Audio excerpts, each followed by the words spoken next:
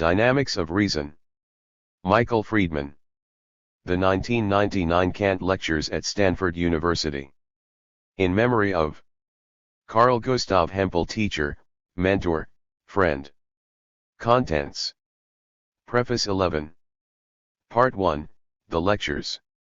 The Idea of a Scientific Philosophy 3. 2 Historical Perspectives on the Stratification of Knowledge 25. 3 Rationality, Revolution, and the Community of Inquiry 47. Part 2, Fruits of Discussion 1. The Relativized a priori 71. 2. A priori Principles and Empirical Evidence 83. 3. Rationality and Revolution 93. 4. The Role of Philosophy 105. 5. Other Problems, Other Sciences 117. References 131. Index 137. 9. Preface. For the past 20 years I have been pursuing historical studies on the relationship between developments in scientific philosophy from Kant to logical empiricism and concurrent developments taking place within the sciences, principally within the exact sciences of logic, mathematics, and mathematical physics. These studies concentrated on Kant's involvement with the sciences of his time and the various ways in which late 19th and early 20th century revolutionary changes within these sciences motivated early 20th century logical empiricists to undertake similarly revolutionary changes in the Kantian and Neo-Kantian philosophy of their time. My primary aim was to depict the deep and intricate connections between the historical development of scientific philosophy, on the one hand, and the parallel evolution of the exact sciences themselves, on the other. I did not, however, attempt to draw substantive morals for our contemporary philosophical predicament from these historical studies. Indeed, my dominant tone was rather unhopeful. Kant's original philosophical synthesis had failed due to unforeseen revolutionary changes within the sciences, and the logical empiricists' radical revision of the synthesis had also failed to do justice to the very rapid changes taking place within early 20th century science. In response to this situation I offered only the indeterminate suggestion that we, too, should attempt a fruitful interaction between contemporary philosophical practice and developments within the sciences themselves, and the pessimistic conclusion that we now have no idea how to go about this given the twin failures of Kantianism and logical empiricism. In the mid to late 1990s I began to see a way out of this dilemma. It was not yet clear how one could preserve any kind of commitment to a Kantian or Neo-Kantian conception of a priori principles in the exact sciences, but I was convinced, at the same time, that the dominant viewpoint within contemporary scientific philosophy, some or another version of naturalistic epistemological holism, is entirely incapable of providing an adequate philosophical perspective on these sciences. The idea I then came up with, against this twofold background, was that one could attempt to combine basic aspects of Carnap's philosophy of formal languages or linguistic frameworks with fundamental features of Thomas Kuhn's much less formal theory of scientific revolutions. And in this way, more specifically, one could articulate a conception of dynamical or relativized a priori principles within an historical account of the conceptual evolution of the sciences rather than a purely syntactic or semantic account of the formal language of the sciences. One could thus reap the benefits of Kuhnian conceptual history while simultaneously avoiding the drawbacks of Carnapian formal Wissenschaftslogik. In particular, W. V. Quine's well-known and widely accepted attack on the Carnapian conception of analytic truth need no longer compel us to adopt a thoroughgoing epistemological holism according to which there is nothing left of the a priori at all. In 1997 I had the opportunity to deliver the Whitehead Lecture at Harvard University and the Presidential Address to the Central Division of the American Philosophical Association. I chose, for both occasions, the topic of philosophical naturalism, where my aim, in particular, was to attack the contemporary consensus in favor of Quinian epistemological holism on behalf of a Neo-Kantian conception of relativized a priori principles. I found, at the same time, that I was thereby able to develop a new positive conception of the peculiar role of scientific philosophy vis-a-vis the sciences, as a distinctive metascientific level of thought or discourse making its own indispensable contribution to the rationality of radical conceptual revolutions taking place within the sciences themselves. I further developed these ideas in a second paper, on the idea of a scientific philosophy, which I then delivered as part of a series on science and defining the human at Northwestern University, as the Stice Lecture at the University of Washington, as a distinguished visitor at the University of California at Riverside, as the Jacobson Lecture at the University of London, the Hall Lecture at the University of Iowa, and the Werkmeister Lecture at Florida State University. This last paper then became the first lecture in the three-lecture series that SUI comprises part 1 of the present volume. In the academic year 1998-99 I had the opportunity to deliver this three-lecture series on 4 different occasions, as the Simon Lectures at the University of Toronto, as part of my annual visit to the University of Western Ontario, as the Hempel Lectures at Princeton University, and as the Kant Lectures at Stanford University. I was especially pleased to have had the opportunity to present the Hempel Lectures at Princeton, both because I had been a student of Hempel's at Princeton in the early 1970s and because my attempt at combining Kuhnian ideas with aspects of logical empiricism was complementary, in a way, to Hempel's own efforts to undertake a parallel accommodation in the later part of his philosophical career, beginning in the early 1970s and extending into the early 1990s. Whereas Hempel had focused on the kinship between the pragmatic and anti-formalistic dimensions of Kuhn's thought and Otto Neurath's naturalistic version of logical empiricism, I was attempting to exploit the kinship between the Kuhnian notion of scientific paradigm and the Carnapian notion of linguistic framework so as to move scientific epistemology in a less pragmatically naturalistic and more Kantian direction. Finally, I had the opportunity to discuss the ideas of the 3 lectures at the 5th Göttinger Philosophisches Colloquium at the University of Göttingen in June of 1999. In this colloquium series, students in the Göttingen Philosophical Seminar study the work in progress of a particular philosopher during the academic year, followed by a 3-day session at the end where papers on this work are presented by the students and intensively discussed with the philosopher in question.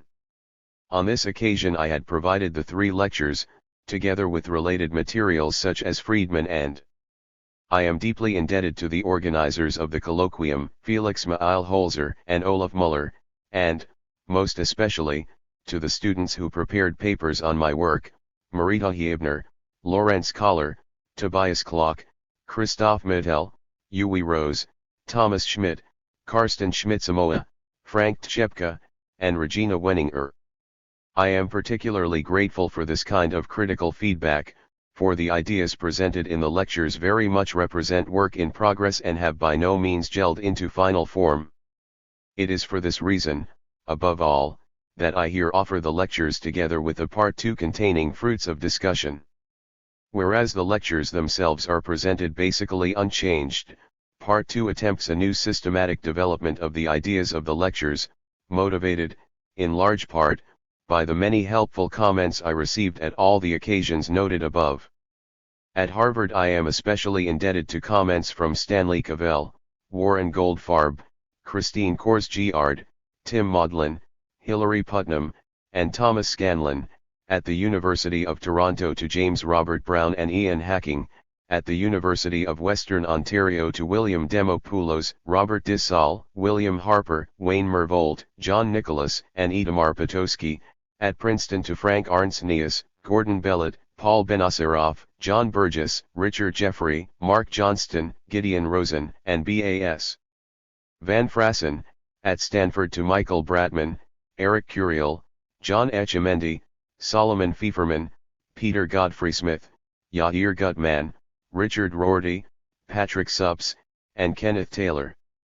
In addition, I am also indebted to Henry Allison, Frederick Beiser, Domenico Bertoloni Melli, Paul Baghassian, William Booz, Tyler Burge, John Carrier-Rowe, Andre Karras, Donald Davidson, Michael Dixon, Matthew Frank, Hartree Field, Arthur Fine, Alan Gabay, Anil Gupta, Michael Heidelberger, David Kaplan, Noretta Koerk, Mark Lang, Elizabeth Lloyd, Edwin McCann, Thomas Nagel, William Newman, Calvin Normery, David Papineau, Paolo Perini, Paul Pajaman, Alan Richardson, Simon Saunders, Stephen Schiffer, Richard Sorensen, Barry Stroud, Daniel Sutherland, William Talbot, Scott Tanana, Carol Voller, Michael Williams, Mark Wilson, Rasmus Winther, John Worrell, and, as always, Graciela de Pires. Finally, I would like to acknowledge James Mattingly for his work in preparing the index. Note on references. In the bibliography I frequently list both an original edition and a second edition, reprinting, or translation. In citations I then give dates for both the original edition and the later one. In such cases I often give page numbers for both editions, thus Carnap, for example, gives page numbers for both the original German edition and the English translation of Logical Syntax of Language. In some cases I give only one set of page numbers, which then refer to the later edition, thus Quine, for example, gives page numbers for the reprinting of Two Dogmas of Empiricism in From a Logical Point of View. Part 1. The Lectures. The idea of a scientific philosophy. My theme is the relationship between science and philosophy. The two have been intimately related, of course, throughout our intellectual history. They were born together in the Greece of the 6th through 3rd centuries before Christ, and flowered together once again in the late medieval, Renaissance, and early modern periods of the 13th through 17th centuries, which ushered in the rise of both modern science and modern philosophy as we practice them today. Unlike today, however, in both of these earlier periods there was as yet no sharp differentiation between philosophy and the sciences. Just as the schools of Plato and Aristotle made fundamental contributions to mathematics, astronomy, biology, natural history, and meteorology, as well as to philosophy, so such early modern thinkers as Descartes and Leibniz, for example, made similarly fundamental contributions both to what we now call philosophy and to the emerging new sciences of the time. That what we now call physics was still called natural philosophy at this time is a very clear indication of the absence of a sharp distinction between them. Soon thereafter, however, the boundary lines familiar to us today began to form. To be sure, there continued to be individuals, such as Hermann von Helmholtz, Ernst Mach, and Henry Poincaré in the 19th century, for example, who made important contributions to both areas. And even in the vastly more specialized climate of the 20th century, scientists whose work has had a particularly revolutionary character have continued to be involved with fundamental philosophical problems as well.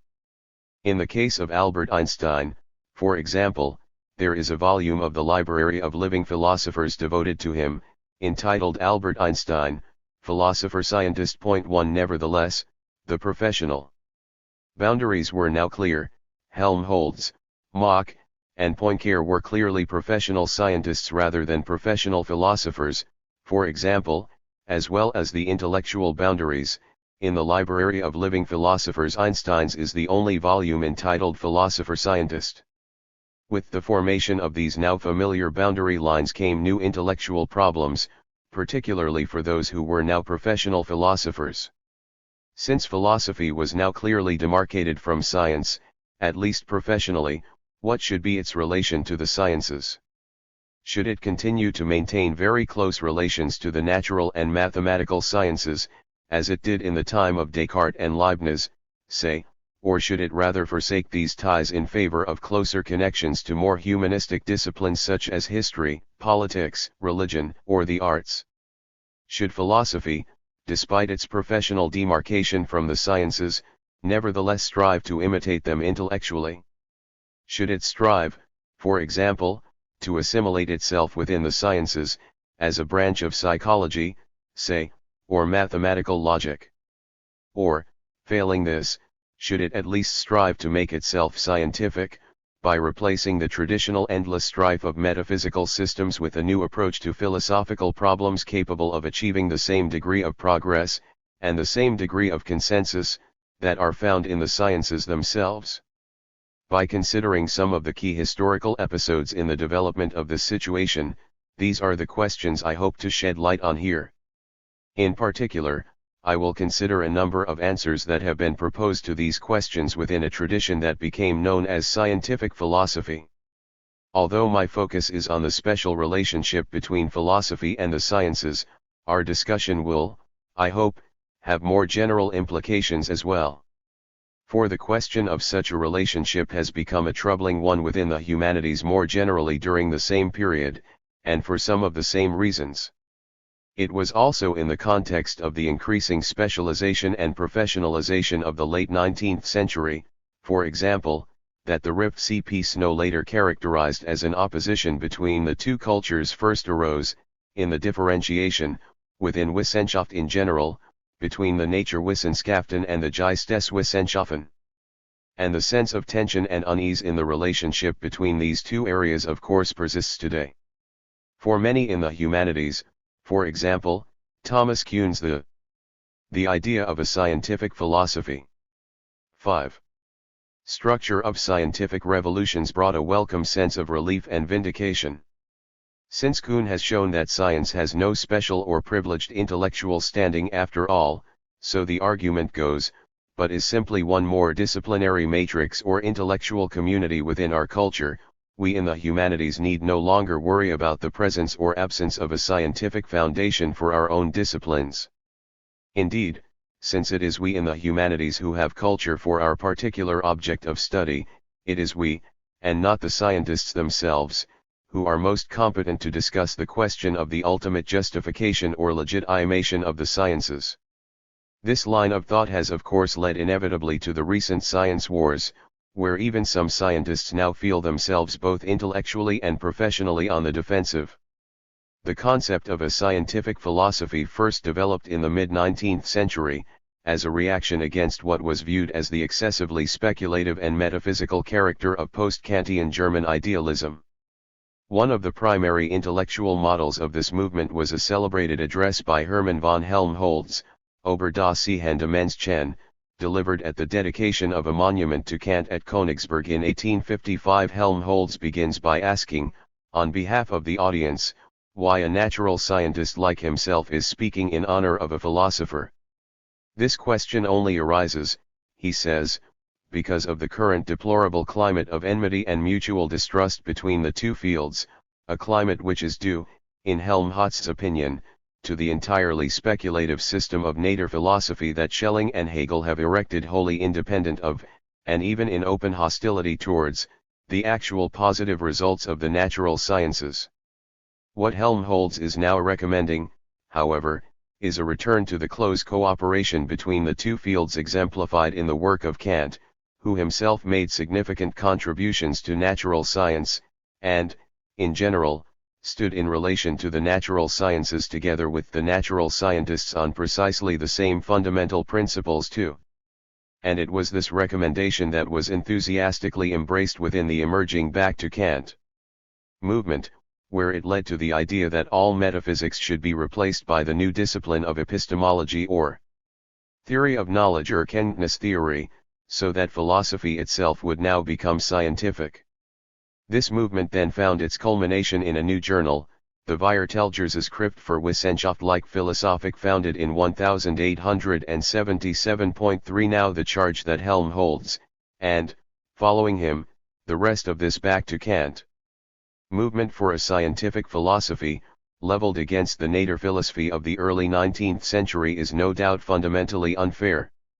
Not only were the nature philosophers trying to respond intellectually to some of the key scientific developments of their time, developments in chemistry, electricity and magnetism, and energetics, for example, but it is also arguable that some of these key developments, including Helmholtz's own formulation of the conservation of energy in 1847, were themselves significantly influenced by nature philosophy. 4. But what is of primary interest, from our present point of view, is the nature and character of the new scientific philosophy that was now being explicitly opposed to nature philosophy in particular and post-Kantian idealism in general.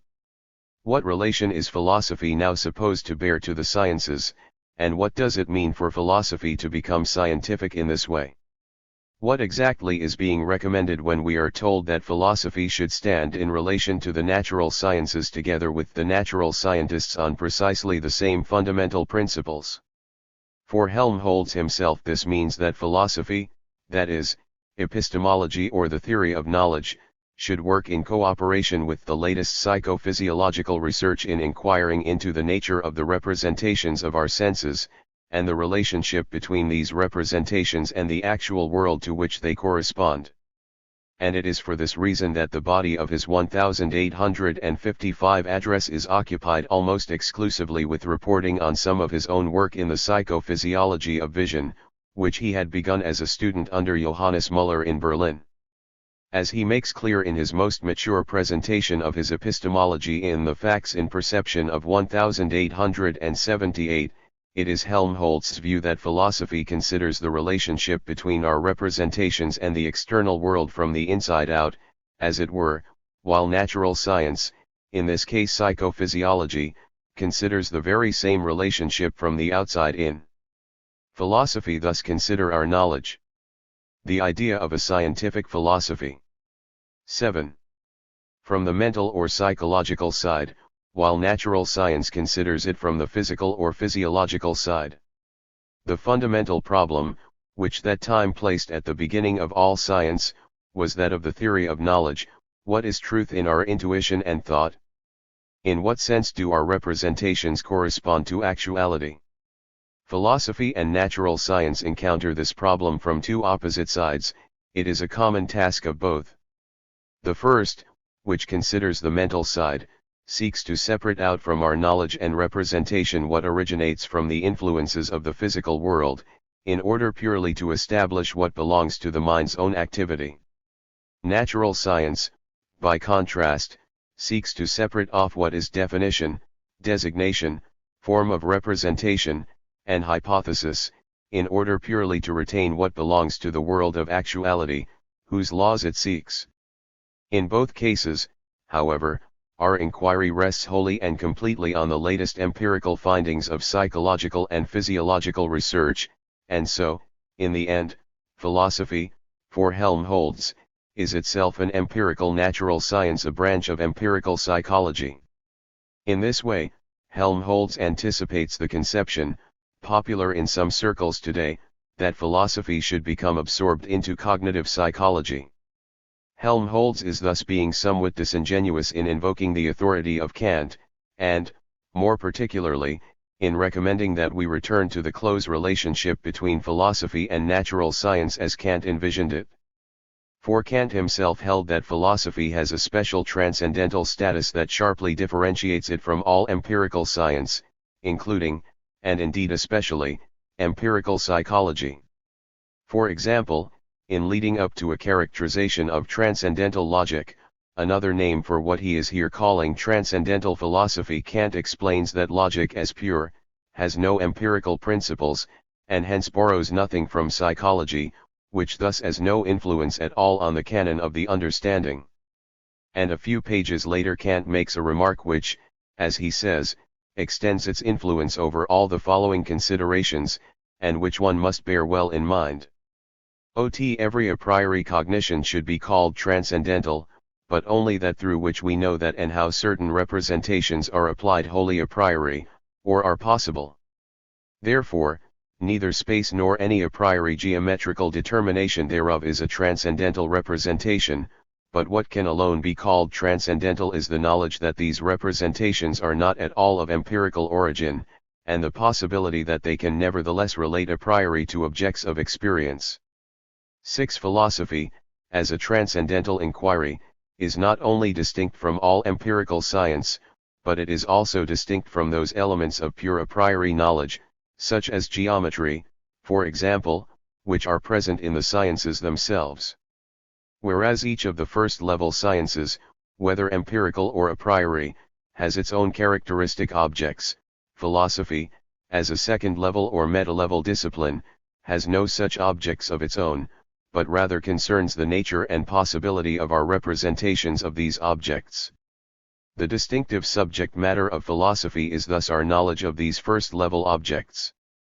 As Kant puts it elsewhere, I term all cognition transcendental, which occupies itself in general, not so much with objects, but rather with our mode of cognition of objects, in so far as this is supposed to be possible a priori. Indeed, this Kantian distinction between first-level scientific inquiries and the distinctively philosophical transcendental inquiry is actually the historical source for the intellectual differentiation between philosophy and the sciences which is now familiar today. The rationalist philosophers of the 17th century, such as Descartes and Leibniz, had distinguished between physics or natural philosophy, on the one hand, and metaphysics, or first philosophy, on the other. But they by no means meant by this a distinction between two essentially different types or levels of inquiry in the Kantian sense. Rather, just as physics or natural philosophy studies the visible or corporeal part of the universe, metaphysics, or first philosophy studies the invisible or incorporeal part, that is, God and the soul. And it is precisely by articulating the structure of the invisible or incorporeal part of the universe that first philosophy or metaphysics can then provide a rational foundation.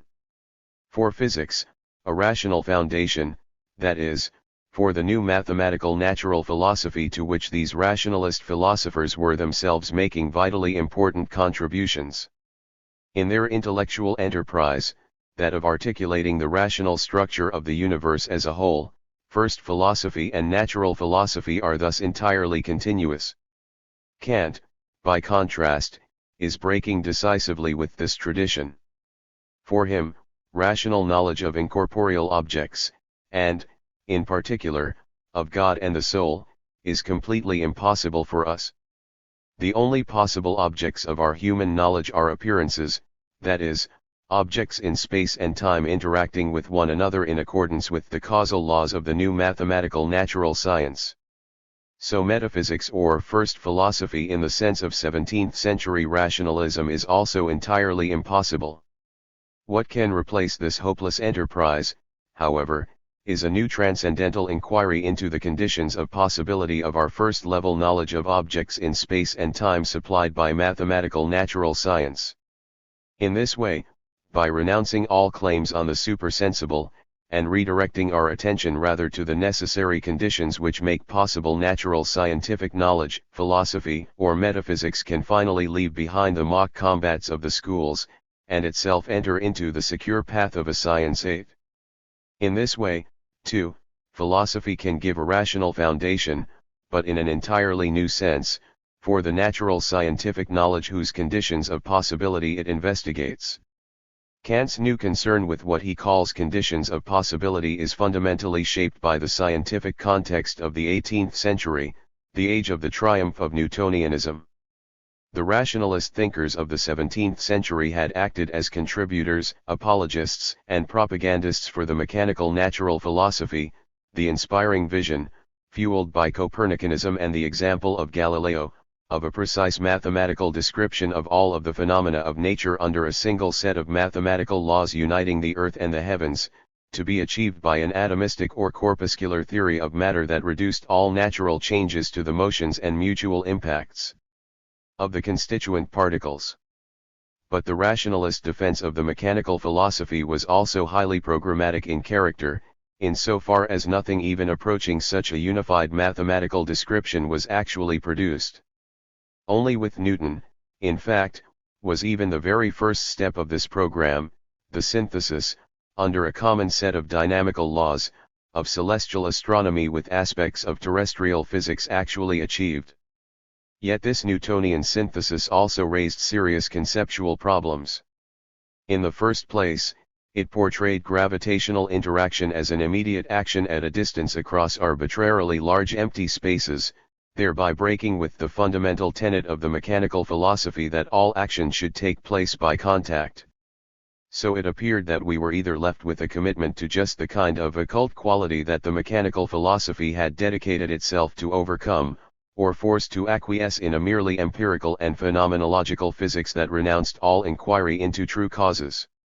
In the second place, however, and even more seriously, Newton's physics was deliberately and self-consciously erected on the concepts of absolute space, time, and motion.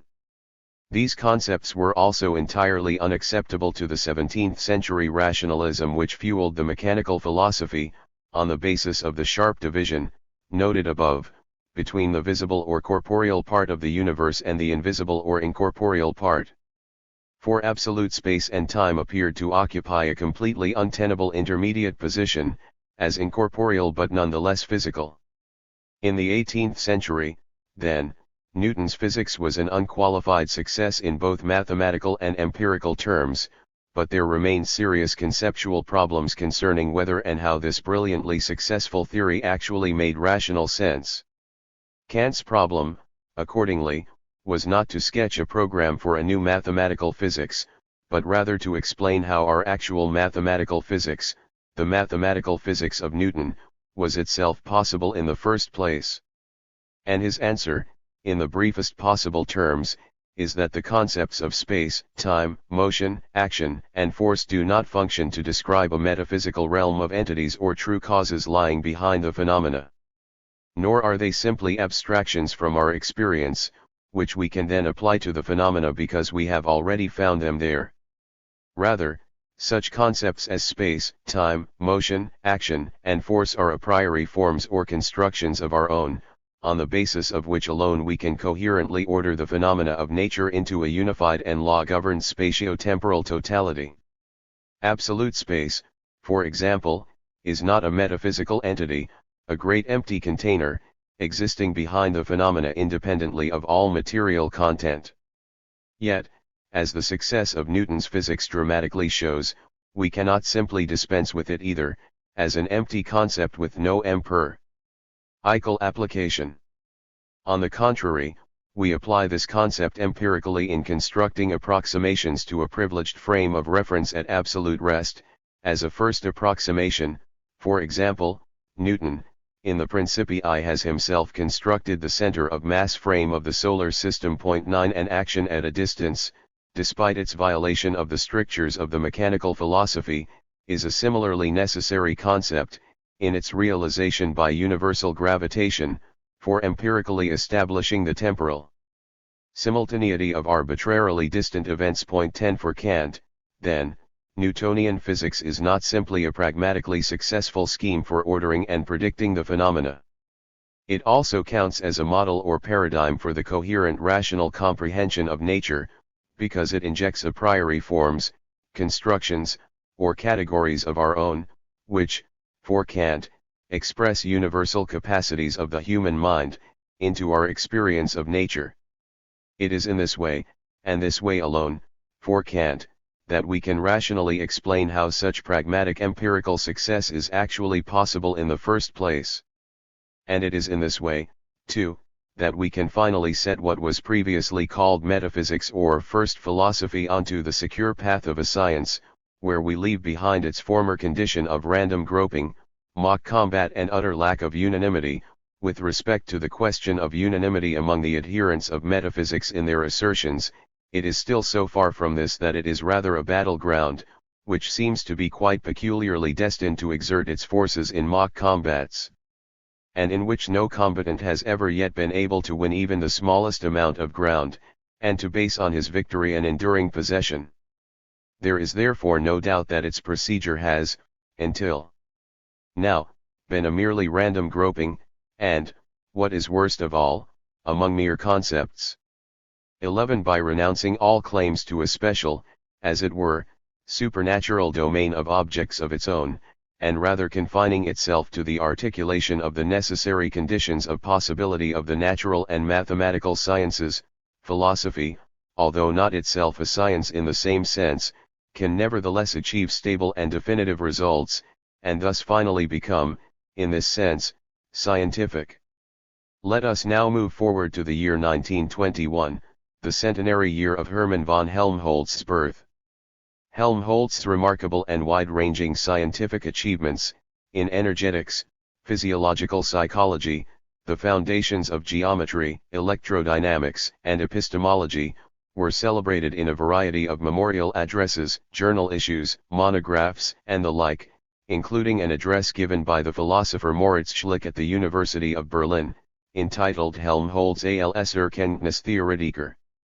Schlick had earlier earned a doctorate in theoretical physics under Max Planck at Berlin, but soon thereafter decided to pursue a career in philosophy instead. His habilitation in philosophy, On the Essence of Truth in Modern Logic, was published in 1910 in the Viertelgerse Schrift für wissenschaftliche Philosophik und Soziologie. Schlick then became the leading philosophical proponent and expositor of Einstein's new theory of relativity with the publication of his extremely influential monograph, Space and Time in Contemporary Physics, which went through 4 editions between 1917 and 1922. In 1922, largely on the strength of his work on the philosophical significance of the theory of relativity, which had been enthusiastically endorsed by Einstein himself, Schlick was named to the chair for the philosophy of the inductive sciences previously occupied by the scientists Ernst Mach and Ludwig Boltzmann at the University of Vienna, where he became the leader and guiding spirit of what we now know as the Vienna Circle of Logical Positivists. We might say, in this sense, that Schlick was the very first professional scientific philosopher. Just as Helmholtz, in his dedicatory address on human vision of 1855, invokes the authority of Kant on behalf of his own conception of scientific philosophy, Schlick, in his memorial address of 1921, invokes the authority of Helmholtz, and the example of Helmholtz's 1855 address, on behalf of his conception of the relation of science to philosophy. All great scientists, according to Schlick, think every problem with which they are concerned up to the end, and the end of every problem lies in philosophy. By beginning with special problems of the special sciences, we ascend step by step to the ultimate attainable principles, which, because of their generality, no longer belong to any special science, but rather lie beyond them in the sphere of the general theory of science, in philosophy, in the theory of knowledge. Physics, for example, penetrates only to certain ultimate concepts and presuppositions, such as space, time, causality, whose illumination and justification must remain left to philosophy. Yet, as Schlick makes clear elsewhere, this does not mean that philosophy is a separate discipline from the sciences. Philosophy is not an independent science that would be placed next to or above the individual disciplines. Rather, what is philosophical is found in all the sciences as their true soul, in virtue of which they first become sciences at all. Every particular field of knowledge, every special form of knowing, presupposes the most general principles into which it flows and without which it would not be knowledge. Philosophy is nothing other than the system of these principles, which branches out and penetrates the system of all knowledge and thereby gives it stability. It therefore has its home in all the sciences. Point 13. Philosophy, for Schlick, does not have any special relation to psychology. It is not, as it was for Helmholtz, especially concerned with the psychophysiological mechanisms of human sense perception. Philosophy is rather concerned with the foundations or ultimate principles of each and every science, whereby each of the special sciences takes its own particular place in the total system of knowledge. Philosophy, we might say, supplies the foundational and systematic core of each of the special sciences. It is neither a metascience nor particularly connected with any individual special science. Nevertheless, the ultimate scientific principles with which Schlick was himself especially concerned, as he indicates in his 1921 address, are the principles of Einstein's new physics, principles of space, time, causality. And, with respect to these principles, it is not too much to say that Schlick aimed to do for Einstein's physics what Kant had done for Newton's, namely, to explain and exhibit the special features of this physics that make it a model or paradigm of coherent rational knowledge of nature. One central implication of this new physics, however, is that Kant's conception of natural knowledge, as framed by universal forms or categories of the human mind, taken to be rigidly fixed for all time, cannot, after all, be correct. For it is precisely the Newtonian conceptions of space, time, motion, and interaction that Einstein has now rejected and replaced, and so these particular ultimate principles in no way have the status Kant had attributed to them. Yet this does not mean, as Ernst Mach would have it, for example, that physics can simply be abstracted or generated from sense experience and from sense experience alone.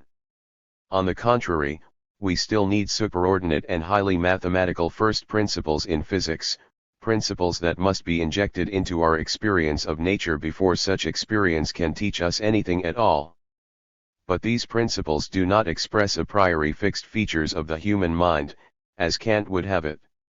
They rather have the status of what Henry Poincaré in his own work on the philosophical foundations of geometry, called conventions, free choices of our own needed to bridge the irreducible gulf between our crude and approximate sensory experience and our precise mathematical descriptions of nature. So things stood for Schlick in 1922, when he moved to the University of Vienna.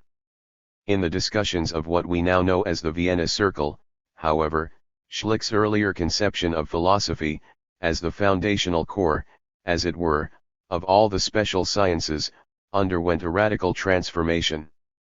For one of the first orders of business of the circle was to assimilate and appropriate the new advances in mathematical logic due to Gottlob Frege and Bertrand Russell, as these advances were philosophically articulated and interpreted by the Tractatus Logico-Philosophicus of the young Ludwig Wittgenstein. But here Schlick and the circle encountered the following ideas: the totality of true propositions is the whole of natural science. Philosophy is not one of the natural sciences. The aim of philosophy is the logical clarification of thoughts. Philosophy is not a doctrine but an activity. A philosophical work consists essentially of elucidations. Philosophy does not result in philosophical propositions, but rather in propositions becoming clear. 14 A proper understanding of the new mathematical logic shows, according to the Tractates, that the only meaningful propositions that can be meaningfully said to be true or false, are those of the individual natural sciences. And there can be no ultimate principles of these sciences whose articulation and formulation would belong, as its special province, to philosophy. All philosophy can do is analyze the logical form or logical structure of the propositions of the special sciences, whereby it issues in no propositions, no ultimate principles, of its own, but simply in the activity of logical clarification itself, an activity that does not involve the formulation or articulation of further meaningful propositions in turn. Indeed, it is precisely the misconstrual of philosophy as a body of doctrine that is responsible for the confusions, and in fact utter nonsense, of traditional metaphysics. The correct method of philosophy would properly be the following: to say nothing but what can be said, that is, the propositions of natural science, and thus something that has nothing to do with philosophy, and then, whenever another wanted to say something metaphysical, to demonstrate to him that he had given no meaning to certain signs in his propositions. If the scientific philosophers of the Vienna Circle truly wanted to avoid metaphysics, it now appeared, they would also have to give up the idea that philosophy could be a science in any sense. Philosophy, on Wittgenstein's conception, is not even a theoretical discipline at all, but simply the activity of logical analysis. Here the Vienna Circle, and their ideal of a scientific philosophy, were clearly caught in a most uncomfortable position. To the rescue, as it were, came Rudolf Carnap, 10 years younger than Schlick, who had joined the circle at the University of Vienna in 1926. Carnap, like Schlick, had focused in his graduate education on theoretical physics, which he studied under Max Wien at the University of Jena, where he studied Kantian and Neo-Kantian philosophy as well, and, perhaps most significantly, also the new mathematical logic under Gottlob Frege. Since the physics faculty found his plans for a doctoral dissertation on the axiomatic foundations of relativity theory to be too philosophical, Carnap ultimately wrote an interdisciplinary dissertation combining physics, mathematics, logic, and philosophy, which was published in 1922. In this dissertation he arrived at an analysis of the new concepts of space and geometry that were largely in harmony with, and indeed significantly influenced by, the conclusions Schlick had reached in 1917. He agreed with Schlick, in particular, that Kant's original conception of the fixed and necessary status of Euclidean geometry must be replaced by Poincare's idea that the geometry of physical space rests rather on a convention freely chosen on the basis of the simplicity of our overall system of geometry plus physics. 16 But Carnap's original contributions to the Vienna Circle concerned mathematical logic. For it was he, at least among the professionally philosophical members, who had the deepest understanding of, and appreciation for, the rapidly accumulating results of this new discipline. In the late 1920s, in particular, he became deeply immersed in the program of David Hilbert, perhaps the greatest mathematician of the 20th century, to create a new logical discipline called metamathematics. Here we view logic and mathematics purely formally, as mere syntactical systems of sentences and proofs, and we then apply this new point of view in investigating mathematically the logical, or rather metalogical, relations within such a system. We investigate notions like derivability, definability, consistency, completeness, and so on. In his Logical Syntax of Language of 1934, Carnap urged that we should extend Hilbert's method from logic to the whole of philosophy. Scientific philosophy should now become Wissenschaftslogik, the metalogical investigation of the logical structures and relations of the total language of science. And in this way, as Carnap explicitly argues, we finally have an alternative to what he took to be the mystical, and therefore fundamentally unscientific conception of philosophy of the Tractatus, according to which logical form or syntax is ineffable and unarticulable, describable by no meaningful propositions of its own. On the contrary, Wissenschaftslogik, the metalogical investigation of the logical syntax of scientific language, is itself a perfectly precise and rigorous system of logico-mathematical propositions. Philosophy is a branch of mathematical logic.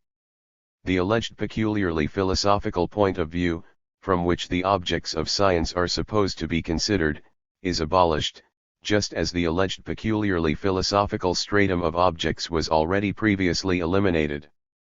Aside from the questions of the individual special sciences, the only questions that remain as genuinely scientific questions are those of the logical analysis of science, its sentences, concepts, theories, etc. We will call this complex of questions Wissenschaftslogik. Taking the place of the inextricable tangle of problems that is known as philosophy is Wissenschaftslogik. Whether, on the basis of this conception, the designation philosophy or scientific philosophy should be applied to this remainder, is a question of expedience, which is not to be decided here. For Carnap, then, philosophy or logical analysis is a metascience, as it was for Kant. In contrast to Kant, however, it is also a branch or part of science as well, this time a branch of formal or a priori science. We obtain a fundamentally new understanding of the character of philosophical problems in this way. Traditional philosophical debates, such as the debate between realist and idealist conceptions of the external world, for example, do not concern matters of fact concerning which one can possibly be either correct or incorrect. Viewed in this way, as the history of metaphysics amply demonstrates, there is absolutely no possibility of resolution. Such philosophical doctrines should rather be viewed as proposals to construct the total language of science in one way rather than another. The idealist proposes to formulate the language of science beginning with a basis in sense data or private experience, for example, while the realist proposes to begin with a basis in the concepts of physics. Both languages are perfectly possible, for both can be represented as alternative formal systems or axiomatizations, as it were, within logical syntax. And each such language or linguistic framework, axiomatized in its own particular way, yields its own particular standards of logical correctness and thus truth, standards that define what Carnap calls internal questions relative to a given language or linguistic framework.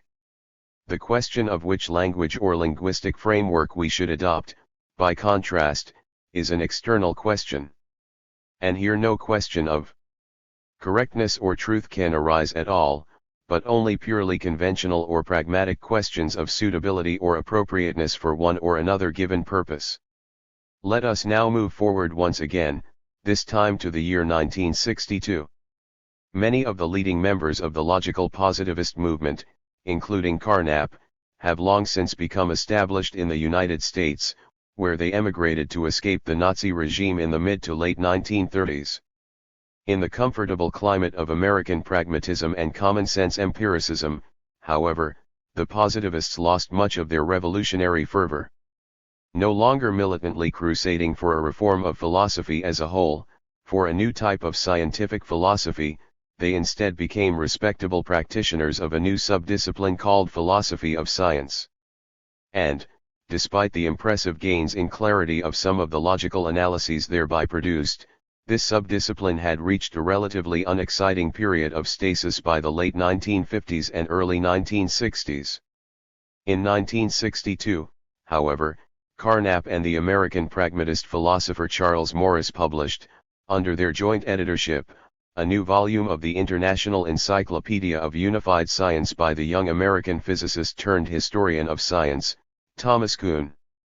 This, of course, was the structure of scientific revolutions. We know, from Carnap's correspondence with Kuhn at the time, as well as from his own unpublished notes, that Carnap himself was extremely enthusiastic about Kuhn's work. 19 There is considerable irony in this, of course, for the structure of scientific revolutions is often taken to represent the death knell of the logical positivist philosophy of science represented by Carnap. Indeed, Kuhn himself, in a state of blissful but perhaps forgivable innocence of the positivists' early work on the revolutionary import of the theory of relativity, uses that very theory to make his own case, on behalf of his conception of the nature and necessity of scientific revolutions, against what he calls early logical positivism. 20. But I do not want to dwell further here on this particular irony of history. Instead, I want to explore what we can now learn about the idea of a scientific philosophy, against the philosophical background we have briefly sketched above, from Kuhn's theory of scientific revolutions.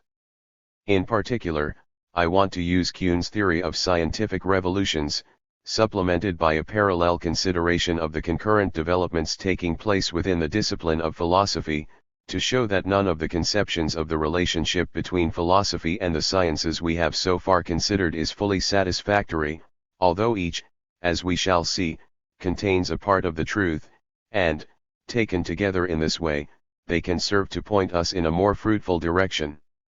The first point to notice, in this connection, is that, although Kuhn's book, as I noted at the beginning, is often taken to support the idea that there is no fundamental difference between the sciences and other areas of intellectual and cultural life, the book actually begins by delineating just such a fundamental difference.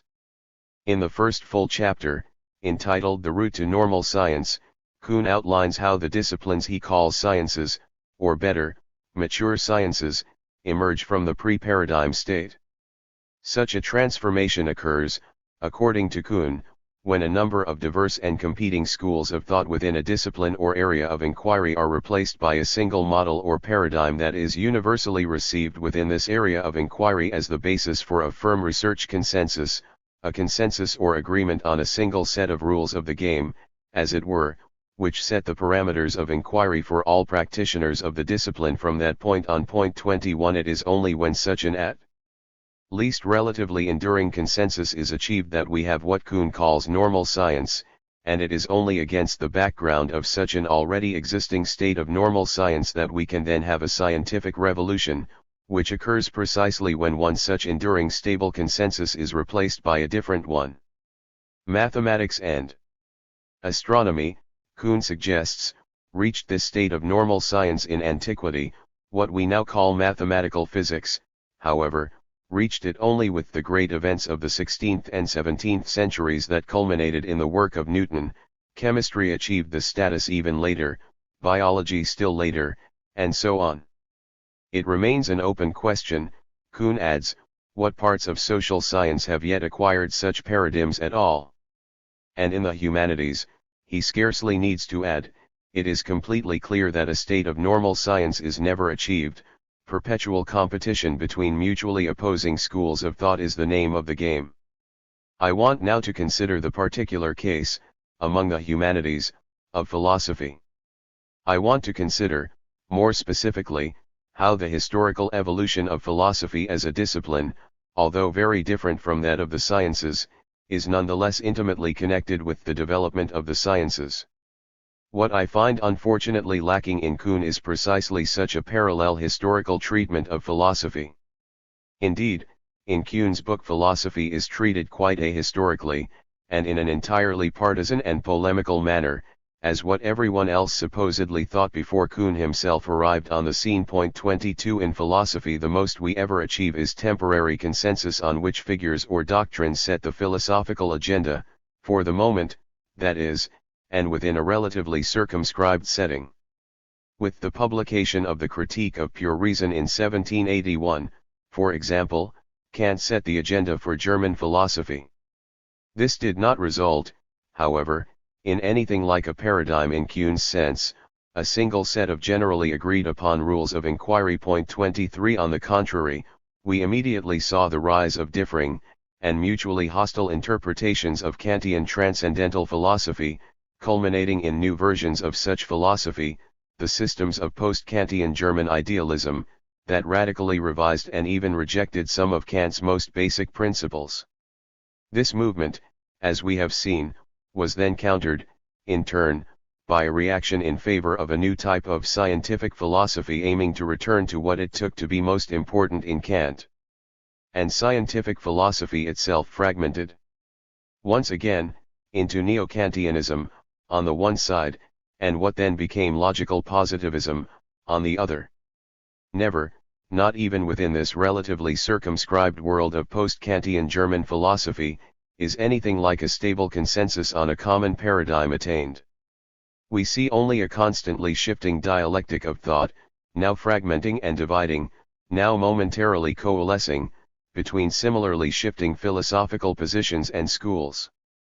Yet the constantly shifting stream of philosophical thought is inextricably entangled, as we have also seen, with the very different evolution of scientific thought portrayed by Kuhn, an evolution which moves from a pre-paradigm state of conflicting schools to a universal research consensus on a single paradigm, proceeds in an enduring stable state of normal science for a significant time, and finally, through the accumulation of anomalies, is punctuated by a scientific revolution, a comparatively rapid transition to a second relatively stable paradigm, whereupon we return again to a state of normal science, and so on. Thus, at the same time that he set the agenda for the mechanical natural philosophy, involving a new paradigm for physics based on corpuscularian and action by contact, Descartes simultaneously set the agenda for modern philosophy by radically revising and reorganizing the wider system of philosophical concepts and principles bequeathed to Western thought by scholasticism. And after the physical paradigm of the mechanical natural philosophy was itself radically transformed by Newton, Kant found it necessary to venture a new fundamental reorganization of knowledge, where, for the first time, the discipline of philosophy became definitively separated from the sciences, as an essentially transcendental inquiry aiming to explain the necessary conditions of possibility of the new paradigm for mathematical physics created by Newton. Scientific thinkers of the 19th century, such as Helmholtz and Poincare, for example, finding Kant's necessary conditions of possibility too restrictive, and responding to the stresses and strains that were developing at the time within the Newtonian paradigm itself, then struggled to articulate new types of scientific philosophy. These struggles eventuated in Einstein's formulation of the theory of relativity, where a new physical paradigm for the study of space, time, motion, and interaction was finally created. This new paradigm led, in turn, to the philosophy of logical positivism. And soon. Indeed, we can go further. For, at moments of scientific revolution, the scientific transitions themselves are actually quite inconceivable without the parallel developments in philosophy taking place at the same time, and, as it were, on a different level. In normal science we operate within the context of a generally agreed upon framework that defines the norms and standards, the rules of the game, for a given area of inquiry. These standards, in normal science, are not themselves called into question. On the contrary, it is they, taken simply as given, which then make the problem-solving activities of normal science possible in the first place. During periods of deep revolutionary change, by contrast, it is precisely such a formerly agreed-upon set of standards that has now been called into question, and so we no longer have such standards at hand to call upon in motivating and supporting the transition to a new paradigm. In making this kind of transition, therefore, we are no longer dealing with purely scientific questions in the same sense, that is, we are no longer operating wholly within normal science, and it is precisely here that characteristically philosophical considerations come into play. And it is precisely this, in my opinion, that we still must add to Kuhn's picture. The adoption of the mechanical natural philosophy by the scientific thinkers of the 17th century, for example, was not simply motivated by the mathematical and empirical success it had achieved. For, as noted above, the reach of this new intellectual movement far exceeded its grasp. One here aimed at nothing less than a precise mathematical description of all of the phenomena of nature, to be achieved by an atomistic or corpuscular theory of matter, and nothing even approximating such an atomistic reduction was actually achieved until the late 19th and early 20th centuries, when, we might add, it was achieved using entirely new and hitherto entirely unforeseen mathematical and physical concepts. Point 2. In the 17th century itself, however, this new physical paradigm remained almost entirely programmatic. And the new paradigm was motivated and sustained, especially during its first 50 years, not so much by mathematical and empirical success, but by the inspiring philosophical vision of a radically new approach to the understanding of nature self-consciously crafted by Descartes and Galileo against the background of late medieval scholasticism. Similarly, to take a second example, in the relativistic revolution wrought by Einstein, purely mathematical and empirical considerations again played a decidedly secondary role. For, at the time of Einstein's initial formulation of the special theory of relativity in 1905, there was on the scene a fully developed competitor theory, the Lorentz-Fitzgerald theory of the ether, which was, in an important sense, both mathematically and empirically equivalent to Einstein's theory. Einstein's great innovation was rather a conceptual one, the recognition of a new item, as it were, in the space of intellectual possibilities, namely, the possibility of a relativized conception of time and simultaneity. And it was motivated and sustained by a similarly new philosophical conception developed against the background of the 19th century debate between Kantianism and empiricism in the philosophy of geometry, namely, the insight of Henry Poincare into the possibility of viewing geometry, not as uniquely forced upon us by either reason or experience, but rather as resting on a free choice, a convention of our own.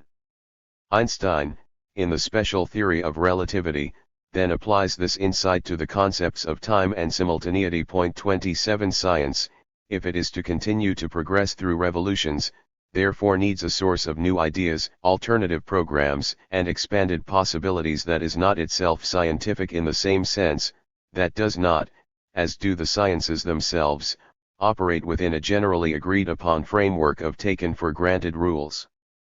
For what is needed here is precisely the creation and stimulation of new frameworks or paradigms, together with what we might call meta-frameworks or meta-paradigms, new conceptions of what a coherent rational understanding of nature might amount to, capable of motivating and sustaining the revolutionary transition to a new first level or scientific paradigm. Philosophy, throughout its close association with the sciences, has functioned in precisely this way.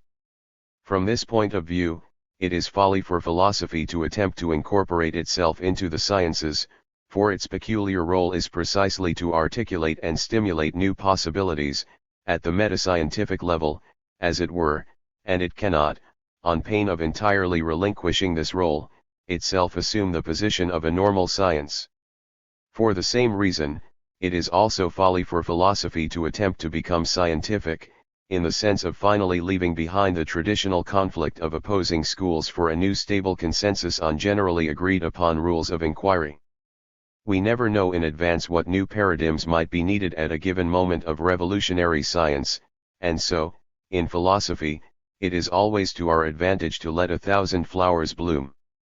Finally, it is folly as well for philosophy to regret this lack of scientific status, and, even worse, to seek compensation by attempting to strip away such status from the sciences themselves.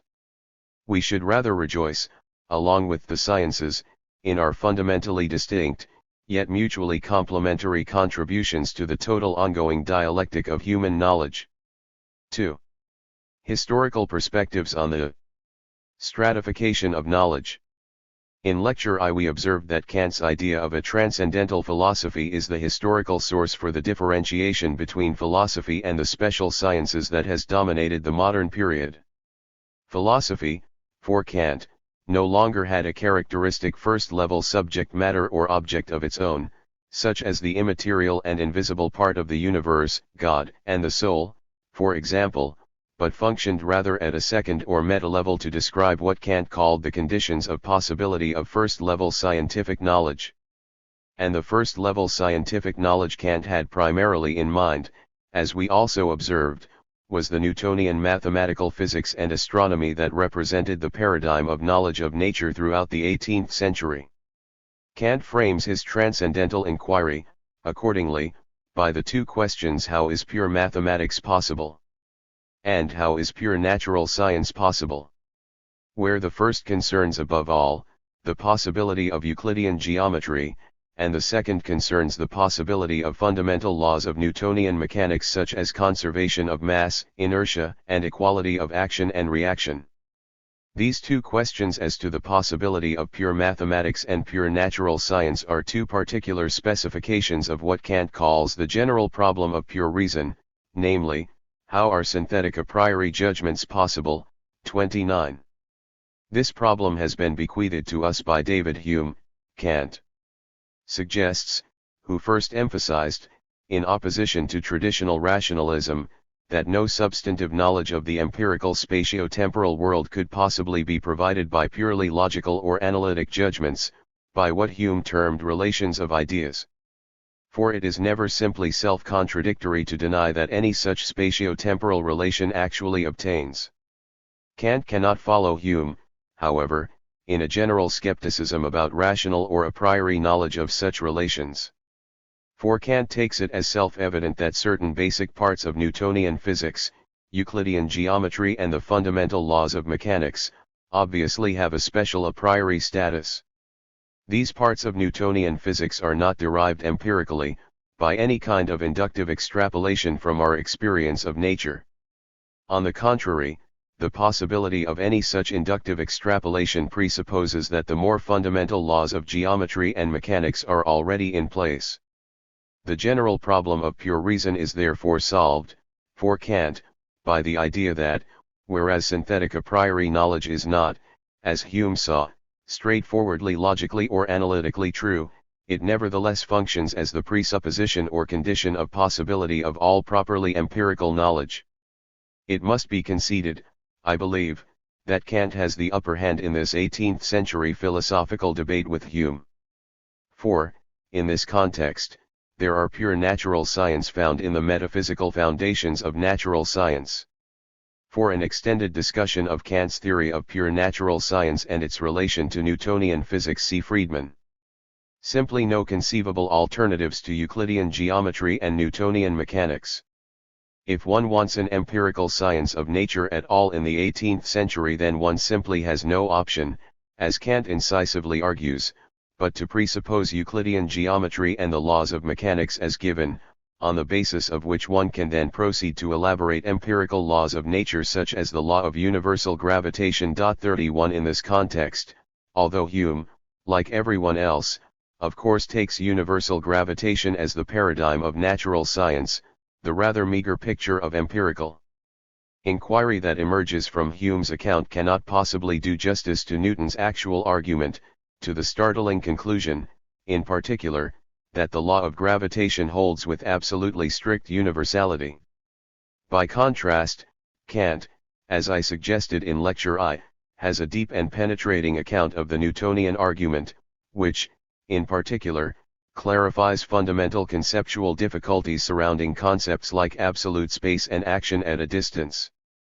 but the beginning of the 19th century brought with it a profound challenge to the Kantian conception of a priori knowledge from a quite unexpected direction, the development of alternative geometries differing essentially from Euclid's classic system. If one of these non-Euclidean geometries were true of physical space, then Euclid's geometry would not even be true in fact, much less synthetic a priori true. Moreover, even if physical space is in fact Euclidean, we still have the problem, the entirely new problem, of explaining how we know that Euclidean geometry, as opposed to one of its non-Euclidean alternatives, is in fact true. Finally, since we have now succeeded, at least apparently, in conceiving the possibility that space might be other than Euclidean, Kant's idea that Euclidean geometry is built into the fundamental capacities of the human mind appears to be simply false. This challenge to the Kantian synthetic a priori figured prominently in the thinking of the scientific philosophers of the 19th century, in the thought of Hermann von Helmholtz and Henri Poincaré, in particular. And it was the work of these 19th century thinkers, as I observed in Lecture I, that eventuated in the development of Einstein's theory of relativity in the early years of the 20th century, wherein a new non-Euclidean and non-Newtonian geometry and mechanics is actually applied to our experience of nature, in the form specifically, of a radically new conceptualization of gravitation in which gravitational force acting instantaneously at a distance no longer appears. In Einstein's new theory of gravitation, the general theory of relativity, the curvature of space replaces gravitational force, bodies do not deviate from straight lines due to the action of gravitational force, but instead follow straightest possible lines or geodesies of a new type of non-Euclidean geometry. So, according to this theory, Euclidean geometry in fact fails to hold of physical space. What, then, is the fate of the Kantian conception of a priori knowledge? It is fashionable at the present time to argue, often on the basis of precisely the 19th and early 20th century developments in the foundations of geometry and mathematical physics just reviewed, that there are no a priori elements at all in our scientific knowledge. If Euclidean geometry, at one time the very model of rational or a priori knowledge of nature, can be empirically revised, so the argument goes, then everything is in principle empirically revisable. Our reasons for adopting one or another system of geometry or mechanics are at bottom of the very same kind as the purely empirical considerations that support any other part of our total theory of nature. Our system of knowledge, in W. V. Quine's well-known figure, should be viewed holistically as a vast web of interconnected beliefs on which experience or sensory input impinges only along the periphery. When faced with a recalcitrant experience standing in conflict with our overall system of beliefs, we then have a choice of where to make revisions. These can be made relatively close to the periphery of the system, but they can also, when the conflict is particularly acute and persistent, for example, affect the most abstract and general parts of science, including even the truths of logic and mathematics, lying at the center of our system of beliefs. To be sure, such high-level beliefs at the center of our system are relatively entrenched, in that we are relatively reluctant to revise them or to give them up.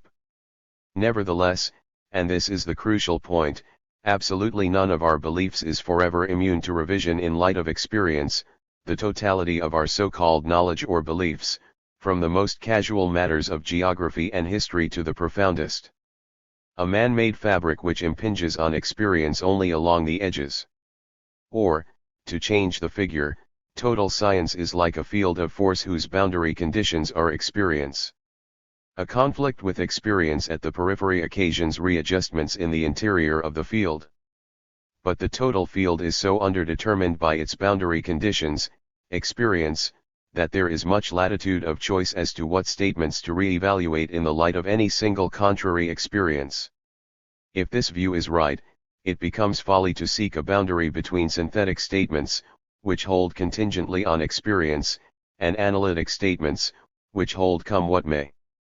Any statement can be held true come what may, if we make drastic enough adjustments elsewhere in the system.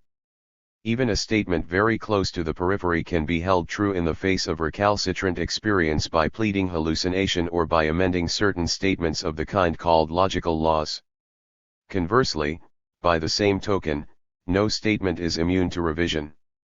Revision even of the logical law of the excluded middle has been proposed as a means of simplifying quantum mechanics, and what difference is there in principle between such a shift and the shift whereby Kepler superseded Ptolemy, or Einstein Newton, or Darwin Aristotle? 32. As the last sentence makes clear, examples of revolutionary transitions in our scientific knowledge, and, in particular, that of the Einsteinian revolution in geometry and mechanics, constitute a very important part of the motivations for this view. Yet it is important to see that such a strongly anti-a priorist conception of scientific knowledge was by no means prevalent during the late 19th and early 20th century, during the very period, that is, when the great revolutions in geometry and mechanics we now associate with Einstein were actually taking place. In the case of Helmholtz, for example, although it is true that he viewed the choice between Euclidean and non-Euclidean geometries as an empirical one, he also suggested that the more general structure of space common to both Euclidean and non-Euclidean systems was a necessary presupposition of all spatial measurement and thus a transcendental form of our spatial intuition in the sense of Kant. And, partly on this basis, Poincaré went even further.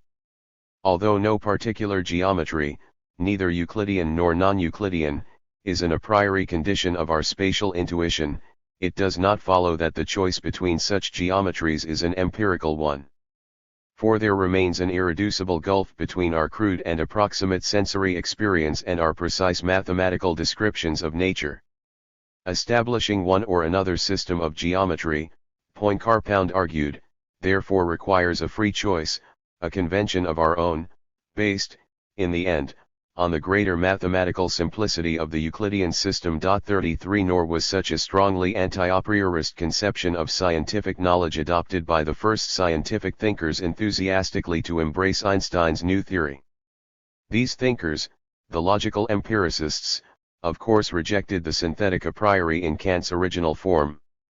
They rejected the idea of absolutely fixed and unrevisable a priori principles built, once and for all, into our fundamental cognitive capacities. In place of an holistic empiricism, however, they instead adopted variants of Poincaré's conventionalism. Such conventionalism, as we noted in Lecture I, was central to Moritz Schlick's interpretation of relativity theory, for example, as well as to Rudolf Carnap's closely related discussion. But perhaps the clearest articulation of the logical empiricists' new view of a priori principles was provided by Hans Reichenbach in his first book, The Theory of Relativity and a Priori Knowledge, published in 1920.34. Reichenbach distinguishes two meanings of the Kantian a priori, necessary and unrevisable, fixed for all time, on the one hand, and constitutive of the concept of the object of knowledge, on the other. Reichenbach argues, on this basis, that the great lesson of the theory of relativity is that the former meaning must be dropped while the latter must be retained. Relativity theory involves a priori constitutive principles as necessary presuppositions of its properly empirical claims, just as much as did Newtonian physics, but these principles have essentially changed in the transition from the latter theory to the former, whereas Euclidean geometry is indeed constitutively a priori in the context of Newtonian physics. For example, only infinitesimally Euclidean geometry, consistent with all possible values of the curvature, is constitutively a priori in the context of general relativity. What we end up with, in this tradition, is thus a relativized and dynamical conception of a priori mathematical physical principles, which change and develop along with the development of the mathematical and physical sciences themselves, but which nevertheless retain the characteristically Kantian constitutive function of making the empirical natural knowledge thereby structured and framed by such principles first possible. 35 Rudolf Carnap's philosophy of formal languages or linguistic frameworks, first developed in his logical syntax of language in 1934 and then re-emphasized, in the context of later debates with Quine, in his paper Empiricism, Semantics, and Ontology, published in 1950, was the most mature expression of the logical empiricists' new view. 36 All standards of cor techness validity, and truth, according to Carnap, are relative to the logical rules or principles definitive of one or another formal language or linguistic framework. The rules of classical logic and mathematics, for example, are definitive of certain logical calculi or linguistic frameworks, while the rules of intuitionistic logic and mathematics are definitive of others. Since standards of validity and correctness are thus relative to the choice of linguistic framework, it makes no sense to ask whether any such choice of framework is itself valid or correct. For the logical rules relative to which alone these notions can first be well defined are not yet in place.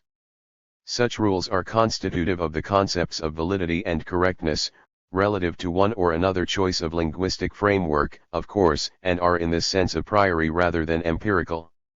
This Carnapian philosophy of linguistic frameworks rests on two closely related distinctions. The first is the distinction between formal or analytic sentences of a given framework and empirical or synthetic sentences, or, as Carnap puts it in logical syntax, between logical rules of a linguistic framework and physical rules. The L rules include laws of logic and mathematics, whereas the P rules include empirical laws standardly so called, such as Maxwell's equations of electromagnetism. In this way, Carnap's distinction between L rules and P rules closely parallels Reichenbach's distinction, developed in his 1920 book on relativity theory and a priori knowledge, between axioms of coordination and axioms of connection. 37 Carnap's differentiation between logical and physical rules of a framework then induces a second fundamental distinction between internal and external questions. Internal questions are decided within an already adopted framework, in accordance with the logical rules of the framework in question. External questions, by contrast, concern precisely the question of which linguistic framework, and therefore, which logical rules, to adopt in the first place. And, since no logical rules are as yet in place, external questions, unlike internal questions, are not rationally decidable in the same sense. Such questions can only be decided conventionally on the basis of broadly pragmatic considerations of convenience or suitability for one or another purpose.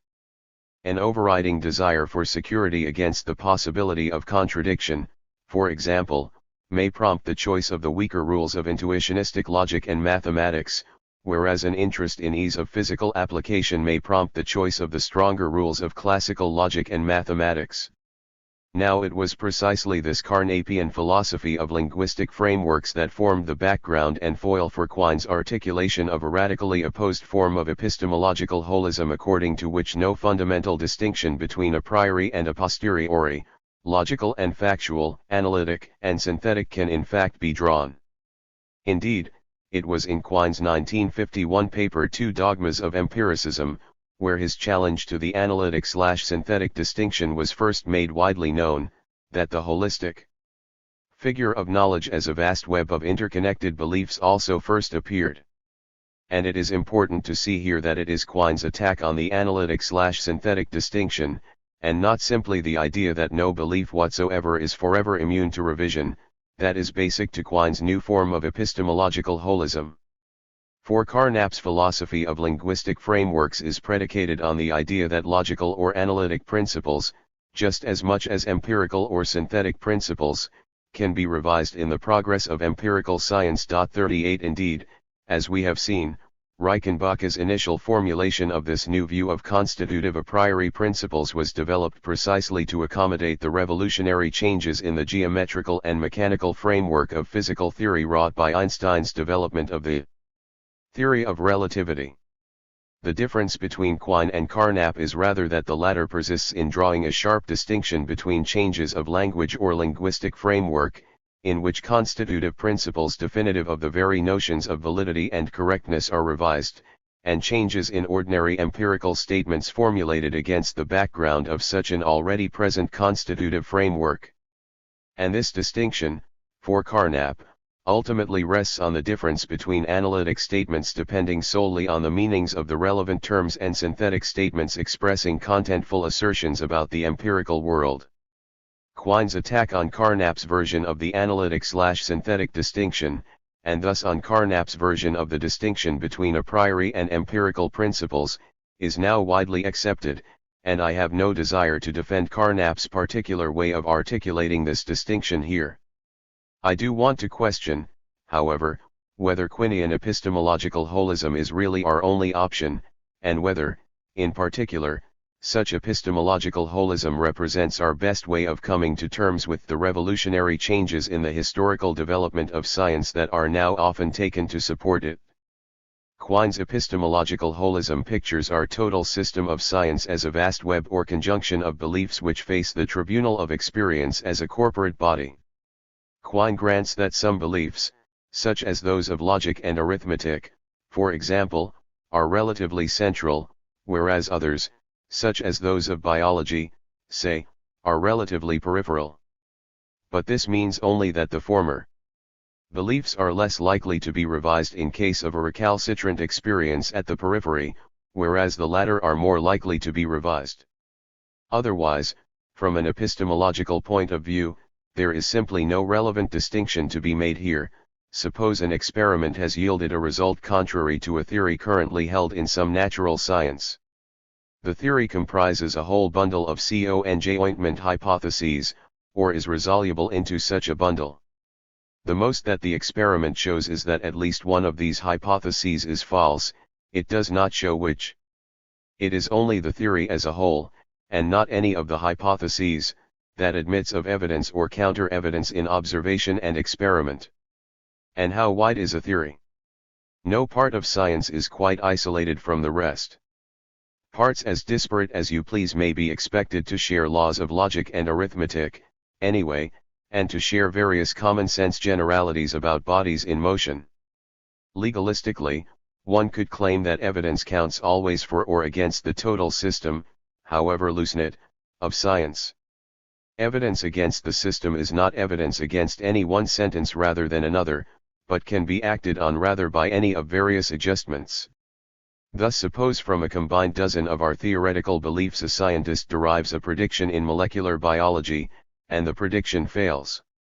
He is apt to scrutinize for possible revision only the half-dozen beliefs that belong to molecular biology rather than tamper with the more general half-dozen having to do with logic and arithmetic and the gross behavior of bodies.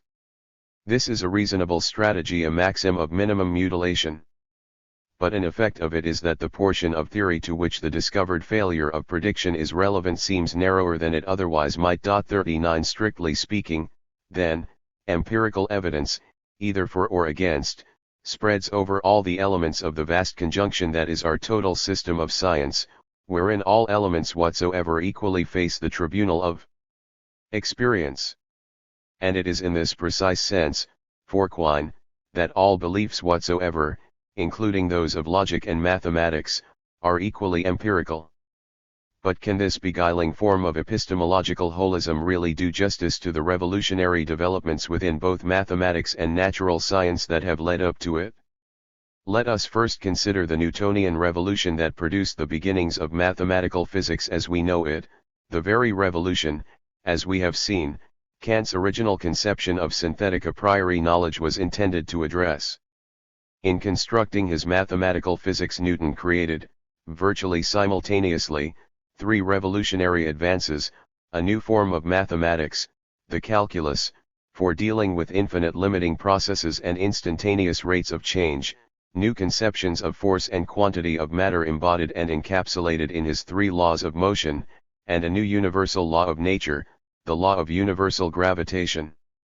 Each of these three advances was revolutionary in itself, and all were introduced by Newton in the context of the same scientific problem, that of developing a single mathematical theory of motion capable of giving a unified account of both terrestrial and celestial phenomena. Since all of these advances were thus inspired, in the end, by the same empirical problem, and since they together amounted to the first known solution to this problem, Quine's holistic picture appears so far correct.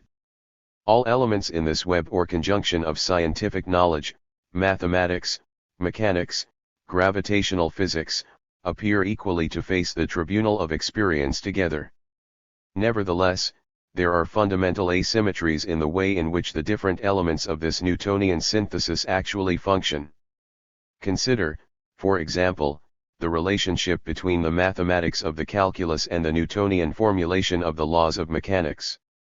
Newton's second law of motion says that force equals mass times acceleration, where acceleration is the instantaneous rate of change of velocity, so without the mathematics of the calculus this second law of motion could not even be formulated or written down, let alone function to describe empirical phenomena. 40 The combination of calculus plus the laws of motion is not happily viewed, therefore, as a conjunction of elements symmetrically contributing to a single total result. For one element of a conjunction can always be dropped while the second remains with its meaning and truth value intact.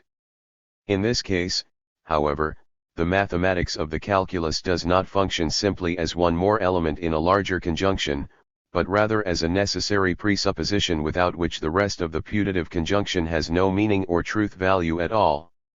The mathematical part of Newton's theory therefore supplies elements of the language or conceptual framework, we might say, within which the rest of the theory is then formulated. An analogous point holds with respect to the relationship between Newton's mechanics and gravitational physics. The law of universal gravitation says that there is a force of attraction or approach, directly proportional to the product of the two masses and inversely proportional to the square of the distance between them, between any two pieces of matter in the universe. Any two pieces of matter therefore experience accelerations towards one another in accordance with the very same law. But relative to what frame of reference are the accelerations in question defined? Since these accelerations are, by hypothesis, universal, they affect every piece of matter in the universe, so no particular material body can be taken as actually at rest in this frame, and thus the motions in question are not motions relative to any particular material body. Newton himself understood these motions as defined relative to absolute space, but we now understand Newtonian theory differently.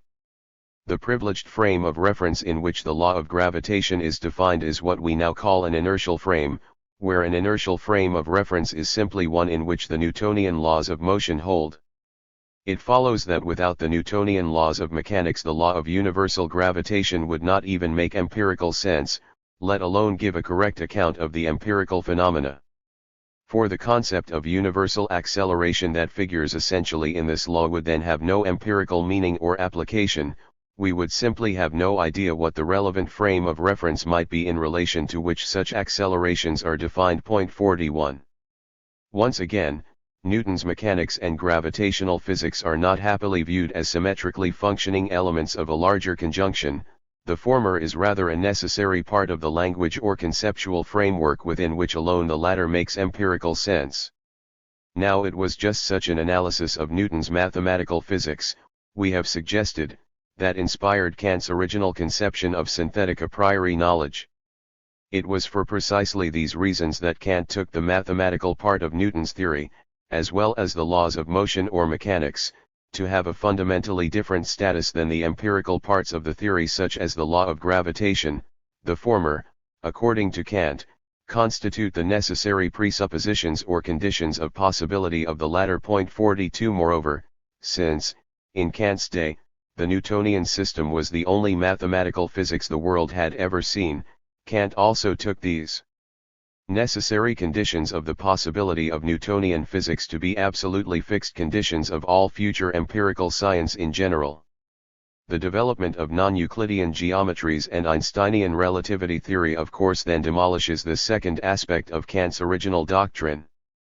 But does it also undermine the first aspect, the idea of necessary presuppositions constituting the conditions of possibility of the properly empirical parts of a scientific theory? Does it also support Quinian holism against the modified, relativized and dynamical conception of a priori constitutive principles developed by the logical empiricists? I think not.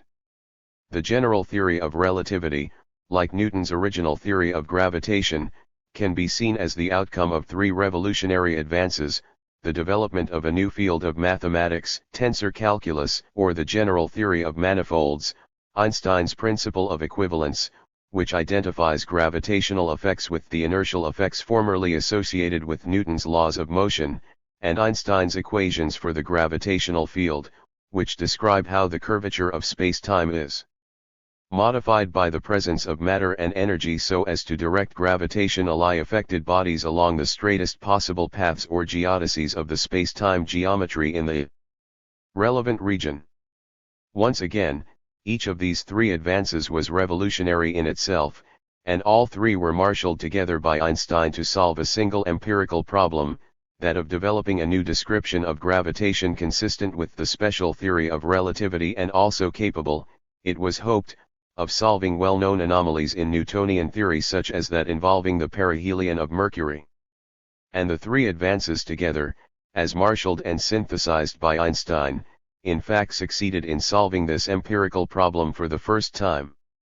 It does not follow, however, that the three advances in question can be happily viewed as symmetrically functioning elements of a single conjunction, which then equally face the tribunal of experience together when confronted with the anomaly in the perihelion of Mercury, for example.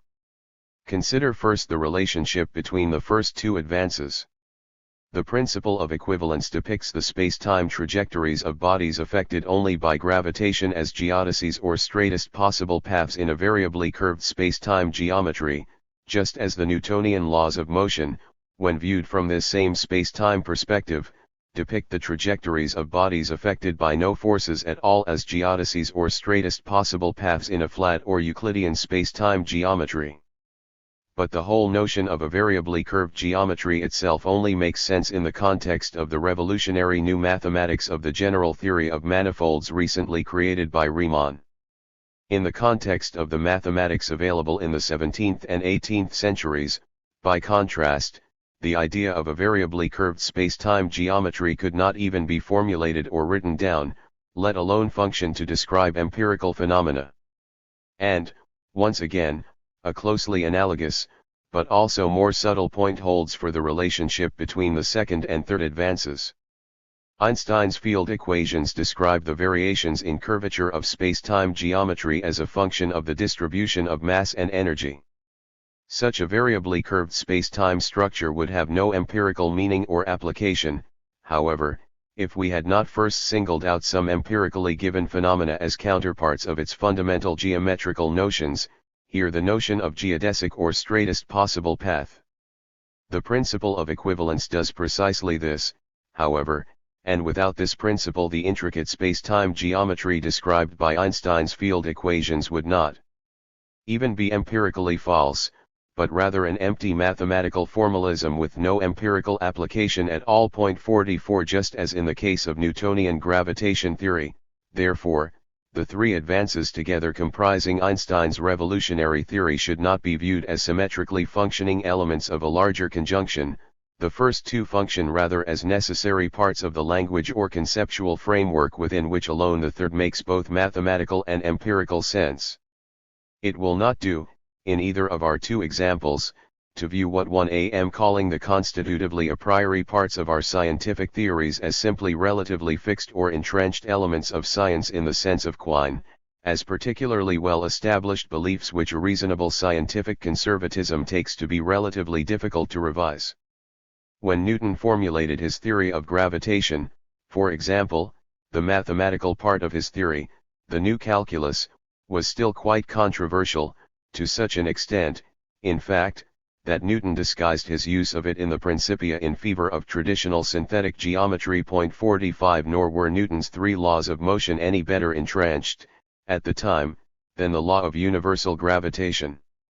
Similarly, in the case of Einstein's general theory of relativity, neither the mathematical theory of manifolds nor the principle of equivalence was a well-entrenched part of mainstream mathematics or mathematical physics. 4 And this is one of the central reasons, in fact, that Einstein's theory was so profoundly revolutionary. More generally, then, since we are dealing with deep conceptual revolutions in both mathematics and mathematical physics, in both cases, entrenchment and relative resistance to revision are not appropriate distinguishing features at all. What characterizes the distinguished elements of our theories is rather their special constitutive function, the function of making the precise mathematical formulation and empirical application of the theories in question first possible. In this sense, the relativized and dynamical conception of the a priori developed by the logical empiricists appears to describe these conceptual revolutions far better than does Quinian holism. This is not at all surprising, in the end, for this new conception of the constitutive a priori was inspired, above all, by just these conceptual revolutions. Where, then, does Quinian epistemological holism derive its force? Only as a reaction, I want to suggest, to the particular attempt precisely to characterize the notion of constitutive a priori principles found in Carnap's work. Carnap's theory of formal languages or linguistic frameworks was to be developed, as we saw in Lecture I, within what Carnap called Wissenschaftslogik and, as such, within mathematical logic. This, in fact, was how philosophy was to become scientific for Carnap. In particular, then, the fundamental distinction, in the context of any given formal language or linguistic framework, between logical and empirical rules, analytic and synthetic sentences, was itself supposed to be a purely formal or logical distinction. But one of the main pillars of Quine's attack on the analytic/synthetic distinction is simply that, from a purely formal or logical point of view, all sentences derivable within a given formal system are so far completely on a par, so that, more specifically, Carnap's attempt further to characterize some subset of derivable sentences as analytic ultimately amounts to nothing more than an otherwise arbitrary label. And, more generally, Quine sees no reason to restrict the methods of scientific philosophy to purely formal or logical ones. In particular, the resources of behavioristic psychology allow us to enrich the descriptive capabilities of Carnapian epistemology or Wissenschaftslogik with further scientific resources.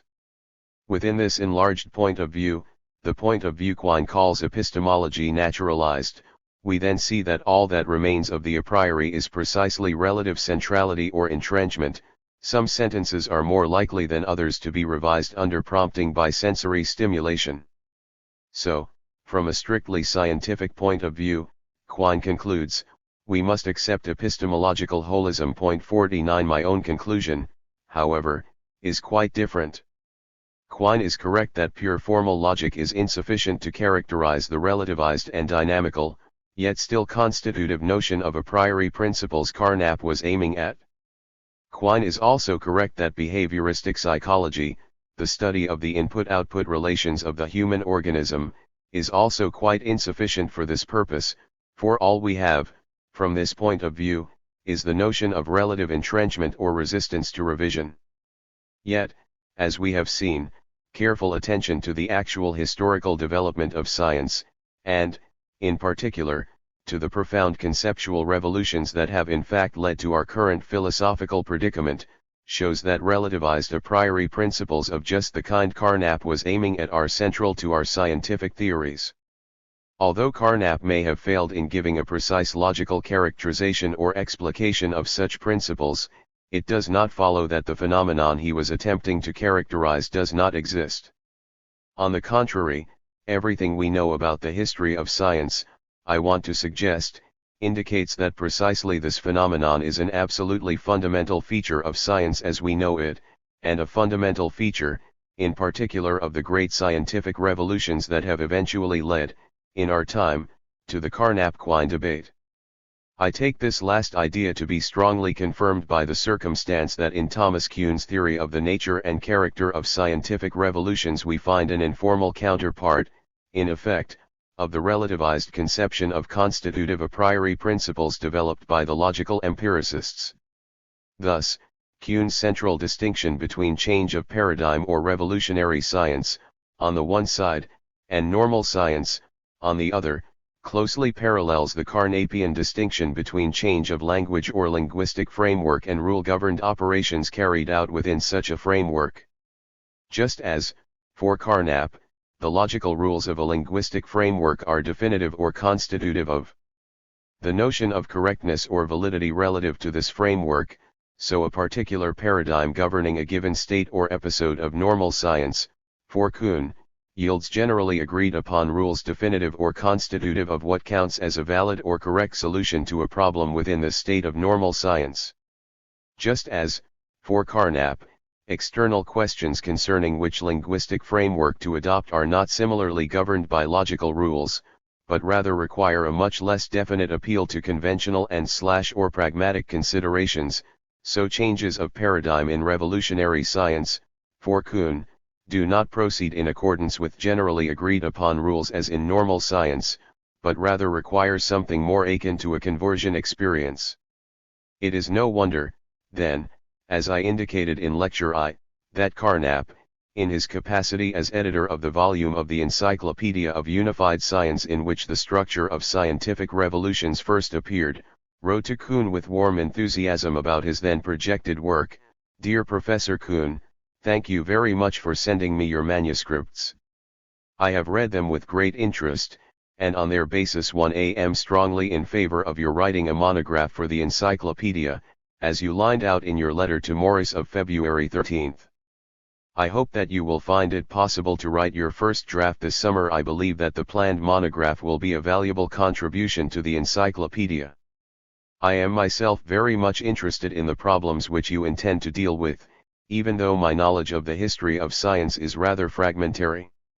Among many other items, I liked your emphasis on the new conceptual frameworks which are proposed in revolutions in science, and, on their basis, the posing of new questions, not only answers to old problems. Point 50. And it is no wonder, similarly, that Kuhn, towards the end of his career, regretted the fact that he had earlier interpreted Carnap's letters as expressions of mere politeness and fully acknowledged the point that his own philosophical conception is closely akin to the relativized view of the a priori earlier articulated by Reichenbach and Carnap. Though it is a more articulated source of constitutive categories, my structured lexicon resembles Kant's a priori when the latter is taken in its second, relativized sense. Both are constitutive of possible experience of the world, but neither dictates what that experience must be. Rather, they are constitutive of the infinite range of possible experiences that might conceivably occur in the actual world to which they give access. Which of these conceivable experiences occurs in that actual world is something that must be learned, both from everyday experience and from the more systematic and refined experience that characterizes scientific practice. They are both stern teachers, firmly resisting the promulgation of beliefs unsuited to the form of life the lexicon permits. What results from respectful attention to them is knowledge of nature, and the criteria that serve to evaluate contributions to that knowledge are, correspondingly, epistemic. The fact that experience within another form of life, another time, place, or culture, might have constituted knowledge differently is irrelevant to its status as knowledge. Point 5. All of this very strongly supports my suggestion, I believe, that our best current historiography of science requires us to draw a fundamental distinction between constitutive principles, on the one side, and properly empirical laws formulated against the background of such principles, on the other. We are now in a position, finally, to connect the main theme of the present lecture with that of Lecture 1. There I argued that Kuhn's theory of scientific revolutions should lead us to resist the idea that philosophy, as a discipline, is to be absorbed into the sciences, either into the natural sciences, as in Helmholtz's psychological conception, or into the mathematical sciences, as in Carnapian Wissenschaftslogik. I have now argued that Kuhn's theory of scientific revolutions also requires us to resist the idea, characteristic of Quinian epistemological holism, that there is no fundamental distinction between a priori constitutive principles and properly empirical laws. But Quine's epistemological holism, as we have seen, is itself based on a continued attachment to the idea of a scientific philosophy, to the idea, more specifically, that the scientific epistemology Carnap had attempted with purely logical resources should instead be continued within a naturalized yet equally scientific setting, with the additional resources of behavioristic psychology. For Quine, just as for Carnap, the primary ambition is that philosophy should become a science in the strictest sense, in the sense, that is, of the natural and mathematical sciences. My own suggestion, on the contrary, is that philosophy need not, and indeed must not, aspire to a scientific status in this sense. So there is ample room, in particular, for an appeal to the resources of history as well, and thus for an appeal to the resources of a paradigmatic Geisteswissenschaft. From this standpoint, the standpoint of our best current historiography of science, the distinction between constitutive principles and properly empirical laws again reappears as most strongly salient indeed. As I also suggested in Lecture I, my own ambition is to supplement Kuhnian historiography of science with a parallel, and interrelated appeal to the concurrent history of scientific philosophy. In order fully to understand the total ongoing dialectic of our scientific knowledge, I suggest, we need to replace Kuhn's twofold distinction between normal and revolutionary science with a threefold distinction between normal science, revolutionary science, and the philosophical articulation of what we might call metaparadigms or meta-frameworks for revolutionary science capable of motivating and sustaining the transition to a new scientific paradigm, in the case of the Newtonian revolution, for example, the mathematics, mechanics, and physics together comprising the theory of universal gravitation were also framed, at a higher level, as it were, by Newton's philosophical encounters with such thinkers as Descartes and Leibniz over issues concerning the nature of space, time, matter, force, interaction, and divinity. 5 And in the case of the general theory of relativity, to take our second example, Einstein's creation of a radically new geometrized theory of gravitation was quite explicitly framed within the philosophical debate on the foundations of geometry initiated by Helmholtz and continued by Poincare. 54 In this sense, just as Kant's conception of constitutive a priori principles has been relativized and generalized within the succeeding tradition of scientific philosophy, the Kantian conception of the peculiarly transcendental function of philosophy must also be relativized and generalized. The enterprise Kant called transcendental philosophy, the project of articulating and philosophically contextualizing the most basic constitutive principles defining the fundamental spatio-temporal framework of empirical natural science, must be seen as just as dynamical and historically situated as are the mathematical physical constitutive principles which are its object. In place of the Quinian figure of an holistically conceived web of belief, wherein both knowledge traditionally understood as a priori and philosophy as a discipline are supposed to be wholly absorbed into empirical natural science, I would like to suggest an alternative picture of a thoroughly dynamical yet nonetheless stratified or differentiated system of knowledge that can be analyzed, for present purposes, into three main strata or levels.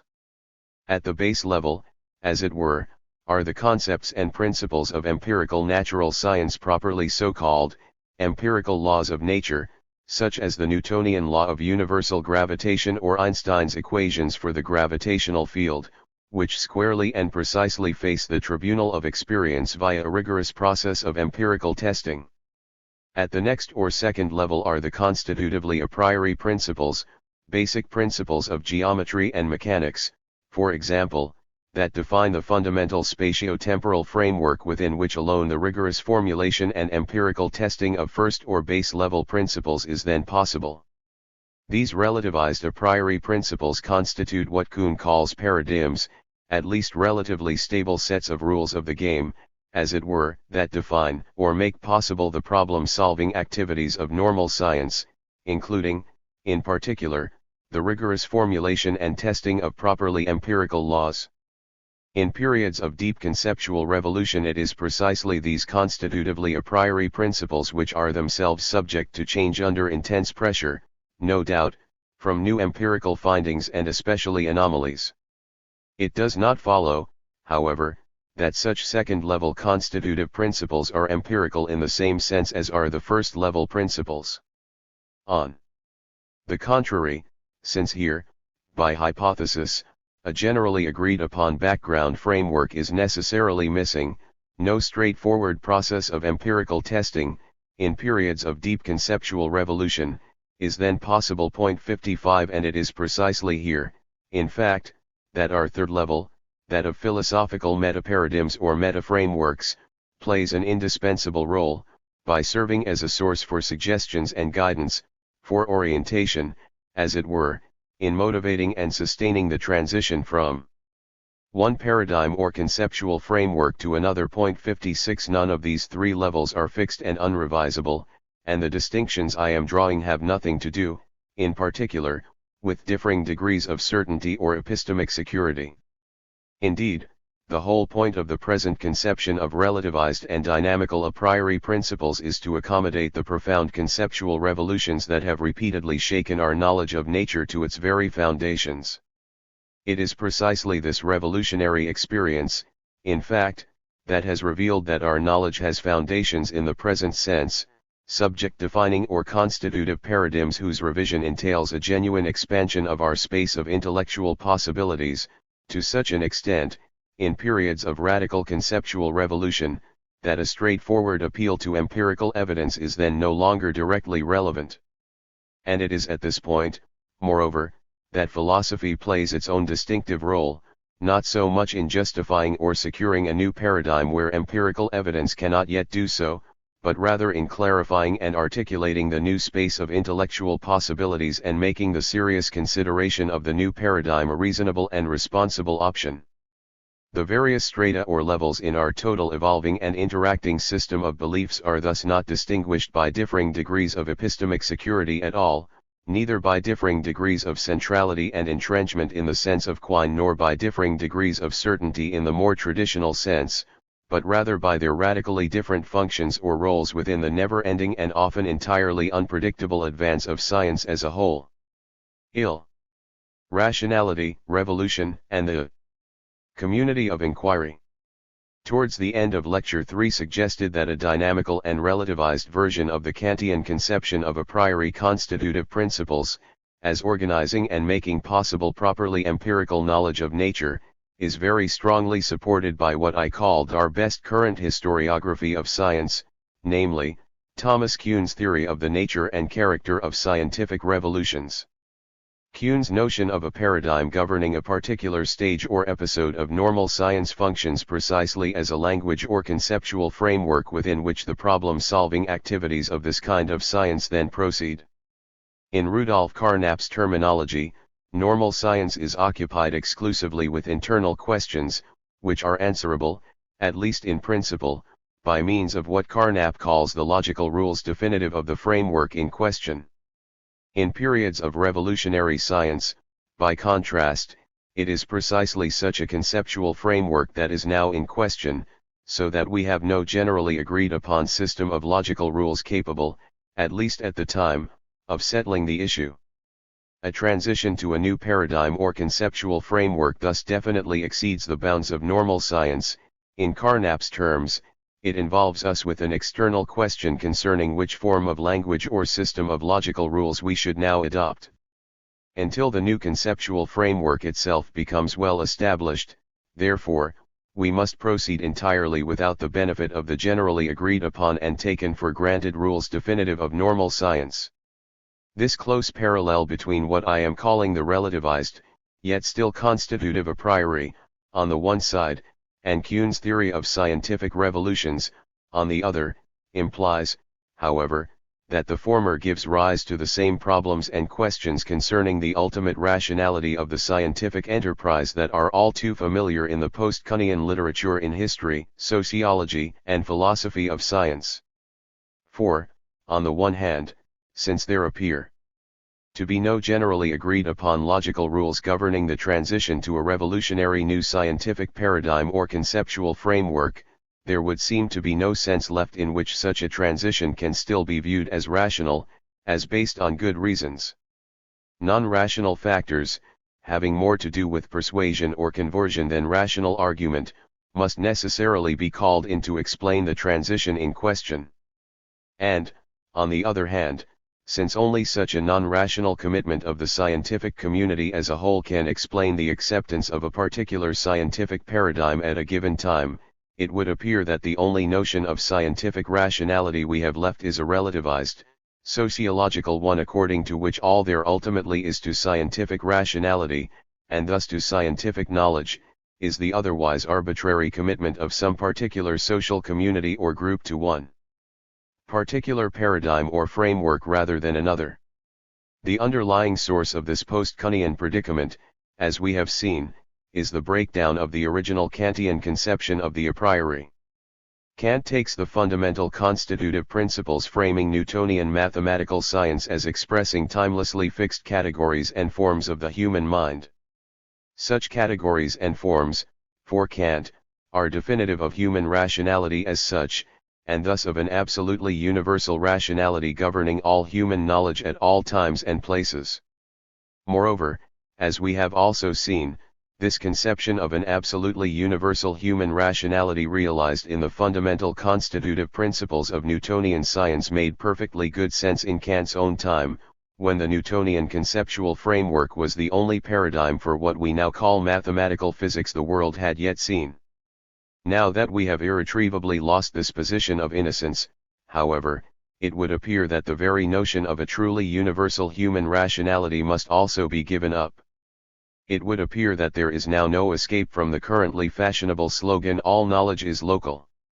Kuhn himself raises the threat of sociological conceptual relativism in the very passage where he makes the parallel between his conception of science and the relativized version of the Kantian a priori fully explicit.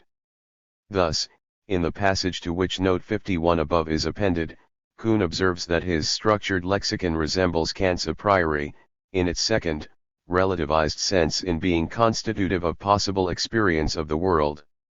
And he concludes by remarking that the fact that experience within another form of life, another time, place, or culture, might have constituted knowledge differently is irrelevant to its status as knowledge. In this last sentence, then, Kuhn simultaneously raises the threat of conceptual relativism and shows, nonetheless, that he wants to minimize the relativistic implications of his view. I will come back to Kuhn's attempt to distance himself from relativism in a moment, but I first want to remind you of how enthusiastically some of his followers have willingly embraced such implications. Perhaps the most explicit and provocative defense of sociological conceptual relativism is found in the Sociology of Scientific Knowledge of the so-called Edinburgh School, both the theoretical work of the founders of this school, Barry Barnes and David Bloor, and the applied work of social historians of science self-consciously working in the Edinburgh tradition, such as Stephen Shapin and Simon Schaeffer. For the underlying philosophical theme or agenda framing all of this work is the idea that the traditional notions of rationality, objectivity, and truth reduce, in the end, to local socio-cultural norms conventionally adopted and enforced by particular socio-cultural groups. In a book devoted primarily to a discussion of the sociological implications of Kuhnian historiography, Barnes expresses this idea as follows: science is not a set of universal standards, sustaining true descriptions and valid inferences in different specific cultural contexts. Authority and control in science do not operate simply to guarantee an unimpeded interaction between reason and experience. Scientific standards themselves are part of a specific form of culture. Authority and control are essential to maintain a sense of the reasonableness of that specific form. Thus, science should be amenable to sociological study in fundamentally the same way as any other form of knowledge or culture. And, in a well-known jointly authored paper, entitled Relativism, Rationalism, and the Sociology of Knowledge, Barnes and Bloor explain that accepts that none of the justifications of his preferences can be formulated in absolute or context-independent terms. In the last analysis, he acknowledges that his justifications will stop at some principle or alleged matter of fact that has only local credibility. For the relativist, there is no sense attached to the idea that some standards or beliefs are really rational as distinct from merely locally accepted as such.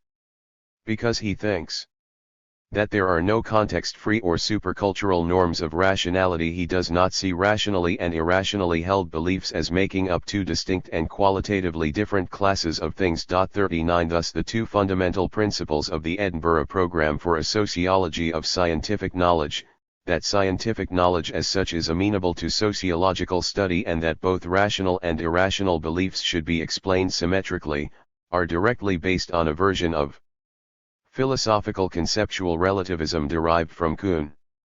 They are based, in the end, on the idea that there are no universal standards of human reason, no context-free or supercultural norms of rationality. 60. Yet Kuhn himself, as just noted, rejects such relativistic implications of his views. He continues to hold, in a self-consciously traditional vein, that the evolution of science is a rational and progressive process despite the revolutionary transitions between scientific paradigms which are, as he also claims, absolutely necessary to this process. The scientific enterprise, Kuhn suggests, is essentially an instrument for solving a particular sort of problem or puzzle, for maximizing the quantitative match between theoretical predictions and phenomenological results of measurement. Given this, however, there are obvious criteria or values, such as accuracy, precision, scope, simplicity, and so on, that are definitive of the scientific enterprise as such. Such values are constant or permanent across scientific revolutions or paradigm shifts, and this is all we need to secure the rationality of scientific progress, and what it produces is knowledge of nature. Those who proclaim that no interest-driven practice can properly be identified with the rational pursuit of knowledge make a profound and consequential mistake. 61 Thus, although the process of scientific development is governed by no single conceptual framework fixed once and for all, science, at every stage, still aims at a uniform type of puzzle-solving success, Kuhn suggests, relative to which all stages in this process may be judged. And there is then no doubt at all, Kuhn further suggests, that science, throughout its development, has become an increasingly efficient instrument for achieving this end. In this sense, therefore, there is also no doubt at all that science as a whole is a rational enterprise. Unfortunately, Kuhn's attempt to defend the rationality of scientific knowledge from the threat of conceptual relativism cannot, I believe, be judged a success. In the first place, there are powerful reasons arising from Kuhn's own historiography for doubting whether any such puzzle-solving criteria are really permanent across revolutionary scientific change. Whereas puzzle-solving accuracy and precision, for example, have always been criteria or virtues of astronomical practice, this has emphatically not been the case in other scientific fields. Indeed, one of the main motivations of the scientific revolution of the 16th and 17th centuries was precisely to make such accuracy and precision criteria for successful terrestrial mechanics, just as they had always been so for celestial mechanics. Moreover, although quantitative accuracy and precision thus became values or ends of the scientific enterprise in the 16th and 17th centuries, they were not really able to function effectively as such until the transition between the 18th and 19th centuries that has been dubbed the Second Scientific Revolution.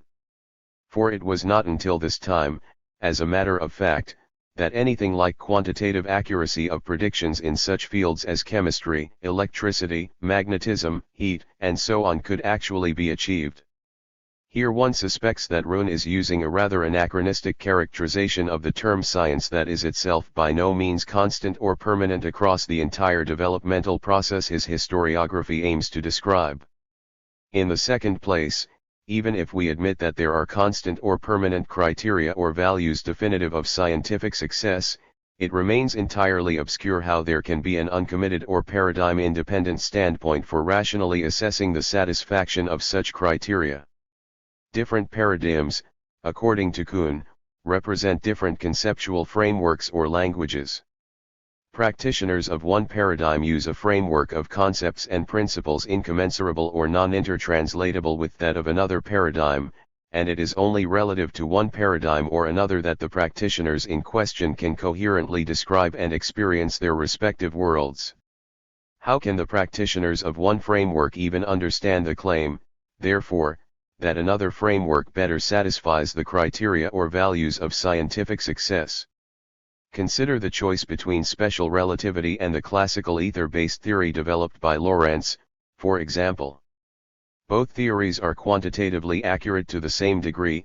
Indeed, as we have said, there is an important sense in which they are both empirically and mathematically equivalent. According to the Einsteinians, however, special relativity better satisfies the virtue of simplicity, since it dispenses with the ether entirely. But, from the point of view of the ether theorists, Einstein's theory thereby dispenses as well with the one spatio-temporal mechanical framework that of classical, Newtonian mechanics, within which alone it is possible to think coherently about spatio-temporal mechanical phenomena at all. Einstein's theory, from this point of view, is simply not a coherent possibility. So there can be no room for judgments of simplicity here until after we have made the conceptual transition. Point 63. Finally, and in the third place, even if we accept Kuhn's puzzle-solving account of scientific rationality as unproblematic, there is considerable room for doubt, I believe, whether it can possibly do justice to the issue of conceptual relativism arising in the wake of Kuhn's own historiographical work. For it is surely uncontroversial that the scientific enterprise as a whole has in fact become an ever more efficient instrument for puzzle solving in this sense, for maximizing quantitative accuracy, precision, simplicity, and so on in adjusting theoretical predictions to phenomenological results of measurement. What is controversial, rather, is the further idea that the scientific enterprise thereby counts as a privileged model or exemplar of rational knowledge, of rational inquiry into nature. That the scientific enterprise thus represents a model or exemplar of human rationality as such was of course a main pillar of the philosophy of the Enlightenment, and it was precisely this Enlightenment vision, as we have seen, that Kant made fully explicit through the idea that the fundamental constitutive principles of Newtonian mathematical physics encapsulate absolutely fixed standards of a permanent and universal human rationality. Yet the succeeding scientific revolutions of the 19th and 20th centuries have shown that the Newtonian framework is by no means fixed and universal in this sense, and it is precisely this phenomenon, moreover, that has led to our current predicament vis-a-vis conceptual relativism.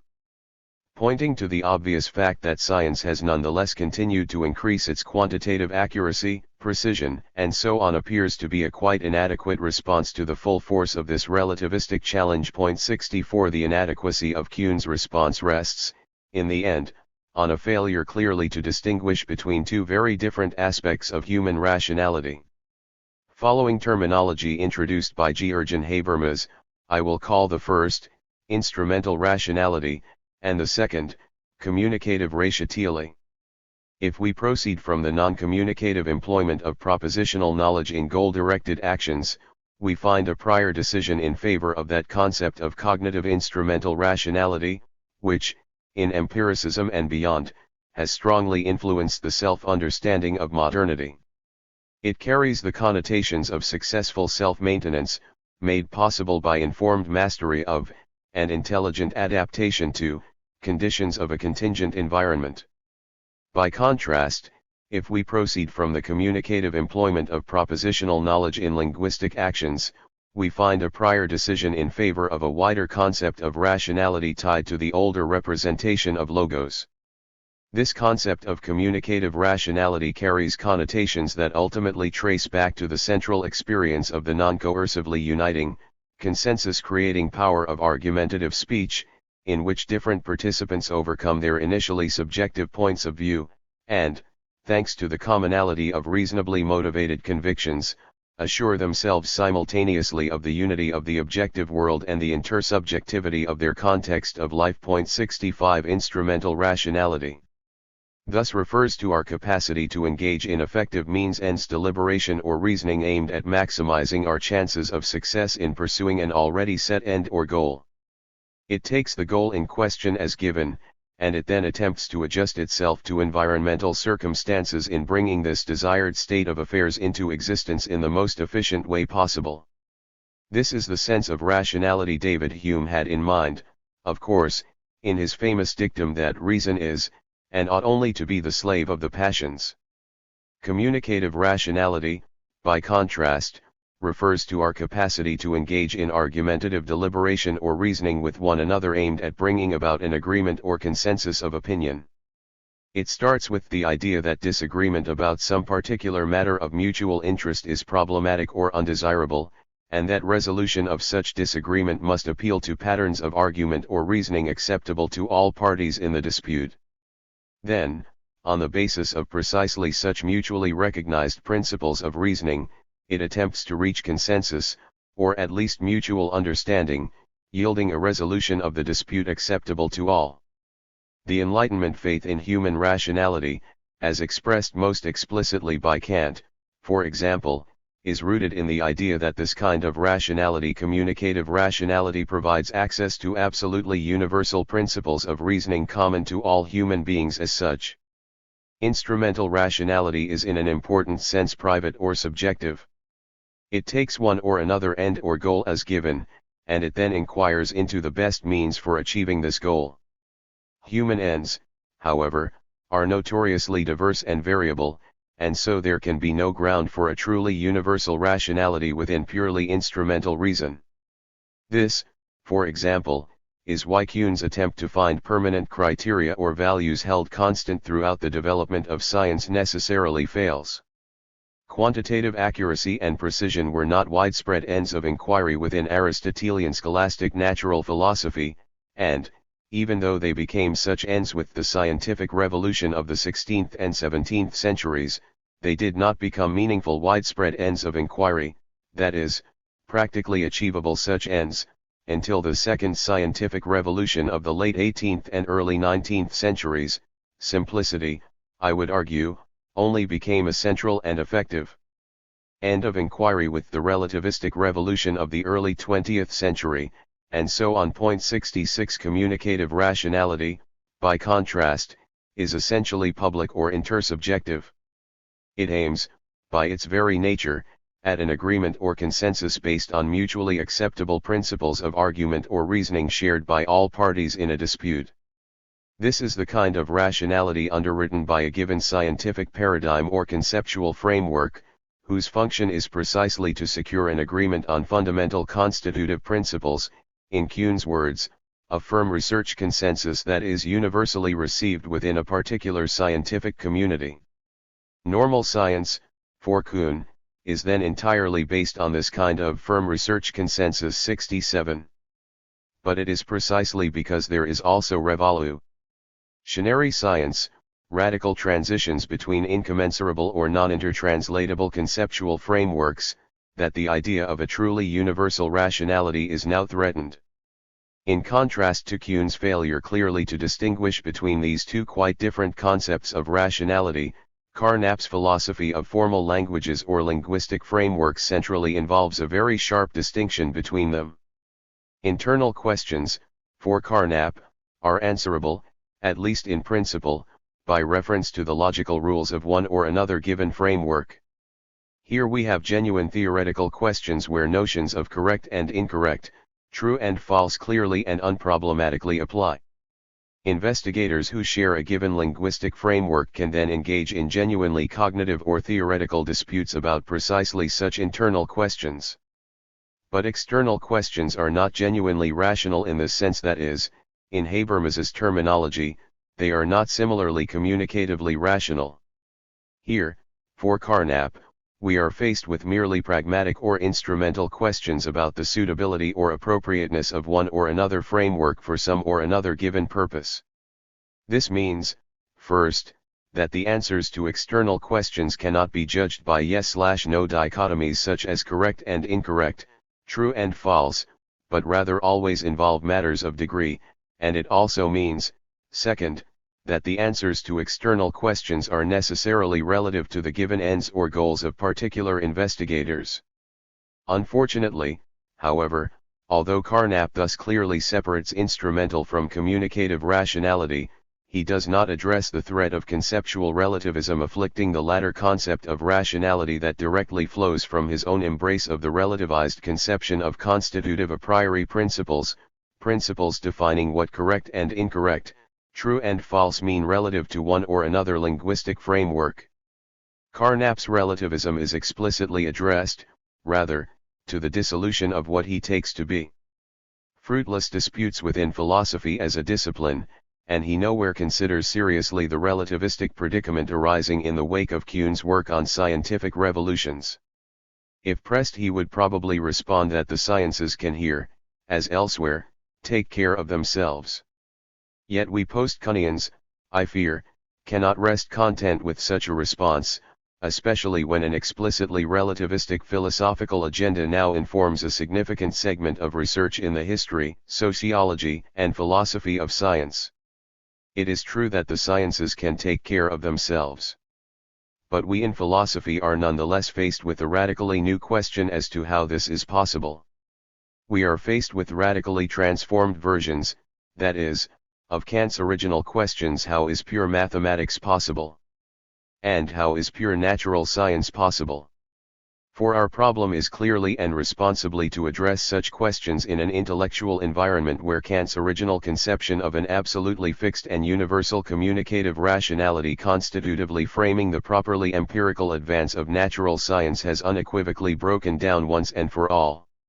Let us begin by reminding ourselves of the characteristic feature distinguishing the scientific enterprise from other areas of intellectual and cultural life, a feature that figures centrally, as we have just seen once again, in Kuhn's theory of scientific revolutions. In the scientific enterprise, unlike other areas of intellectual and cultural life, there is such a thing as normal science, periods of firm research consensus in which a given paradigm, conceptual framework, or set of rules of the game, as it were, is universally received by all practitioners of a given field or discipline. Indeed, as Kuhn points out, science as such comes into being when a pre-paradigm state of diverse and competing schools of thought is replaced by the single paradigm or framework characteristic of normal science. In the sciences, then, we are actually able to achieve a situation of communicative rationality far exceeding that possible in other areas of intellectual and cultural life, and this is undoubtedly the reason that the scientific enterprise has been taken to be a particularly good model or exemplar of human rationality from the Enlightenment. On point 70, the communicative rationality characteristic of normal science is of course limited to what we might call intra-paradigm or intra-framework rationality, and it does not, by itself, address the threat of conceptual relativism. On the contrary, it is precisely because this kind of rationality is defined only relative to one or another paradigm or framework that the threat of conceptual relativism then arises. However, it is not only the case, as Kuhn rightly emphasizes, that the scientific enterprise differs from other areas of intellectual and cultural life within particular stages or episodes of normal science, it also differs fundamentally in the way in which it treats transitions between such stages, in the way, that is, in which it handles revolutionary transitions. Just as the scientific enterprise aims for, and successfully achieves, agreement or consensus within particular paradigms, there is also an important sense in which it aims for, and successfully achieves, agreement or consensus across different paradigms. In the sciences, unlike other areas of intellectual and cultural life, we are never in a position simply to throw out all that has gone before and start again anew with an entirely clean slate. On the contrary, even, and indeed especially, in periods of deep conceptual revolution, we still strive to preserve what has gone before as far as possible. This process is most clearly evident in the more advanced mathematical sciences, where the effort at preservation takes the precise form of exhibiting the preceding paradigm or framework as an approximate special case, valid in precisely defined special conditions, of the succeeding paradigm. Special relativistic mechanics approaches classical mechanics in the limit as the velocity of light goes to infinity, variably curved Riemannian geometry. Approaches flat Euclidean geometry as the regions under consideration become infinitely small. Einstein's general relativistic field equations of gravitation approach the Newtonian equations for gravitation as, once again, the velocity of light goes to infinity. 72 Indeed, even in the transition from Aristotelian terrestrial and celestial mechanics to classical terrestrial and celestial mechanics we find a similar, if not quite so precise, relationship. From an observer fixed on the surface of the earth we can construct a system of lines of sight directed towards the heavenly bodies. This system is spherical, isomorphic to the celestial sphere of ancient astronomy, and the motions of the heavenly bodies therein are indeed described, to a very good approximation, by the geocentric system favored by Aristotle. Moreover, in the sublunary region close to the surface of the earth, where the earth is by far the principal gravitating body, heavy bodies do follow straight paths directed towards the center of the earth, again to an extremely good approximation. In all three revolutionary transitions, therefore, key elements of the preceding paradigm are preserved, as far as possible, in the succeeding paradigm, so that, in particular, we are able to depict ourselves as extensively agreeing with the practitioners of the preceding paradigm at the very same time that we are disagreeing fundamentally on the concepts and principles of the paradigm itself. Of course, this kind of relationship of successive approximation between paradigms, and the resulting notion of interparadigm agreement, is highly anachronistic or Whiggish, in that it is constructed wholly from the point of view of the successor paradigm and, in truly revolutionary cases, uses concepts and principles that simply do not exist from the point of view of the preceding paradigm. The four-dimensional Minkowski spacetime of special relativity that approaches what we now call Newtonian spacetime as the velocity of light goes to infinity does not even exist as a conceptual possibility within the essentially three-dimensional framework of classical mechanics. The concept of a variably curved manifold does not yet exist within the essentially Euclidean framework of all pre-19th century mathematics, and, within Aristotelian celestial and terrestrial mechanics, the key conception, definitive of mature classical mechanics, of an infinite Euclidean universe wherein natural inertial motion continues indefinitely in a Euclidean straight line is also quite impossible.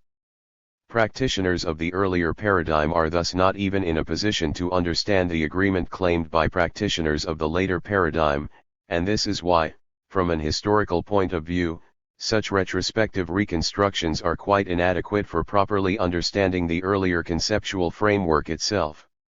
Indeed, if we acknowledge the point that the meanings of the terms of any paradigm or framework are fundamentally shaped by the constitutive principles of the framework in question, it follows that there is an important sense in which practitioners of the later framework, in thus reconstructing the previous framework, also thereby fail to understand it. What is exhibited as an approximate special case, being constructed entirely within the new conceptual framework, is a rational reconstruction of the earlier framework and not the earlier framework itself. Point 7 Nevertheless, from a properly historical, non-anachronistic, and non-Whiggish point of view, we can then take a further step. We can exhibit the historical evolution by which the new concepts and principles gradually emerge through successive transformations of the old concepts and principles. Practitioners of succeeding paradigms are not helpfully viewed as members of radically disconnected speech communities, as speakers of radically diverse languages, as it were, such that only intensive immersion in an entirely foreign culture can possibly take us from one paradigm to another. On the contrary, successive paradigms emerge precisely from one another, as succeeding stages in a common tradition of cultural change. In this sense, they are better viewed as different evolutionary stages of a single language rather than as entirely separate and disconnected languages. Point 74 Consider, for example, the transition from Aristotelian terrestrial and celestial mechanics to classical mechanics. The Aristotelian conceptual framework is based on, first, Euclidean geometry, second, a background conception of a hierarchically and ideologically organized universe, third, conceptions of natural place and natural motion appropriate to this universe. Thus, in the terrestrial realm, heavy bodies naturally move in straight lines towards their natural place at the center of the universe, and, in the celestial realm, the heavenly bodies naturally move uniformly in circles around this center. The conceptual framework of classical physics then retains Euclidean geometry, but eliminates the hierarchically and teleologically organized universe together with the accompanying conception of natural place. We thereby obtain an infinite, homogeneous, and isotropic universe in which all bodies naturally move uniformly along straight lines to infinity. But how did we arrive at this conception? An essential intermediate stage is Galileo's celebrated treatment of free fall and projectile motion. For, although Galileo indeed discards the hierarchically and teleologically organized Aristotelian universe, he retains, or better, transforms, key elements of the Aristotelian conception of natural motion. Galileo's analysis is based on two concepts of natural motion, what he calls naturally accelerated motion directed towards the center of the Earth, and what he calls uniform or equable motion directed at right angles to the former motion. Unlike our modern concept of rectilinear inertial motion, however, this Galilean counterpart is uniformly circular, traversing points equidistant from the center at constant speed. Yet, in relatively small regions near the Earth's surface, this uniform circular motion is quite indistinguishable from uniform rectilinear motion, and this is how Galileo can treat it mathematically as rectilinear to an extremely good approximation. And it is in precisely this way, therefore, that the modern conception of rectilinear natural inertial motion is actually continuous with the preceding Aristotelian conception of natural motion. Consider, as a second example, the transition from classical physics to Einsteinian relativity theory.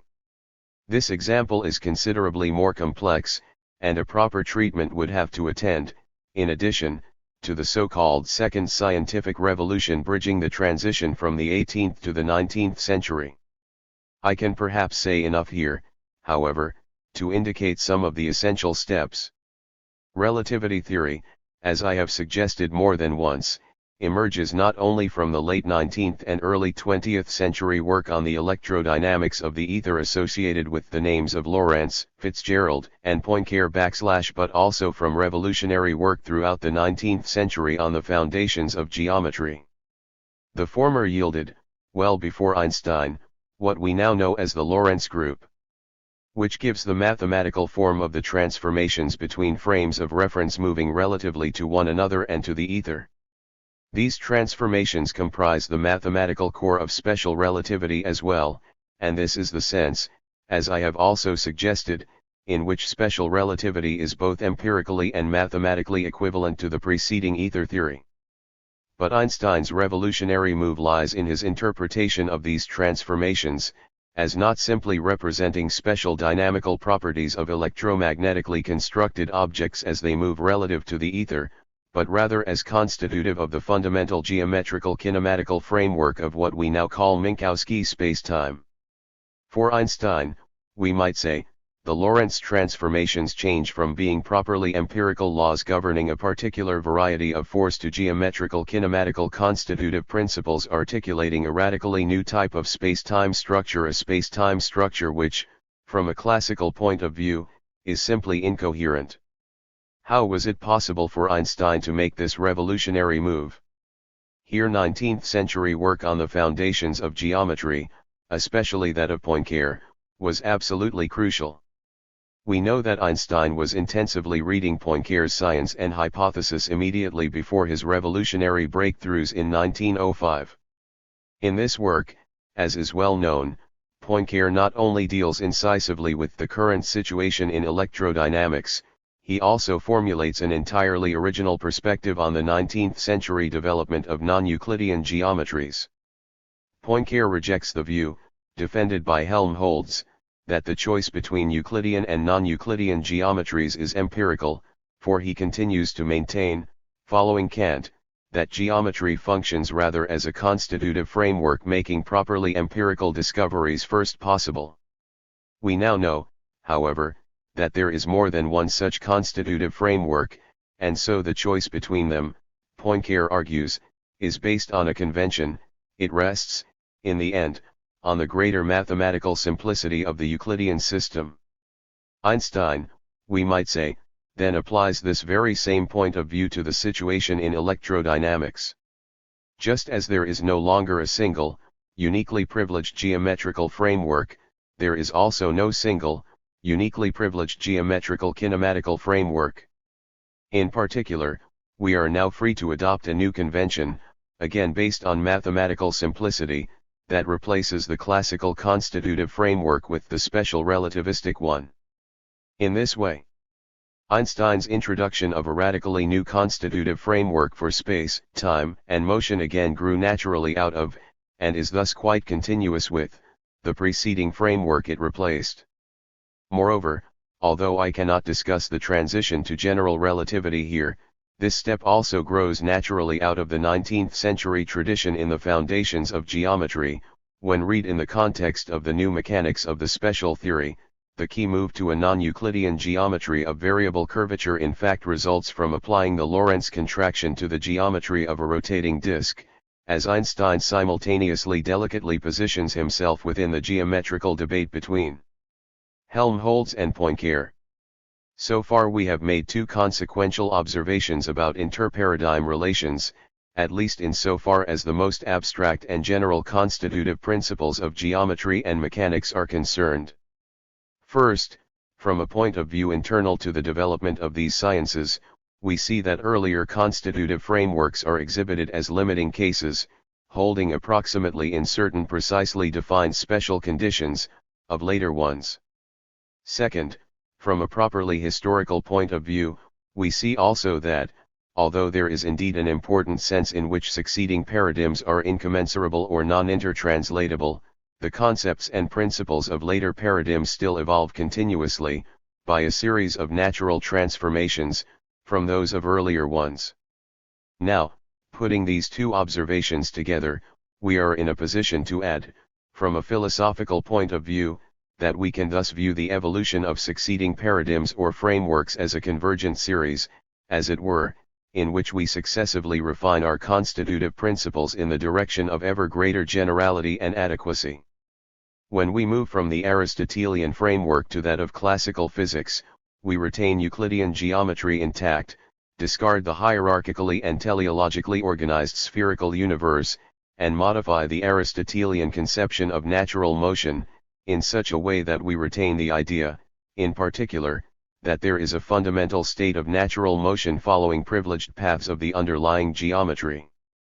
When we move from classical physics to special relativity, we again retain Euclidean geometry, and also, of course, the law of inertia, but we now move from a 3+1 dimensional to an essentially 4-dimensional spatio-temporal structure, which, however, yields the older 3+1 dimensional structure as a limiting case. Finally, when we move to general relativity, we replace Euclidean geometry with the more general structure of infinitesimally Euclidean geometry, and, at the same time, we modify the fundamental state of natural motion, in accordance with the principle of equivalence, so that all motions governed solely by gravitation now count as natural, as straightest possible paths or geodesies of the underlying 4-dimensional space-time geometry. Kant, in the 18th century, viewed the future evolution of science as not only framed by fixed and unrevisable constitutive principles, but also as directed by what he called regulative principles, of simplicity, unity, and so on, which guide scientific progress without constitutively constraining it.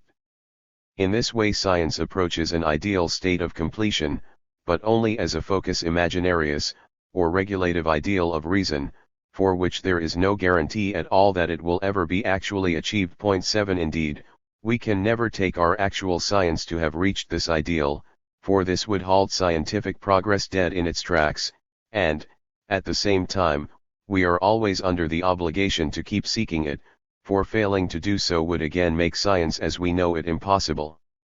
What I am now suggesting is that we should adapt Kant's conception of the regulative use of reason to what he called the constitutive domain as well, so as to attain, in particular, an interparadigm, transhistorical universality within this domain.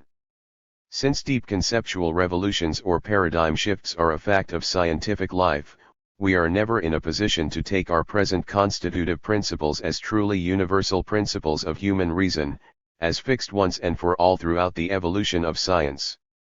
We can imagine, however, that our present constitutive principles represent one stage of a convergent process, as it were, in that they can be viewed as approximations to more general and adequate constitutive principles that will only be articulated at a later stage. We can thus view our present scientific community, which has achieved temporary consensus based on the communicative rationality erected on its present constitutive principles, as an approximation to a final, ideal community of inquiry that has achieved a universal, transhistorical communicative rationality on the basis of the fully general and adequate constitutive principles reached in the ideal limit of scientific progress. 78 Indeed, we must view our present scientific community as an approximation to such an ideal community, I suggest, for only so can the required interparadigm notion of communicative rationality be sustained. This conception of a convergent sequence of constitutive principles, governed by what Kant called the regulative use of reason, is prefigured in the thought of the Marburg school of Neo-Kantianism of the late 19th and early 20th centuries, and, in particular, in the work of Ernst Cassirer, the last important representative of this tradition. Thus, after giving the example of how even the fundamental principles of Newtonian mechanics may not hold as simply unalterable dogmas, but may be transformed into radically new principles, Cassirer points out that this transition itself never signifies that the one fundamental form absolutely disappears while another appears absolutely new in its place. On the contrary, the transformation must leave a determinate stock of principles unaffected, for it is undertaken simply for the sake of securing this stock, which in fact reveals its proper goal. Since we never compare the totality of hypotheses with the naked facts, but can always only oppose one hypothetical system of principles with another, more comprehensive and radical, we require for this progressive comparison an ultimately constant measure in highest principles that hold for all experience in general. In this sense, the critical theory of experience hopes in fact to construct the universal invariant theory of experience, as it were, and thereby fulfill a demand towards which the inductive procedure itself ever more clearly presses. The goal of critical analysis would be attained if it succeeded in establishing in this way what is ultimately common to all possible forms of scientific experience, that is, in conceptually fixing those elements that are preserved in the progress from theory to theory, because they are the conditions of each and every theory. This goal may never be completely attained at any given stage of knowledge, nevertheless, it remains as a demand and determines a fixed direction in the continual unfolding and development of the system of experience itself. Point 7. As Cassirer here suggests, not only are we never in a position to take our present constitutive principles as ultimate, we are also never in a position to know how the future evolution of constitutive principles will actually unfold. The best we can do, at any given time, is make an educated guess, as it were, as to what these ultimate, maximally general, and adequate constitutive principles might be. This last point leaves us with an important question, however. How is it possible to venture a transformation of our present constitutive principles resulting in a genuine conceptual change or shift in paradigm? How, more specifically, can the proposal of a radically new conceptual framework be, nonetheless, both rational and responsible? In accordance with our threefold perspective on interparadigm convergence, we can now say the following. First, that the new conceptual framework or paradigm should contain the previous constitutive framework as an approximate limiting case, holding in precisely defined special conditions. 81. Second, that the new constitutive principles should also evolve continuously out of the old constitutive principles, by a series of natural transformations, and third, that this process of continuous conceptual transformation should be motivated and sustained by an appropriate new philosophical meta-framework, which, in particular, interacts productively with both older philosophical meta-frameworks and new developments taking place in the sciences themselves. This new philosophical meta-framework thereby helps to define what we mean, at this point, by a natural, reasonable, or responsible conceptual transformation. In the transition from Aristotelian scholastic natural philosophy to classical mathematical physics, for example, at the same time that Galileo was subjecting the Aristotelian conception of natural motion to a deep conceptual transformation, it was also necessary to eliminate the hierarchical and teleological elements of the Aristotelian conceptual frame. 80. As a matter of fact, Cassirer does not defend a relativized conception of a priori principles. Rather, what is absolutely a priori are simply those principles that remain throughout the ideal limiting process. In this sense, as explained in Friedman, Cassirer's conception of the a priori is purely regulative, with no remaining constitutive elements. The present conception results from combining the relativized yet still constitutive a priori developed within the logical empiricist tradition with the Marburg version of the regulative use of reason. Work in favor of an exclusively mathematical and geometrical point of view which was encapsulated, at the time, in the distinction between primary and secondary qualities. Euclidean geometry, as an exemplar of rational inquiry, was of course already a part of the Aristotelian framework, and the problem then was, accordingly, to emphasize this part at the expense of the hylomorphic and teleological conceptual scheme characteristic of Aristotelian metaphysics. This task, however, required a parallel reorganization of the wider concepts of Aristotelian metaphysics, and it fell to the philosophy of Descartes to undertake such a reorganization, a philosophy which in turn interacted productively with previous scientific advances such as Copernican astronomy, new results in geometrical optics, and Descartes' own invention of analytic geometry. Similarly, in the transition from classical to relativistic mechanics, at the same time that Einstein was subjecting the classical conceptions of space, time, motion, and interaction to a deep conceptual transformation, philosophical debate surrounding the foundations of geometry, namely, that between Helmholtz and Poincare, in which empiricist and conventionalist interpretations of that science opposed one another against the ever-present backdrop of the Kantian philosophy, played an indispensable role, and, in turn, was itself carried out in response to the new mathematical advances in the foundations of geometry made throughout the 19th century. It takes, to be sure, the genius of a Descartes, a Newton, or an Einstein to interweave philosophical meta-frameworks with scientific paradigms productively in this way. Yet, as these examples clearly show, it can in fact be done.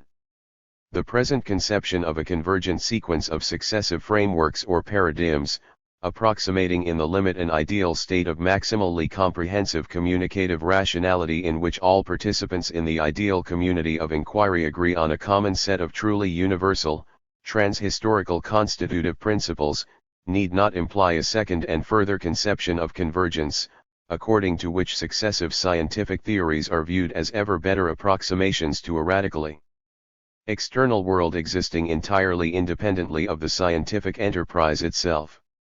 The original Kantian conception of objectivity, in particular, was explicitly intended to undermine such a naively realistic interpretation of scientific knowledge, through its sharp distinction between appearances and things in themselves, and its accompanying insistence that our best knowledge of nature, natural scientific knowledge, extends only to appearances.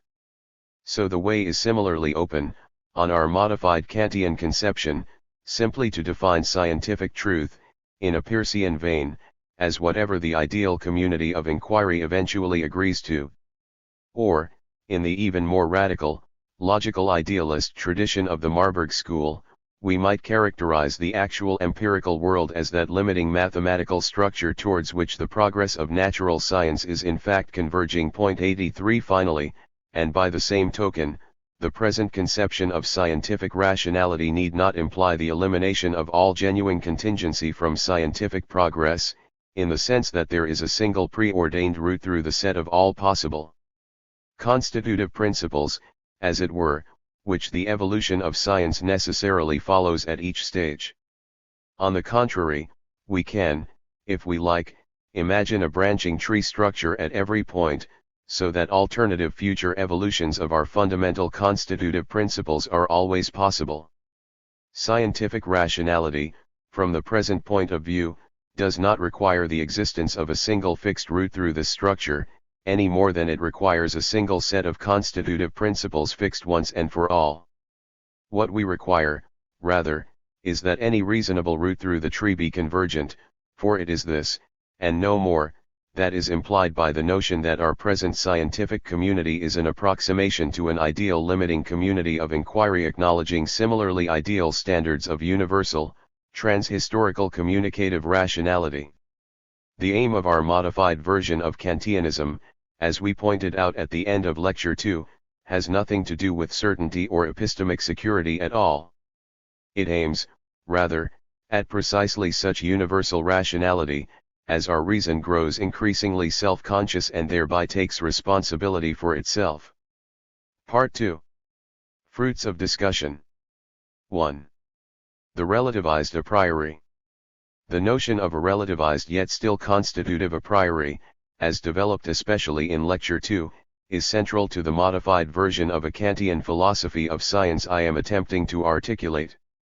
The idea is that advanced theories in mathematical physics, such as Newtonian mechanics and Einsteinian relativity theory, should be viewed as consisting of two asymmetrically functioning parts, a properly empirical part containing laws such as universal gravitation, Maxwell's equations of electromagnetism, or Einstein's equations for the gravitational field, and a constitutively a priori part containing both the relevant mathematical principles used in formulating the theory and certain, particularly fundamental physical principles.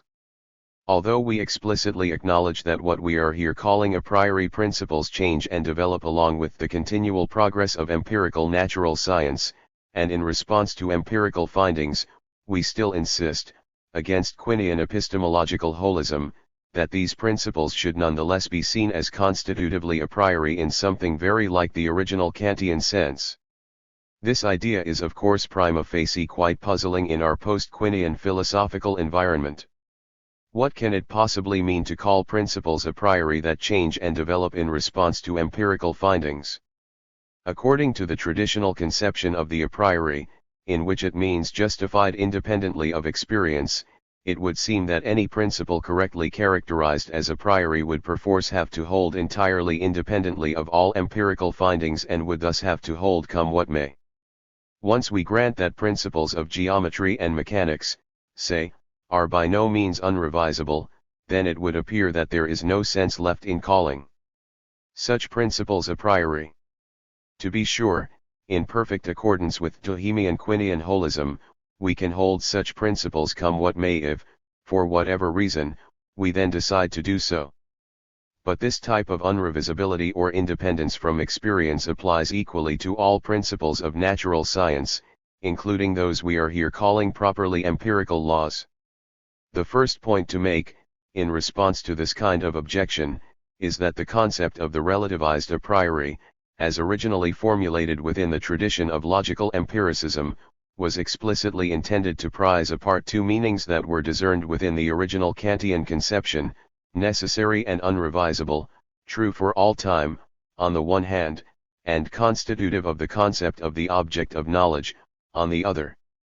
As we pointed out in Lecture 2, such an explicit separation was fundamental to both Reichenbach's initial formulation of the idea in his theory of relativity and a priori knowledge and Carnap's later generalization of it in his philosophy of formal languages or linguistic frameworks.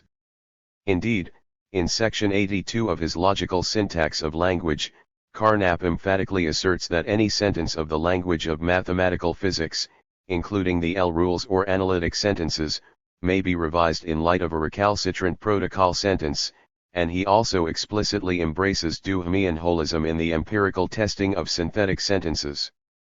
Nevertheless, the L-rules, in sharp contrast with the proles, define what it means for a protocol sentence to stand in logical relations to a synthetic sentence in the first place, so that empirical testing, however holistic, then has a precise logical meaning.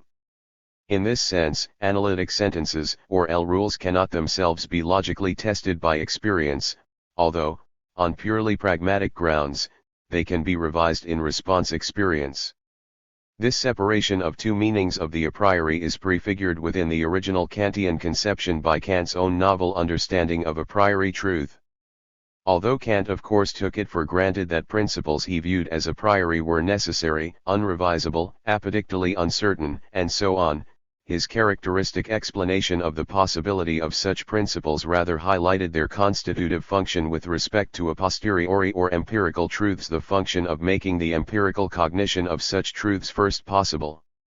The reason that a priori knowledge is in fact independent of empirical cognition or experience, for Kant, is that a priori knowledge yields the necessary conditions under which alone empirical cognition or experience can take place. Point 2 Since they formulate the necessary conditions or rules for establishing empirical knowledge, a priori principles cannot themselves be similarly established, and it is in precisely the sense that they are prior to or independent of experience. Point 3 Once we acknowledge, as we must, that principles Kant took to be a priori can after all be revised, the way is then open, as it was for Reichenbach and Carnap, to retain Kant's characteristic understanding of a priori principles as constitutive in this sense while rejecting the more traditional marks of necessity, unrevisability, and apodictic certainty. It is still not entirely clear, however, what exactly it means for a priori principles to be necessary conditions of empirical knowledge. And it is perfectly understandable, in particular, if the reader still has doubts whether a Kantian conception of this constitutive relationship can be maintained in the face of the revolutionary scientific developments that have led to our post-Quinian philosophical predicament. What I want to argue, in response to such doubts, is that the revolutionary developments in question have made the constitutive relationship between a priori and empirical principles even clearer and more explicit than it was before, and they have, accordingly, in fact undermined decisively the contrary position of thoroughgoing epistemological holism. We have said that constitutive principles are necessary conditions of the possibility of properly empirical laws. But this does not mean that they are necessary conditions in the standard sense, where A is a necessary condition of B simply if B implies A. To say that A is a constitutive condition of B rather means that A is a necessary condition, not simply of the truth of B, but of B's meaningfulness or possession of a truth value. It means, in now relatively familiar terminology, that A is a presupposition of B. Thus, in the well-worn example originally due to Russell, the present King of France is bald presupposes that there is one and only one present King of France, in the sense that the proposition in question lacks a truth value if its accompanying presupposition does not hold point. For similarly, in our example from Newtonian physics, the law of universal gravitation essentially employs a concept, absolute acceleration, which has no empirical meaning or application unless the laws of motion hold. Within the context of Newtonian physics, that is, the only way in which we know how to give empirical meaning and application to the law of universal gravitation is by presupposing that the laws of motion are true. If the latter principles are not true, then the question of the empirical truth of the law of universal gravitation cannot even arise. Yet the mere idea of a presupposition in this sense is of course much too weak to capture the Kantian notion we are after. For we certainly do not want to say that every presupposition of a properly empirical statement is thereby constitutively a priori. Think of the present King of France. We want to reserve this characterization for particularly fundamental presuppositions lying at the basis of mathematical physics, principles which, accordingly, can plausibly be taken as fundamental presuppositions of all empirical truth. The privileged position of these particular presuppositions is then doubtless due, to a large extent, to precisely their fundamental character, to their extreme generality with respect to the totality of empirical truth. But it is also due, I now want to suggest, to a specific problem involving the application of the concepts of space, time, and motion that is characteristic of modern mathematical physics, a problem that becomes ever more explicit with the development of relativity theory. Thus, in pre-modern, Aristotelian scholastic physics, there is no particular difficulty about applying the concepts of space, time, and motion to experience. Space consists of a three-dimensional Euclidean sphere whose center is occupied by the Earth and whose bounding surface is occupied by the fixed stars. The entire celestial sphere uniformly rotates daily from east to west, and smaller concentric celestial spheres, each bearing an accompanying heavenly body, uniformly rotate in the contrary direction with considerably longer periods. Each heavenly body thus has a natural place determined by its celestial sphere and a natural motion determined by the rotation of the sphere.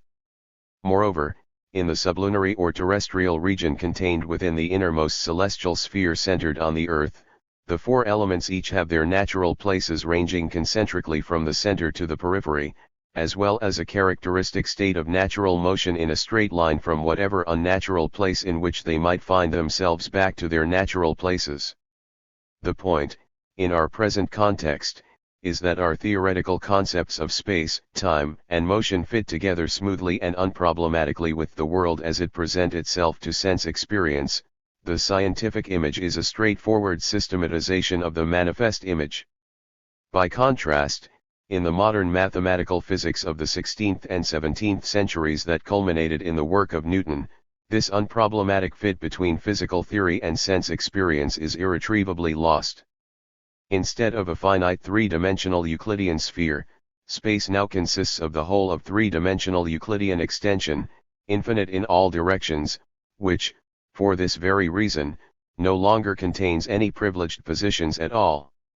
Since no particular body is necessarily at the center of this space, we can construct an equivalent Euclidean space centered on any physical body we wish.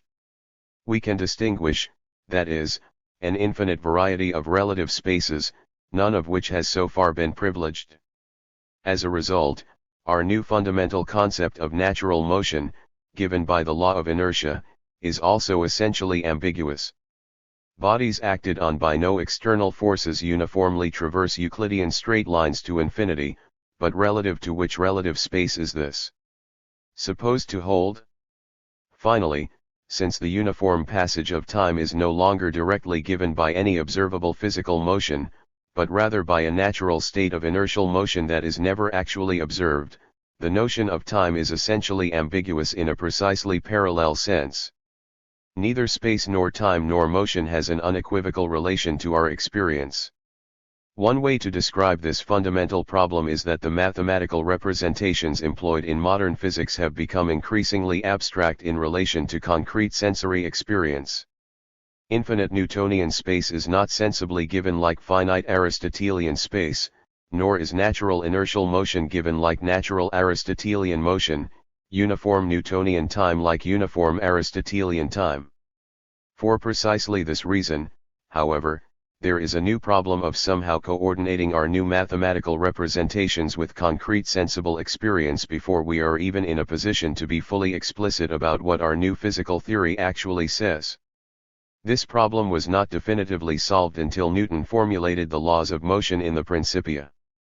For, as we now understand it, these laws of motion define a privileged class of relative spaces or reference frames in which the modern concepts of space, time, and motion then unambiguously apply. 5 Thus we can, as in Book 3 of the Principia, empirically establish that the center of mass of the solar system determines such an inertial frame to a very high degree of approximation, take the motions defined in this frame to be absolute motions, and approximate the uniform passage of time by these same empirically determinable motions. The laws of motion, in the context of Newtonian physics, therefore function as what Reichenbach, in his 1920 book on relativity and the a priori, aptly calls coordinating principles. They serve as general rules for setting up a coordination or correspondence between the abstract mathematical representations lying at the basis of Newtonian physics and concrete empirical phenomena to which these representations are intended to apply. And without such general rules of coordination we simply have no idea what it means for concrete empirical phenomena to be described by the mathematical representations in question, either correctly or incorrectly. The Newtonian laws of motion are thus presuppositions of the properly empirical laws of Newtonian physics in the sense considered earlier, but they are also presuppositions of a very special sort. Their peculiar function is precisely to mediate between abstract mathematical representations and the concrete empirical phenomena these abstract mathematical representations are intended to describe. As such, they do in fact fulfill the characteristically constitutive function first delimited by Kant, and, accordingly, they have a genuine claim to be thereby considered as constitutively a priori. Now, as we know, the particular coordinating principles employed in Newtonian physics have been radically modified in the further development of mathematical theories of space, time, and motion. Indeed, the mathematical representations lying at the basis of these theories have themselves become increasingly abstract. In place of an infinite, three-dimensional Euclidean space we now use a four-dimensional, Riemannian manifold of variable curvature, a four-dimensional manifold endowed with a metric of Lorentzian signature, so that, in effect, a light cone is defined at each point of the manifold mimicking infinitesimally the space-time geometry of special relativity. And, in place of the inertial trajectories of Newtonian physics we now distinguish the four-dimensional geodesies of the Riemannian metric as representing our new fundamental state of natural motion. Finally, in place of the Newtonian law of universal gravitation, formulated using the mathematical representations of the old constitutive framework, we now use Einstein's field equations governing the four-dimensional space-time metric, equations which relate this metric to our new mathematical representation of matter. The abstract mathematical representations lying at the basis of this new theory of space, time, and motion, Einstein's general theory of relativity, are even more radically disassociated from sense experience than those of Newtonian physics. For infinite three-dimensional Euclidean space can still plausibly be taken as a fundamentally intuitive form of our human sense perception, even though, as we have seen, the application of this representation to concrete physical phenomena becomes profoundly ambiguous in modern mathematical physics. But the four-dimensional, variably curved geometry of general relativity is an entirely non-intuitive representation having no intrinsic connection whatever to ordinary human sense experience. And it is for this reason, above all, that both the logical empiricists and Einstein himself discern an intimate and essential relationship between the general theory of relativity, on the one hand, and the modern formal or axiomatic conception of geometry associated with David Hilbert, on the other. For the entire point of the modern axiomatic conception of mathematics, on this view, is to overturn the connection between mathematics and sensory experience once and for all, leaving us with a radically new view of mathematics as dealing solely with pure abstract relational structures. Point 8 On this new view of mathematics there is thus more need than ever for principles of coordination to mediate between abstract mathematical structures and concrete physical phenomena. So it is in no way accidental that coordination as a philosophical problem was first articulated by scientific philosophers deliberately attempting to come to terms with Einstein's general theory of relativity. Indeed, Reichenbach in 1920, together with Moritz Schlick in virtually contemporaneous work, were the first thinkers explicitly to pose and to attempt to solve this philosophical problem. And the solution at which they both arrived is that there is a special class of non-empirical physical principles, variously called coordinating or constitutive principles by Reichenbach, conventions in the sense of Henry Poincaré 6 by Schlick, whose function is precisely to establish and secure the required connection between abstract mathematical structures and concrete sensory experience. Point 9 In the case of the general theory of relativity, in particular, the required coordination is established by two fundamental Einsteinian principles, the light principle and the principle of equivalence. The law of the constancy and source independence of the velocity of light coordinates concrete physical phenomena with the Lorentzian character of the new four-dimensional space-time metric, and the law that freely falling test particles in a gravitational field follow four-dimensional geodesic paths of this metric then completes the coordination. These two Einsteinian principles are thus the counterparts of the Newtonian laws of motion. They, too, are fundamental mathematical physical presuppositions without which the properly empirical laws of our new theory have no empirical meaning or application at all. Point 11 What we end up with, then, is the following general picture of the structure of our mathematical physical theories of space, time, and motion. Each of the theories in question consists of three asymmetrically functioning parts, a mathematical part, a mechanical part, and a physical or empirical part. The mathematical part contains the basic mathematical theories, representations, or structures intended to describe the spatio-temporal framework in question. The physical or empirical part then attempts to use these mathematical representations in formulating precise empirical laws describing some concrete empirical phenomena. In order to accomplish this, however, we need principles of coordination comprising the mechanical part whose function is to set up a general correspondence between the mathematical part, on the one side, and concrete empirical phenomena, on the other, in such a way that the precise laws of nature formulated with the help of the mathematical part in fact have empirical meaning. Given such a tripartite structure, the laws of nature comprising the physical part can then be empirically tested, for example, by Newton's description of the solar system in Principle Book 3, or Einstein's calculation of the advance of the perihelion of Mercury. It is a profound mistake of Quinian holism, however, to view this procedure as empirically testing the other two parts in the same way. For, in the first place, it is clear that the mathematical part of our theories, considered independently of the empirical application in question, is in no way empirically tested by such a procedure, what is empirically tested is rather the particular coordination or correspondence in virtue of which some or another mathematical structure is used to formulate precise empirical laws about some or another empirical phenomena. Thus, for example, the theory of Riemannian manifolds is used in formulating both general relativity and versions of classical mechanics. 12 But the theory of Riemannian manifolds itself is empirically tested by neither of these applications. It remains a purely abstract description of certain mathematical structures, whose distinctive theorems and principles are justified purely mathematically.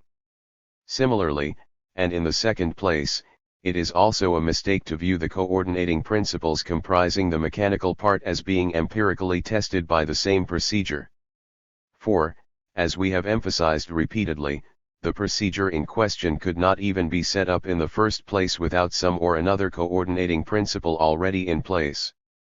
Thus, for example, it is not that Einstein's field equations cannot be empirically tested in the absence of the principle of equivalence for Duhamian reasons. It is not as if we were faced with two empirical assertions jointly functioning to generate empirical predictions. Rather, in the absence of the principle of equivalence, Einstein's field equations remain a purely mathematical description of a class of abstract Riemannian manifolds with no empirical meaning or application whatsoever. 13 The increasingly abstract character of the mathematics applied in our most fundamental physical theories, the characteristically modern problem of coordination between abstract mathematical structures and concrete physical phenomena, and the Kantian idea of constitutively a priori principles functioning to mediate between the two are thus three distinguishable aspects of what is at bottom the same conceptual situation. And it is only by ignoring this situation entirely that we can, on the contrary, arrive at Quinian holism. Indeed, Quine himself arrives at epistemological holism by focusing exclusively on problems in the foundations of mathematics, with no real concern for the foundations of modern mathematical physics. Quine's basic move in response to the failure of traditional logicism is decisively to reject the inclusion of set theory within logic. Logic is identified with first-order or elementary logic, while set theory, with its heavily Platonistic existential commitments, is identified with mathematics as distinct from logic. Yet these same existential commitments give rise to ontological and epistemological scruples deriving from an underlying philosophical outlook sympathetic to traditional nominalism and empiricism, so that, in particular, when Quine acknowledges that constructive nominalism is a failure, his characteristic form of epistemological holism then presents itself as an attractive empiricist alternative.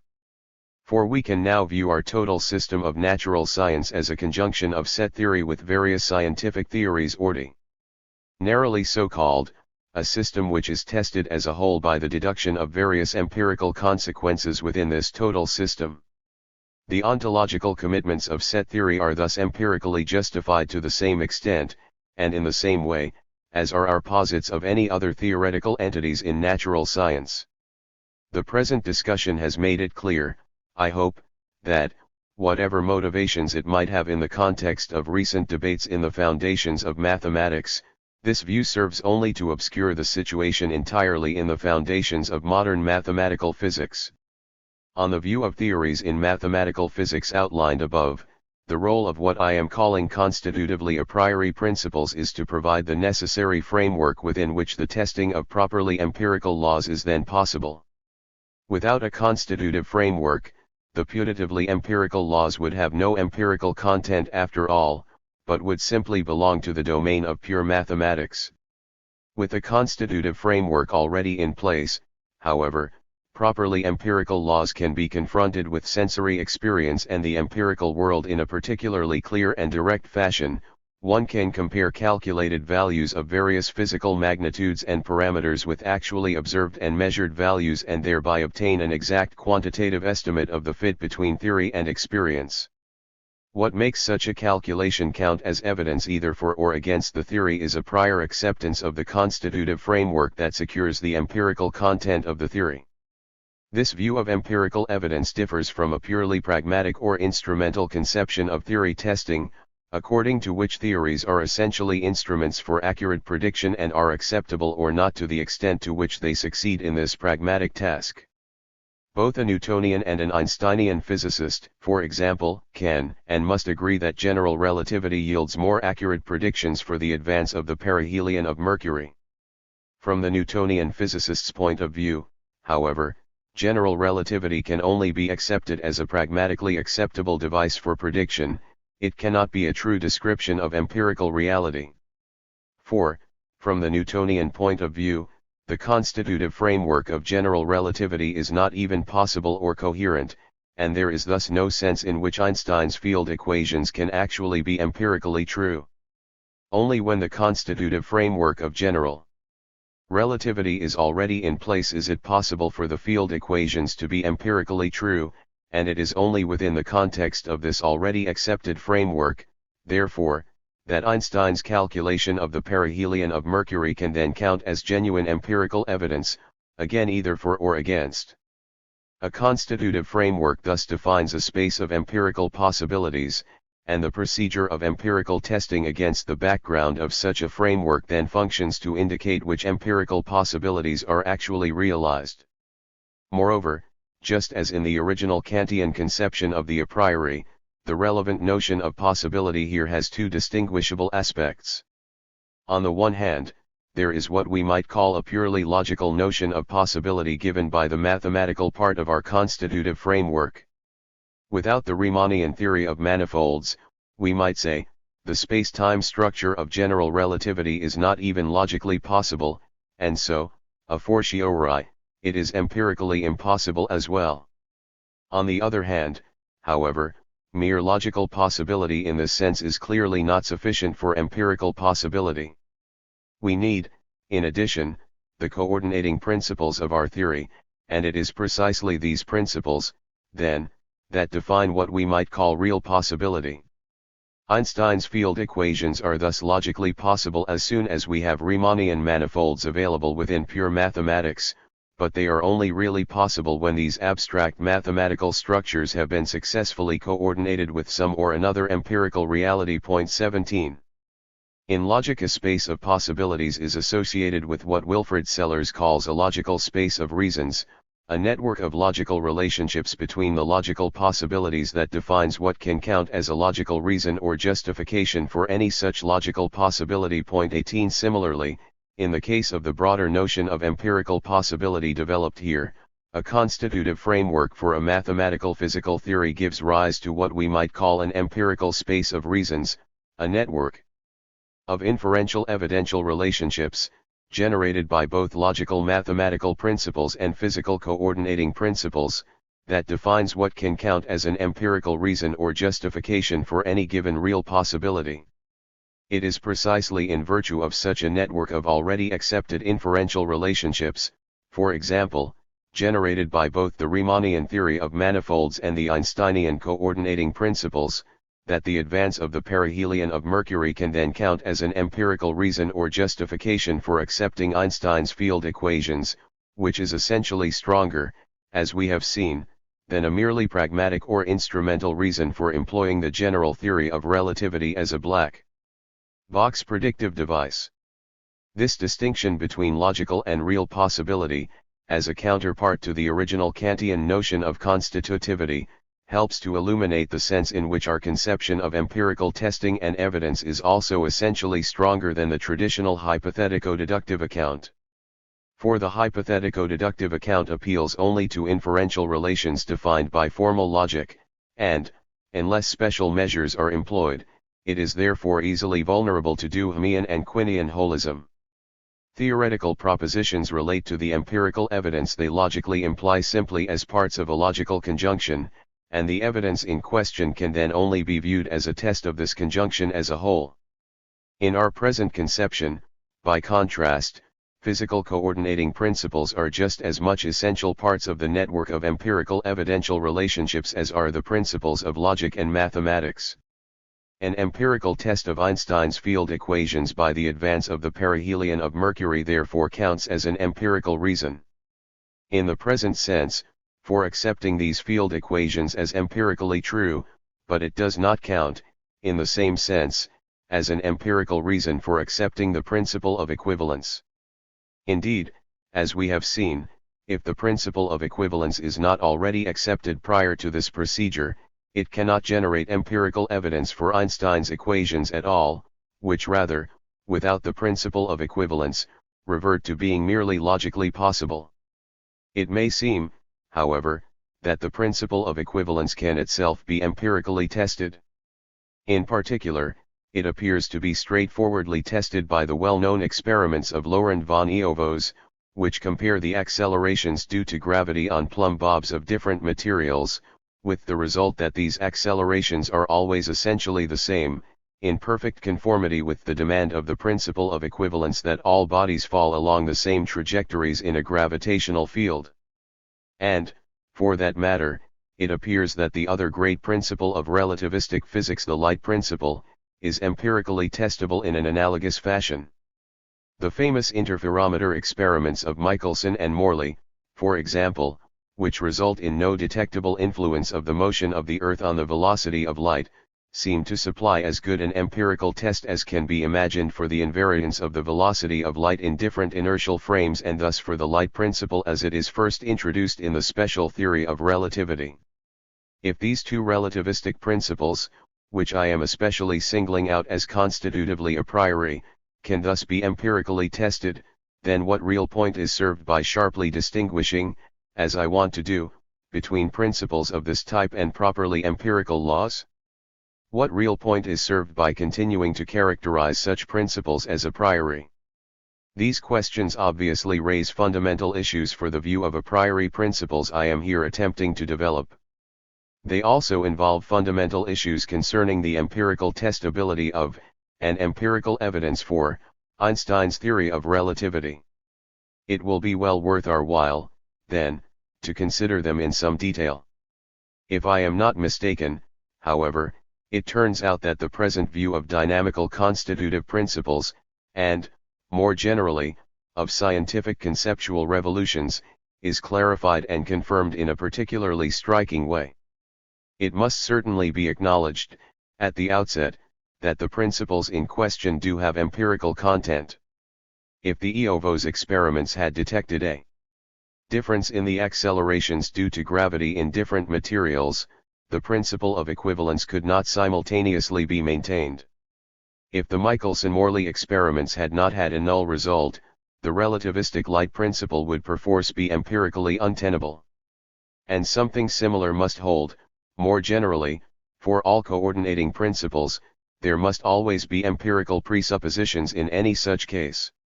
Indeed, if this were not so, it would be very hard to see how such principles could possibly serve the function they are supposed to serve, namely, the coordination of some distinguished empirical phenomena to a particular mathematical spatio-temporal structure. A coordinating principle must always have a counterpart in empirical reality, and, if such a counterpart does not exist, the principle is empirically vacuous and thus useless. Point to the crucial question, however, is whether such a principle can thereby become empirically false. Can it be empirically tested and confirmed in the same sense as those principles I am here characterizing as properly empirical laws? Let us first consider the relativistic light principle. The Michelson-Morley experiments and related experiments do not, strictly speaking, show that light has the same invariant velocity in all inertial frames. They rather show only that there are no detectable effects on the behavior of light due to motion with respect to the ether. And this point is vividly demonstrated, of course, by the circumstance that in the Lorentz-Fitzgerald competitor theory to special relativity the very same empirical fact is incorporated within an essentially classical spatio-temporal structure. Indeed, the Lorentz-Fitzgerald version of the electrodynamics of moving bodies was self-consciously constructed to incorporate the Michelson-Morley experiment in this way. So the Michelson-Morley experiment can in no way be viewed as an empirical test or crucial experiment of special relativity with respect to its theoretical alternatives, and it is not a test, for precisely this reason, of the relativistic light principle. The problem here is much deeper than in standard cases of empirical underdetermination. The problem is not simply that special relativity and the Lorentz-Fitzgerald theory are empirically equivalent, so that, in addition to empirical evidence strictly so-called, methodological principles such as simplicity must be explicitly invoked to settle the matter. The problem is rather that what the Lorentz-Fitzgerald theory takes to be a mere empirical fact, no detectable effects on the behavior of light of inertial motion, is used by Einstein as the basis for a radically new spatiotemporal coordination, for Einstein uses his light principle empirically to define a fundamentally new notion of simultaneity and, as a consequence, fundamentally new metrical structures for both space and time. Whereas Lorentz and Fitzgerald take an essentially classical background structure for space, time, and motion to be already sufficiently well-defined and only subsequently locate the new empirical discovery in question as a peculiar empirical fact formulated against the background of this classical structure, Einstein calls the whole classical structure into question and uses the very same empirical discovery empirically to define a new fundamental framework for space, time, and motion entirely independently of the classical background.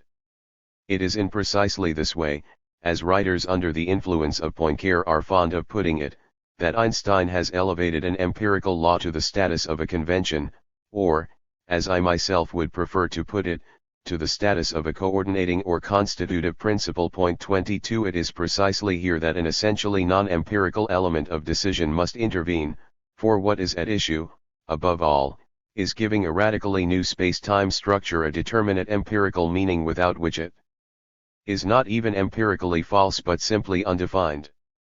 This is not to say, however, that there cannot be empirical motivations for preferring Einstein's new coordination to the former classical one. Indeed, the new empirical discovery in question, undetectability of differences in inertial motion in electrodynamics, provides us with strong empirical motivation, not only for entertaining a new coordination, but also for doubting the adequacy of the classical coordination. For, if there were in fact an empirical counterpart to the classical notion of absolute simultaneity, then there would be an empirical counterpart to absolute velocity as well. But the new empirical discovery strongly suggests that there is no such empirical counterpart. The classical spatiotemporal structure, which we had assumed in the context of Newtonian physics to be unproblematically empirically well-defined, thereby turns out to be empirically meaningless. Point 23. Here we certainly have an empirical motivation, and a particularly strong one, for preferring the new empirical coordination effected by Einstein. But this situation is not happily likened to more standard cases of empirical underdetermination, where two empirically equivalent hypotheses face off against the background of a common constitutive framework, and methodological principles such as simplicity or conservativeness are then invoked to settle the question. Point 24. It is not happily viewed, in any sense, as a case of empirical testing. Let us now turn to the principle of equivalence. This principle was introduced by Einstein after he had already rejected the classical notion of absolute simultaneity in the special theory of relativity. As a consequence, the classical Newtonian theory of gravitation was also untenable, since it explicitly involves instantaneous action at a distance and thus absolute simultaneity. Einstein therefore set out to formulate a new theory of gravitation compatible with the new relativistic space-time structure, and he focused, to begin with, on the already well-known and well-established empirical fact that gravitational and inertial mass are equal, so that all bodies fall with the same acceleration in a gravitational field. Point 20. Einstein then leapt from this well-established empirical fact to the bold heuristic principle that gravitation and inertia are the very same phenomenon. He proceeded, on this basis, to construct models of gravitational fields from inertial fields in a special relativistic spacetime, and he eventually saw that non-Euclidean geometries are thereby associated with gravitational fields. The final step was to take the four-dimensional spacetime metric, first introduced by Minkowski in the case of a special relativistic flat spacetime, as our representative of the gravitational field, and to describe the variations in the space-time curvature associated with this metric by the Einsteinian field equations. The result was Einstein's general theory of relativity, only completed, after a long struggle, in 1915–16. Just as in the case of special relativity and the light principle, then, Einstein elevated an already accepted empirical fact to the status of a new fundamental coordinating principle. Whereas, in the context of the Newtonian theory of gravitation, the equality of gravitational and inertial mass, and the consequent independence of trajectories in a gravitational field from all properties of the attracted bodies, appeared as an interesting additional fact subsisting against the background of an already established constitutive framework. Einstein used the very same empirical fact as the basis for a radically new constitutive framework. Point 27 in particular, within this new space-time framework there is no longer an inertial structure already pre-existing independently of gravity. On the contrary, the only way in which we can now empirically define an inertial structure in the first place is precisely in terms of the freely falling trajectories in a gravitational field. These trajectories now play the role that the trajectories of bodies acted on by no forces at all played in Newtonian and plays an important role in the argument for universal gravitation in Principia, Book 3. Physics, with the all-important difference that they now define a variably curved rather than a flat inertial structure. In this way, gravitational force is directly incorporated into the geometry of space-time and thus into the constitutive framework of our theory. It follows that the Eötvös experiments and related experiments do not function as empirical tests of the principle of equivalence, although they do certainly provide very strong evidence for the central empirical presupposition of this principle. Gravitational and inertial mass are in fact equal, and all bodies do in fact fall the same in a gravitational field. But this empirical fact does not itself amount to the principle of equivalence as Einstein employs it in general relativity. For it here functions as a fundamental coordinating principle, where, just as in the case of the light principle in special relativity, an essentially non-empirical element of convention or decision must necessarily intervene. The parallel between this case and the case of the light principle in special relativity becomes even clearer when we note that it is also possible to use the principle of equivalence as the basis for an alternative formulation of the Newtonian theory of gravitation. In this formulation we discard the flat inertial structure of traditional Newtonian theory in favor of a new variably curved inertial structure, again based, just as in general relativity, on the freely falling trajectories in a gravitational field. Unlike in general relativity, however, we retain the classical notion of absolute simultaneity and, accordingly, the classical metrical structures for both space and time. Therefore, although traditional Newtonian gravitation theory and general relativity are of course not empirically equivalent, this new formulation and traditional Newtonian theory are precisely empirically equivalent. In both theories gravitational and inertial mass are equal, and in both theories the freely falling trajectories are thereby distinctively singled out from among all others. The difference is that the alternative formulation explicitly uses the freely falling trajectories as the basis for a new fundamental coordination of space-time structure, whereas the traditional formulation retains the old coordination based on the class of inertial frames, which are themselves defined by the laws of motion functioning, entirely independently of gravitation, as coordinating or constitutive principles. Point 28. The alternative formulation of the Newtonian theory of gravitation puts us in a position to make a final, and rather remarkable observation. For, on the basis of this formulation, we can place both general relativity and the Newtonian theory of gravitation within a common constitutive framework given, essentially, by the Riemannian theory of manifolds and the principle of equivalence. In this framework we can now compare both the Newtonian theory and general relativity using a common notion of real possibility and a common notion of empirical evidence, and, of course, general relativity now comes out as confirmed by the evidence in preference to the Newtonian theory. The remarkable observation, however, is that what is now seen to be preferentially confirmed by such evidence is exactly what distinguishes general relativity from the alternative formulation of Newtonian theory, namely, the Minkowskian metrical structure derived from special relativity, which here replaces the classical spatio-temporal structure based on absolute simultaneity. In other words, what is here preferentially confirmed by the evidence is exactly the special relativistic light principle. That which is characterized as a non-empirical constitutive principle, entirely beyond the reach of standard empirical testing, at one stage of scientific progress can be subject to precisely such testing at a later stage. Point 29. But this is just as it should be on a truly dynamical conception of the a priori. And 3.8. We can recover the traditional formulation given certain boundary conditions, such as a so-called island universe where a finite distribution of matter is effectively isolated from all other matter. What we are doing here is essentially the same as Newton's use of the third law of motion to resolve the ambiguity created by Corollary 6, compare Stein. When the boundary conditions in question do not obtain, the traditional coordination then fails, and such an eventuality would provide empirical motivations for preferring the new coordination, just as the empirical facts presupposed in the light principle motivate a preference for using it as the basis for a new coordination in special relativity.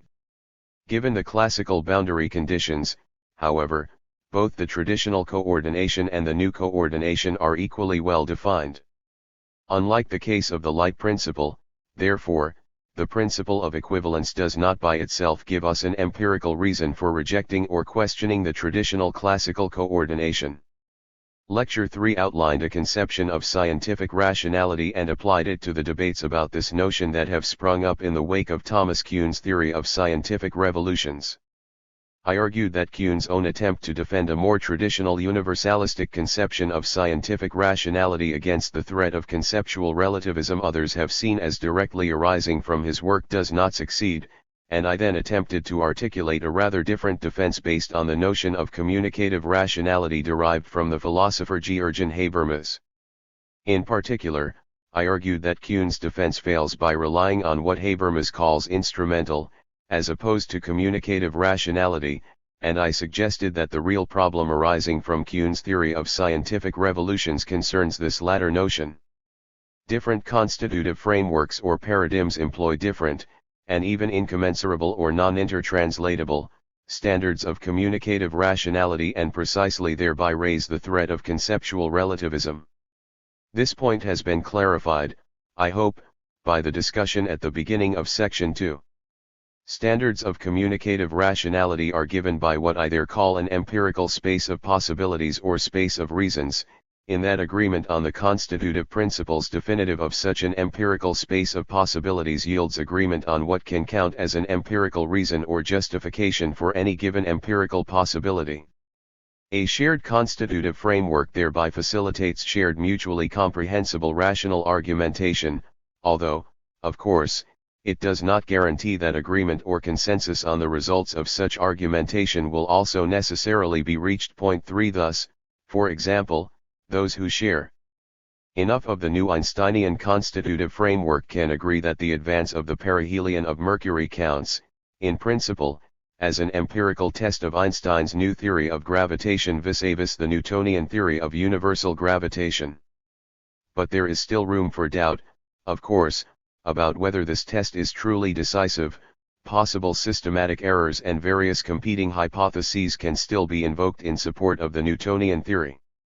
Before the new constitutive framework was actually available, by contrast, Einstein's new theory of gravitation was not even an empirical possibility, and no empirical test or justification for it was therefore possible at all, not even one with a debatable outcome. 31 Viewing Einstein's successful calculation of the advance of the perihelion of Mercury as a genuine empirical test of the general relativistic field equations thus implies a prior agreement on a constitutive framework that defines the relevant notion of empirical reason or justification. Those who do not accept such a framework, those for whom Einstein's theory of gravitation is not even empirically possible, can at most accept the new theory as a black box predictive device. For them, employing the new theory in this purely predictive function may indeed be instrumentally rational in Habermas's sense, it may be a useful pragmatic adaptation for getting around in the empirical environment. But the theory is not even a possible object of communicative rationality, a possible candidate for mutual rational understanding and deliberation on the basis of evidence. My difficulty with Kuhn's own defense of scientific rationality against the threat of conceptual relativism, then, is that he fails to distinguish these two very different notions.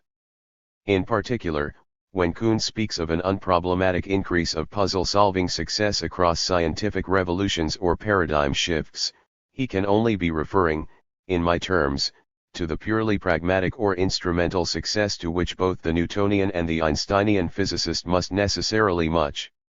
In this respect, shared standards of communicative rationality may be aptly compared with shared principles of logic. Agree. 32 Although it is entirely uncontroversial, as one have suggested, that this kind of purely instrumental success does indeed accrue to the later paradigm, it does not touch the real problem about scientific rationality raised by Kuhn's own historiographical work. According to Kuhn himself, successive paradigms in a scientific revolution are incommensurable or non-intertranslatable. There is an important sense, for example, in which practitioners of the earlier paradigm are incapable even of understanding the later paradigm. Kuhn compares successive paradigms, accordingly, to radically separate languages belonging to radically different cultural traditions. 33 And it is precisely in this connection that an obvious threat of conceptual relativism then arises, namely, what is rationally acceptable within one paradigm may not be so according to the standards of the other. Pointing to the unproblematic purely instrumental success of the later paradigm entirely fails to respond to this threat, which rather concerns what we are now in a position to recognize as a quite fundamental problem within the domain of communicative rationality. 34 Our problem, then, is to explain how a revolutionary transition from one scientific paradigm or constitutive framework to another can be communicatively rational, despite the fact that we are in this case faced with two essentially different and even incommensurable logical spaces. Moreover, our commitment to a relativized yet still constitutive conception of the a priori only makes the problem more difficult. For this commitment implies that there is an important sense in which we must agree with Kuhn that successive paradigms, in a genuine scientific revolution, are actually non-intertranslatable. The later paradigm, from the point of the earlier paradigm, is not even a coherent possibility. How, therefore, can it ever be rational to accept the later constitutive framework? How, in particular, can there ever be empirical evidence that counts as an empirical reason, in our sense, in support of the later framework? The discussion of inter-framework or inter-paradigm convergence in Lecture 3 is meant to be the first part of an answer to these questions. For, to the extent to which such convergence in fact obtains, the later space of possibilities can be seen as an expansion of the earlier one, so that the later constitutive framework contains the earlier as an special case. Indeed, with respect to the purely mathematical part of our constitutive frameworks, we have the stronger result that the later principles contain the earlier principles quite exactly, in that the space of possibilities in mathematics continuously increases. The new calculus and analytic geometry developed in the 17th century, for example, retains all the theorems and principles of traditional Euclidean geometry intact, while adding further theorems and principles concerning a wide variety of new curves and figures going far beyond traditional Euclidean geometry. Similarly, to take a somewhat different example, the new theory of Riemannian manifolds developed in the second half of the 19th century also retains Euclidean geometry as a perfectly exact special case, while adding a wide range of alternative possible geometries to the mix. Revolutionary transitions within pure mathematics, then, have the striking property of continuously preserving what I want to call retrospective communicative rationality. Practitioners at a later stage are always in a position to understand and rationally to justify, at least in their own terms, all the results of earlier stages. In mathematical physics, however, the situation is rather more complicated. For, in the first place, we are here dealing with approximate rather than exact containment, and, in the second place, we must here reckon with real as well as logico-mathematical possibility. As the space of real or empirical possibilities continuously expands, principles that count as constitutive at one stage may shift to the status of merely empirical laws at a later stage. And it is precisely because of this phenomenon, I believe, that revolutionary transitions within mathematical natural science give rise to a much more serious challenge of conceptual relativism. Both of these points are clearly exhibited in our example of the transition from the classical Newtonian theory of gravitation to the general theory of relativity. In order rigorously to derive the classical Newtonian theory from general relativity as an approximate special case, we need two distinguishable steps. In the first, we derive the alternative formulation of Newtonian gravity discussed at the end of section 2 from the space-time structure of general relativity by letting the velocity of light go to infinity, so that the light cone structure present at each point in a general relativistic space-time manifold collapses into a Newtonian plane of absolute simultaneity at each point. The result is a Newtonian space-time structure of four-dimensional variable curvature representing the effects of gravitation on non-flat space-time trajectories or geodesies, where, nonetheless, the three-dimensional purely spatial structure on the planes of absolute simultaneity remains Euclidean or flat. 33 But we do not have the classical Newtonian laws of motion in this formulation, for the Newtonian law of inertia, in particular, has here been replaced by the principle of equivalence. In the second step, however, we recover the traditional formulation of Newtonian gravity from this modern alternative by considering a relatively isolated distribution of matter in the space-time of the modern formulation, where the center of mass of this distribution is then seen to describe a classical inertial trajectory. In this special case, the classical Newtonian laws of motion all hold, and the effects of gravitation reappear as classical accelerations produced by a classical inverse square gravitational force. 36 From the retrospective point of view of the new Einsteinian constitutive framework, therefore, we can, as suggested at the end of section 2, consider both the general relativistic field equations and the classical Newtonian law of gravitation as alternative empirical possibilities defined within a common empirical space of reasons. And, within this common constitutive framework, it then appears that empirical evidence may clearly count in favor of the Einsteinian theory. This evidence clearly counts, in other words, in favor of the proposition that the invariant velocity of light is in fact finite. Analogously to the case of pure mathematics, then, the retrospective point of view of the new constitutive framework puts us in a position to understand the old framework, to consider the new theory formulated within the new framework as better supported by the empirical evidence than the old theory, and to show that the old theory nonetheless holds to a high degree of approximation in certain well-defined special circumstances. The main disonology with pure mathematics, however, is not simply that the retrospective containment is here only approximate. The crucial point, rather, is that the later constitutive framework employs essentially different constitutive principles.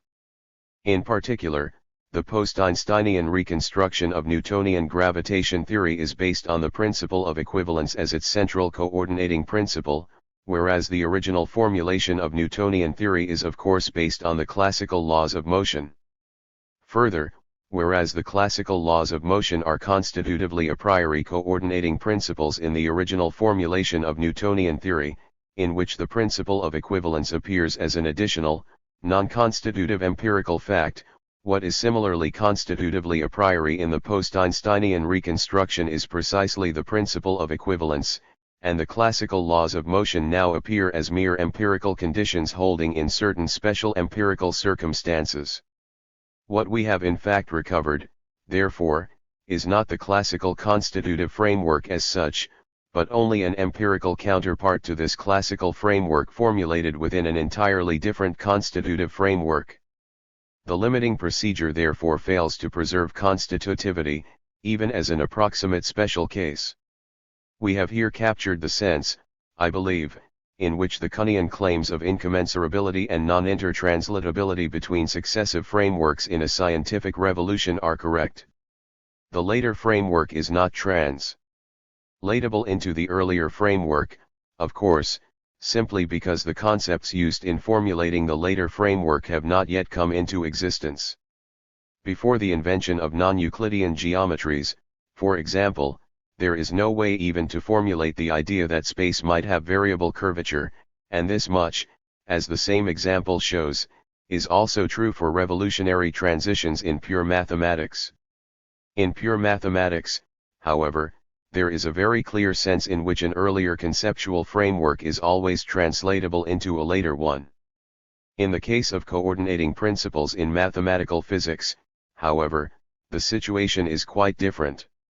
To move to a new set of coordinating principles in a new constitutive framework is precisely to abandon the old coordination based on the prior constitutive framework. What counted as coordinating principles in the old framework now hold only as empirical laws, and the old constitutive framework, for precisely this reason, cannot be recovered as such. By embedding the old constitutive framework within a new expanded space of possibilities, it has, at the same time, entirely lost its constitutive role. 3 In these terms, therefore, the most fundamental problem raised by the Kuhnian account of scientific revolutions is to explain how it can be rational to move to a new constitutive framework, based on a radically new set of coordinating principles, despite the fact that this new framework, from the point of the old constitutive framework, is not even possible. What rational motivations can there be, and how can it even be rationally intelligible, to make such a radical shift? Once this shift has been successfully negotiated, the rest of the story is relatively straightforward. For, as soon as the new empirical space of possibilities is in place, we can then use standard empirical testing, proceeding against the background of the new constitutive framework, differentially to confirm the empirical laws of the new framework relative to the empirical laws of the old framework. Yet this procedure, as we have seen, cannot possibly resolve our present problem. It cannot explain how it can be rational to move to the new space of possibilities in the first place, simply because rational empirical evidence, in this sense, presupposes that the new constitutive framework is already in place, and, as we have just seen, accepting the new framework implies, in general, a rejection of the old framework. Our problem, therefore, is not to explain why it is rational to accept Einstein's new theory of gravitation, for example, as correct. This question can be settled in a relatively straightforward fashion once the radically new coordination effected by Einstein's principle of equivalence is in place. Our problem is rather to explain how Einstein's new theory of gravitation becomes a rational or reasonable possibility in the first place, to explain, as it were, how it first became a live option. The empirical evidence counting unproblematically in favor of the truth of Einstein's new theory does not and cannot touch this latter question, which rather concerns, in our terms, the real possibility or the theory. The first point to notice is that Kuhn's use of the analogy of radically disparate speech communities to elucidate the kind of incommensurability or non-intertranslatability at issue here is in fact entirely inappropriate. Succeeding conceptual frameworks in a scientific revolution are not aptly compared with radically separate languages or cultural traditions, for the new framework is self-consciously articulated against the background of the old framework. Indeed, this is precisely why it is so important, in the mathematical exact sciences, to recover the previous framework as a special case. 38 Although the new framework may in fact be incommensurable with the old, in that, at the very least, it involves a genuine expansion of our space of intellectual possibilities, it nonetheless proceeds by an expansion, and thus a development, of that which was there before. In this respect, as I suggest in Lecture 3, succeeding conceptual frameworks in a scientific revolution are more akin to different stages of development within a common linguistic or cultural tradition than they are to wholly disparate languages within radically separate cultural traditions. Now the relationship set up between succeeding conceptual frameworks by this type of interparadigm convergence is, as we have seen, a retrospective one. It is only from the point of view of the new framework that the earlier framework can be seen as a special case, so that, accordingly, our evolving space of intellectual possibilities can be truly seen as expanding.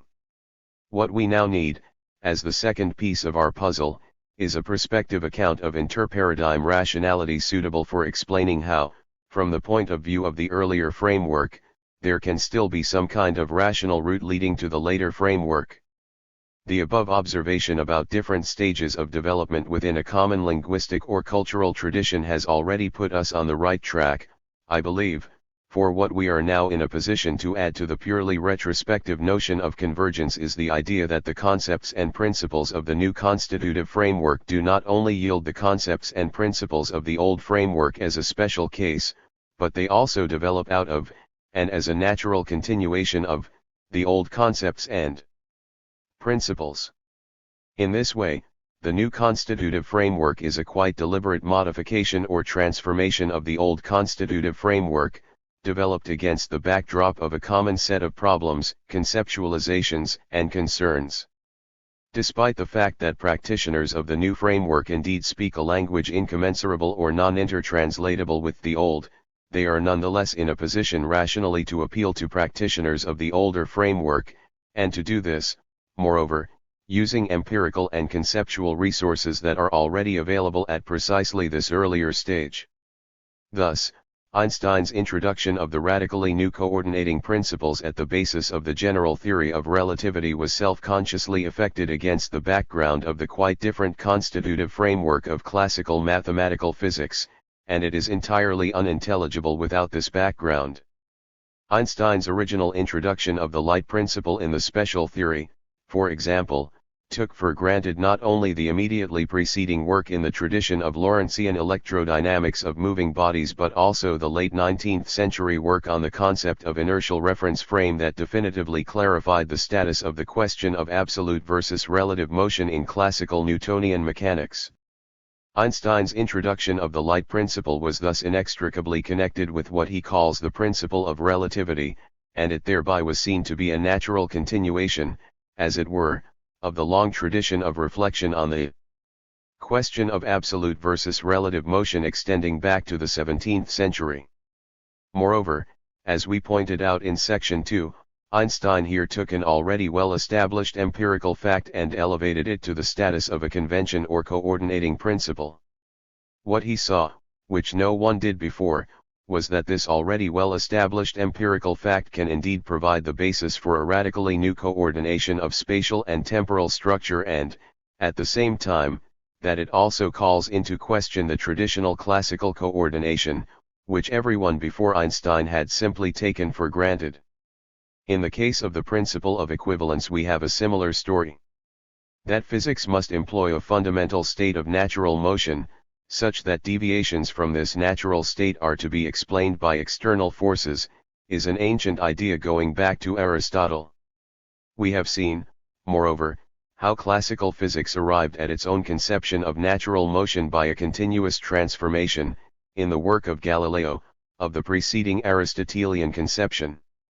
Natural motion was now captured in the classical concept of inertia, and deviations from this natural state were explained by the precise mathematical concept of force finally articulated by Newton and expressed in his laws of motion. 39 In this way, as we have seen, the modern conception of natural motion became the basis for a new coordination of mathematical spatial and temporal structure to sensory experience. Already in classical physics, however, there was an intimate connection between gravitation and inertia, and, despite the circumstance that it here appeared in the guise of an additional empirical fact, it still played a crucially important role in the Newtonian theory of universal gravitation. What Einstein did, once again, is elevate this already well-established empirical fact to the status of a fundamentally new coordination of spatio-temporal structure. Einstein thereby created a radically new conception of natural motion, but one which, nonetheless, naturally and continuously evolved from the preceding conception.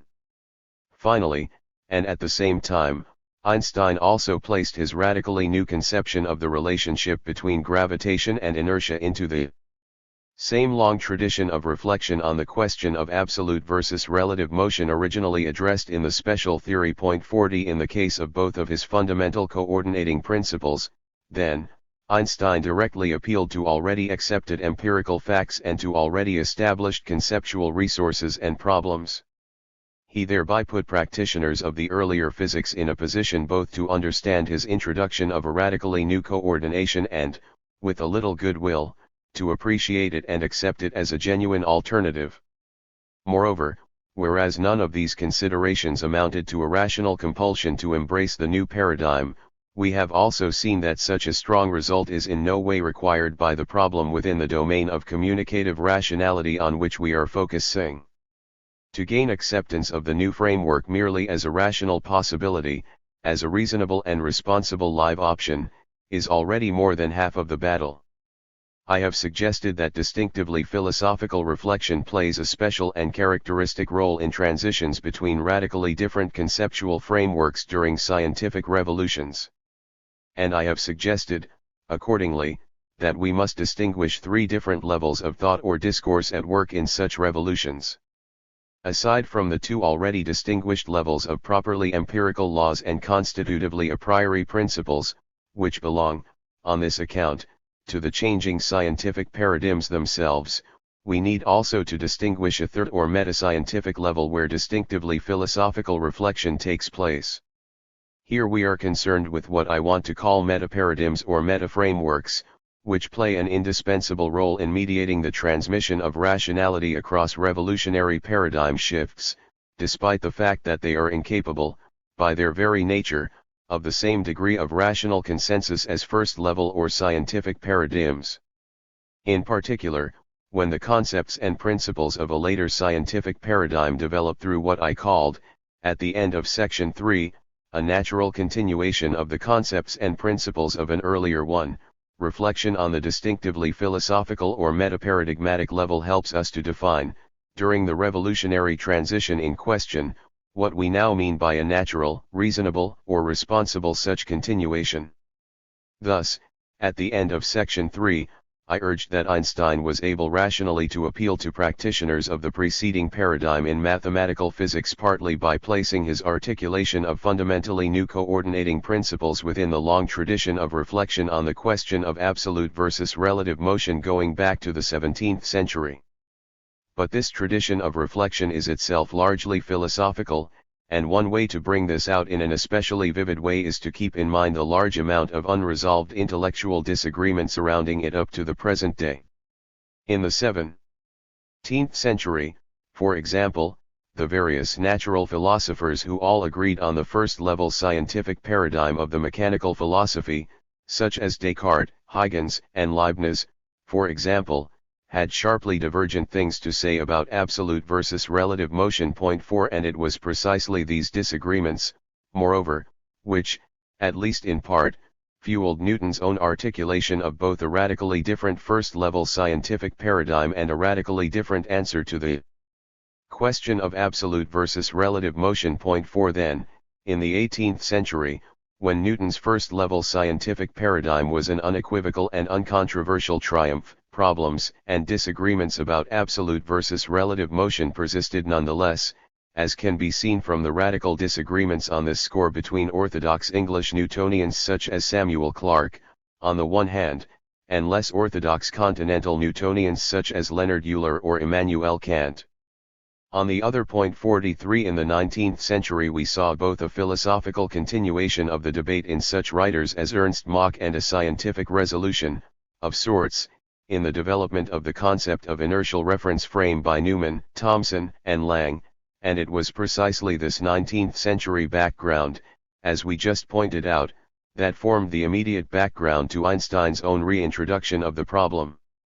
Nevertheless, although the new constitutive framework Einstein erected against this background was itself accepted as relatively clear and uncontroversial, at least with time, characteristically philosophical conceptual problems and debates about absolute versus relative motion still remained, even with respect to the status of these notions in Einstein's own theories. Now, however, we have a new difficulty. If one of the characteristic differences between philosophical and scientific reflection, as I am claiming, is that the former necessarily fails to reach the rational consensus achieved by the latter, how can philosophical reflection possibly help in mediating and fashioning such rational consensus during scientific revolutions? How can a subject inevitably and permanently fraught with unresolved intellectual disagreements possibly help us to achieve a new rational consensus in the case of a radically new scientific paradigm? The answer to this difficulty is threefold. First, the consensus we require in the case of a radically new scientific paradigm is, as we have seen, relatively weak, we require only that the new constitutive framework become a reasonable and responsible live option. Second, although we do not attain a stable consensus on the results of distinctively philosophical debate, we do, nonetheless, achieve a relatively stable consensus on what are the important contributions to the debate and, accordingly, on what moves and arguments must be taken seriously.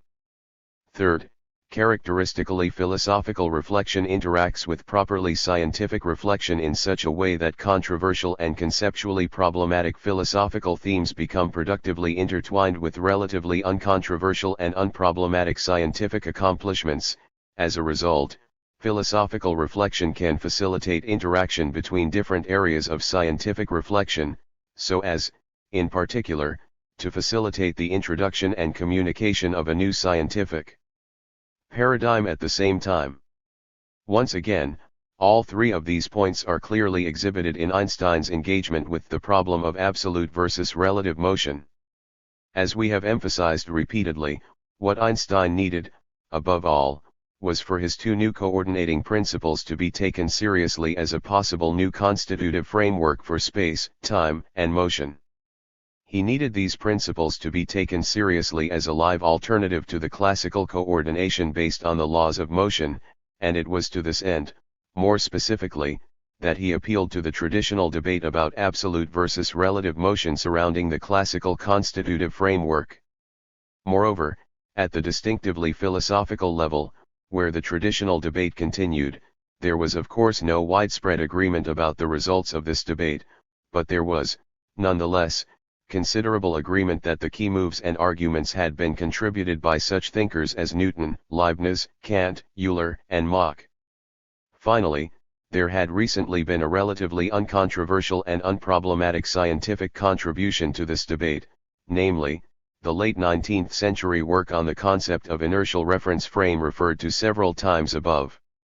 What Einstein did, in creating the new spatio-temporal coordination effected by the special theory of relativity, was to put this contribution into interaction with recently established empirical facts concerning the velocity of light in a striking and hitherto unexpected manner. Then, in creating the new spatio-temporal coordination effected by the general theory, Einstein, even more unexpectedly, put these two scientific accomplishments, together with the entire preceding philosophical debate on absolute versus relative motion, into interaction with a second already established empirical fact concerning the equality of gravitational and inertial mass. Since Einstein's introduction of a radically new conceptual framework was thus seriously engaged with both the established philosophical or metascientific tradition of reflection on absolute versus motion which had surrounded classical physics since its inception, and also with already established empirical and conceptual results at the scientific level, a classical physicist, on his own terms, had ample reason seriously to consider Einstein's work. He did not, of course, need to adopt Einstein's new paradigm as correct, but he would have been irrational, unreasonable, and irresponsible to fail to consider it as a live alternative. Yet these observations, as important as they are only one piece of an even more complex and interesting story of how philosophical or metascientific reflection contributed to the development, articulation, and promulgation of the general theory of relativity. Indeed, Einstein's engagement with the traditional problem of absolute versus relative motion does not by itself explain the most striking and significant revolutionary innovation of this theory, the introduction of non-Euclidean geometry into physics. To understand the truly astonishing way in which non-Euclidean geometry became intricately entangled with the problem of motion, we also need, as I suggested several times in the lectures, to consider Einstein's engagement with the 19th century debate on the foundations of geometry initiated by Helmholtz and continued by Poincare. Here we find an additional and extremely powerful source of philosophical mediation between general relativity and the preceding tradition in mathematical physics, without which, as we shall see, it is very hard to imagine how the use of non-Euclidean geometry in physics could have ever been envisioned as a real possibility. Helmholtz, as I have suggested in the lectures, began the debate in question by defending a version of geometrical empiricism. As I have also suggested, however, Helmholtz framed this empiricism within what he took to be a refinement of the Kantian view that space is a necessary form of our spatial intuition.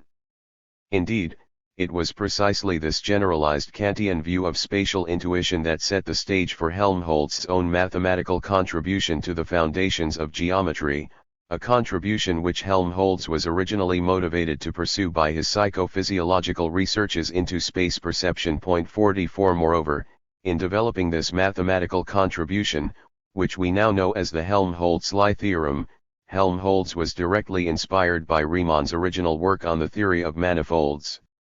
Helmholtz's goal, more specifically, was to derive Riemann's fundamental assumption, that the line element or metric is Pythagorean or infinitesimally Euclidean, from what Helmholtz took to be the fundamental facts generating our perceptual intuition of space. Helmholtz's starting point was that our idea of space is in no way immediately given or innate, but instead arises by a process of perceptual accommodation or learning based on our experience of bodily motion. Since our idea of space arises kinematically, as it were, from our experience of moving up to, away from, and around the objects that occupy space, the space thereby constructed must satisfy a condition of free mobility that permits arbitrary continuous motions of rigid bodies. And from this latter condition one can then derive the Pythagorean form of the line element. Since, however, the Riemannian metric thereby constructed has a group of isometries or rigid motions mapping any point onto any other, it must have constant curvature as well. So the scope of the Helmholtz-Lie theorem is much less general than the full Riemannian theory of metrical manifolds, which of course also includes manifolds of variable curvature. The Helmholtz-Lie theorem fixes the geometry of space, and, according to Helmholtz, thereby expresses the necessary form of our outer intuition, as one of the three classical geometries of constant curvature, Euclidean, hyperbolic, or elliptic. 46 But how do we know which of the three classical geometries actually holds? At this point, on Helmholtz's view, we investigate the actual behavior of rigid bodies as we move them around in accordance with the condition of free mobility. That physical space is Euclidean means that physical measurements carried out in this way are empirically found to satisfy the laws of this particular geometry to a very high degree of exactness. Thus Helmholtz's view was Kantian insofar as space indeed has a necessary form expressed in the condition of free mobility, but it was empiricist insofar as which of the three possible geometries of constant curvature actually holds is then determined by experience. Now, as I have suggested, this Helmholtzian view of geometry set the stage, in turn, for the contrasting conventionalist conception articulated by Poincare. Indeed, Poincare developed his philosophical conception immediately against the background of the Helmholtz-Lie theorem, and in the context of his own mathematical work on group theory and models of hyperbolic geometry. 47 Following Helmholtz and Lie, Poincare viewed geometry as the abstract study of the group of motions associated with our initially crude experience of bodily displacements. So we know, according to the Helmholtz-Lie theorem, that the space thereby constructed has one and only one of the three classical geometries of constant curvature. Poincare disagreed with Helmholtz, however, that we can empirically determine the particular geometry of space simply by observing the behavior of rigid bodies. No real physical bodies exactly satisfy the condition of geometrical rigidity, and, what is more important, knowledge of physical rigidity presupposes knowledge of the forces acting on the material constitutions of bodies. But how can one say anything about such forces without first having a geometry in place in which to describe them? We have no option, therefore, but to stipulate one of the three classical geometries of constant curvature, by convention, as a framework within which we can then do empirical physics. 48 Moreover, since Euclidean geometry is mathematically the simplest, Poincare had no doubt at all that this particular stipulation would always be preferred. I observed in the lectures that Einstein was intensively reading Poincare's Science and Hypothesis as he was creating the special theory of relativity in 1905, and I suggested, accordingly, that Poincare's conventionalism thereby played a significant role in philosophically motivating this theory. More specifically, whereas Poincare had argued, against both Kant and Helmholtz, that the particular geometry of space is not dictated by either reason or experience, but rather requires a fundamental decision or convention of our own. Einstein now argued similarly that simultaneity between distant events is not dictated by either reason or experience, but requires a new fundamental definition based on the behavior of light. Point 4. Moreover, as we have seen, Einstein proceeded here, in perfect conformity with Poincare's underlying philosophy in science and hypothesis, by elevating an already established empirical fact into the radically new status of what Poincare calls a definition in disguise, namely, what we call a coordinating principle. However, as Einstein tells us in his famous 1921 paper on geometry and experience, he needed to reject Poincare's geometrical conventionalism in order to arrive at the general theory of relativity. In particular, Einstein here adopts a Helmholtzian conception of geometry as a straightforward empirical theory of the actual physical behavior of practically rigid bodies, and he claims, in a striking passage, that without I would have found it impossible to establish the theory of relativity. Immediately thereafter, in the same passage, Einstein considers Poincare's geometrical conventionalism, apparently as the only real alternative to his own view, and points out that if one rejects the relation between the practically rigid body and geometry, one will in fact not easily free oneself from the convention according to which Euclidean geometry is to be held fast as the simplest. Einstein concedes that ubi specie aeterni Poincare, in my opinion, is correct, for practically rigid bodies are in fact unsuitable to play the role of irreducible elements in the conceptual framework of physics. Nevertheless, Einstein suggests, they must provisionally still be called upon as independent elements in the present stage of theoretical physics, when, in particular, we are still very far from an adequate microtheory of the structure of matter. And, where such rigid bodies must still be called upon as independent elements, it is clear, is precisely in the foundations of the general theory. Point 3. Here, as Einstein explains in the same passage, he has in mind the following line of thought. According to the principle of equivalence, gravitation and inertia are essentially the same phenomenon. So, in particular, we can model gravitational fields by inertial fields arising in non-inertial frames of reference. If we consider a uniformly rotating frame of reference in the context of special relativity, however, we find that the Lorentz contraction differentially affects measuring rods laid off along concentric circles around the origin in the plane of rotation, whereas no Lorentz contraction is experienced by rods laid off along a radius. Therefore, the geometry in a rotating system will be found to be non-Euclidean. The importance of this line of thought for Einstein is evident in virtually all of his expositions of the general theory, where it is always used as the primary motivation for introducing non-Euclidean geometry into the theory of gravitation. Moreover, as John Stahel has shown, this particular thought experiment in fact constituted the crucial breakthrough to what we now know as the mathematical and conceptual framework of general relativity. 4. Generalizing from this example, Einstein quickly saw that what he really needed for a relativistic theory of gravitation is a four-dimensional version of non-Euclidean geometry. He quickly saw that a variably curved generalization of the flat Minkowski metric of special relativity should serve as the representative of the gravitational field, and, turning to the mathematician Marcel Grossmann for help, he then discovered the Riemannian theory of manifolds. Einstein's repeated appeal to the example of the uniformly rotating frame of reference in his official expositions of the theory therefore appears to reflect the actual historical process of discovery very accurately, and to explain, in particular, how the idea of a variably curved four-dimensional space-time geometry was actually discovered in the first place. The way in which Einstein came to use the principle of equivalence as a fundamental coordinating principle for the application of four-dimensional Riemannian geometry in mathematical physics is thus extraordinarily subtle and complex. When Einstein first formulated the principle of equivalence, he had no conception of four-dimensional Riemannian geometry at all, and he was working, instead, within what we now conceive as the flat four-dimensional geometry of special relativity. Moreover, at this time, he did not even understand the special theory of relativity in four-dimensional terms, but rather persisted in the traditional 3 plus 1 dimensional description in terms of moving frames of reference. Point 53. In first applying the principle of equivalence in the context of this understanding of the special theory, he discovered a non-Euclidean spatial geometry in the case of the uniformly rotating frame of reference, which he only subsequently generalized thereafter to a non-Euclidean spacetime geometry.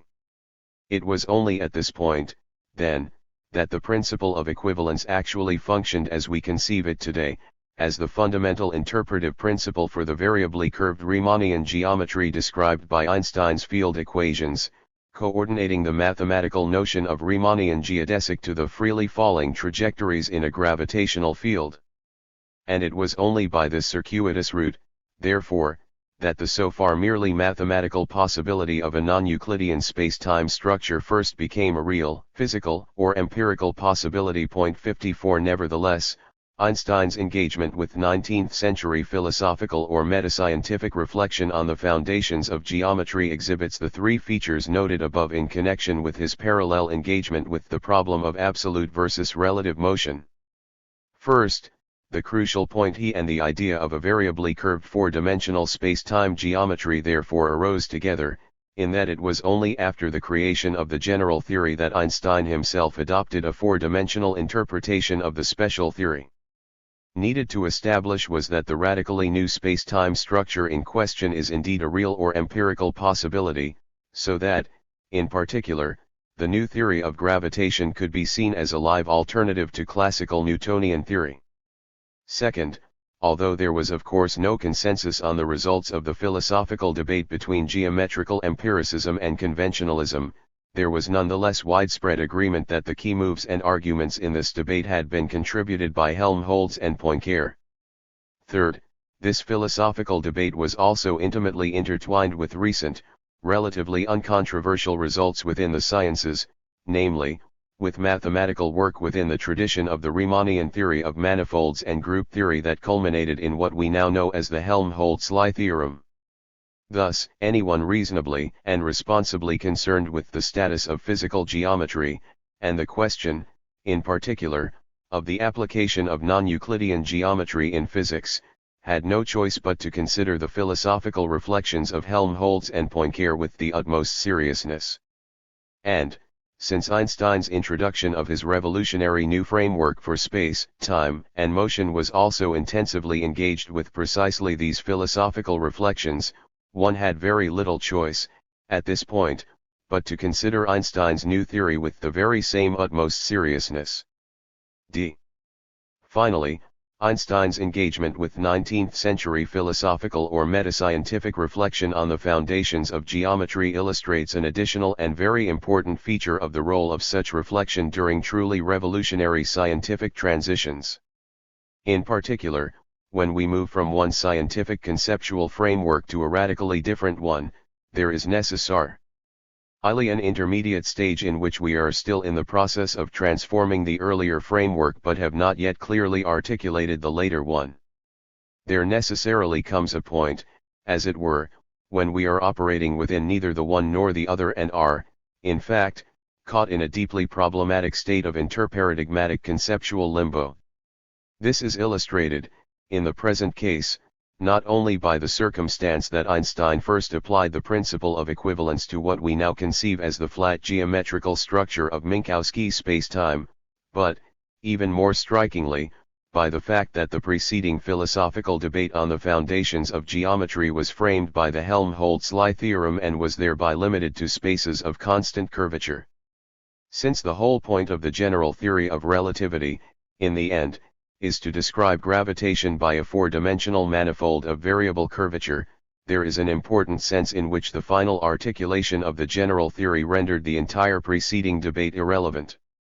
Nevertheless, as we have seen, Einstein's final articulation and elaboration of this theory was essentially, and rationally, mediated by precisely this philosophical debate, without which, as we have also seen, it is indeed hard to imagine how the application of non-Euclidean geometry in physics could have ever become a real possibility and thus a genuinely live alternative. I have here attempted to develop a modified version of a Kantian scientific epistemology capable of doing justice to the revolutionary changes within the sciences that have led to the most important philosophical challenges to the original Kantian conception. I have paid particular attention to the challenge posed by Quinian epistemological holism, which takes the post-Kantian revolutions in geometry and mechanics as grounds for a naturalized empiricism in which there is nothing left of the a priori at all, and to the challenge posed by Kuhn's theory of scientific revolutions, which has led, in recent years, to a new style of historical and conceptual relativism based on the incommensurability or non-intertranslatability of succeeding revolutionary paradigms. Against Quinian holism I have argued for the importance of relativized yet still constitutive a priori principles in understanding the conceptual frameworks at the foundations of modern mathematical physics, and against post-Kuhnian conceptual relativism I have argued that, despite the important kernel of truth in Kuhn's doctrine of incommensurability or non-intertranslatability, there is still considerably more rational continuity in the revolutionary transitions in question than either Kuhn or the post-Kuhnian conceptual relativists allow. It is important to note, in this last connection, that what I have here offered in response to Kuhn's theory of scientific revolutions is a defense of scientific rationality, not a defense of scientific realism. For me, the main problem posed by post-Kantian scientific developments is precisely a challenge to the idea of universal scientific rationality to the Enlightenment ideal of a fixed rationality, paradigmatically expressed in modern mathematical science, which can serve as the basis for rational argumentation and communication between all human beings. I have attempted to show that, although there are indeed no fixed principles of rationality of the kind Kant originally envisaged, there is nonetheless sufficient rational continuity during revolutionary changes of constitutive principles so that a dynamical version of the Enlightenment ideal can still be maintained. The mathematical exact sciences still serve as the very best exemplars we have of universal communicative rationality in spite of, and even because of, their profoundly revolutionary character. Just as Kant's original defense of scientific rationality did not proceed on the basis of what he called transcendental realism, the idea that our human system of representation somehow corresponds to an otherwise entirely independent realm of things in themselves, the present defense does not proceed on the basis of scientific realism. In particular, although I have argued for an essential element of convergence in the historical evolution of successive constitutive frameworks, this is explicitly not convergence to an entirely independent reality but rather convergence within the evolving sequence of constitutive frameworks itself. 57 Indeed, at the end of Lecture 3 I suggested that the present conception of scientific rationality does not even require that there be a uniquely correct sequence of convergent successor theories, something that would certainly be required by any version of scientific realism. However, just as in the case of Kant's original conception, we do retain an element of internal or what Kant called empirical realism.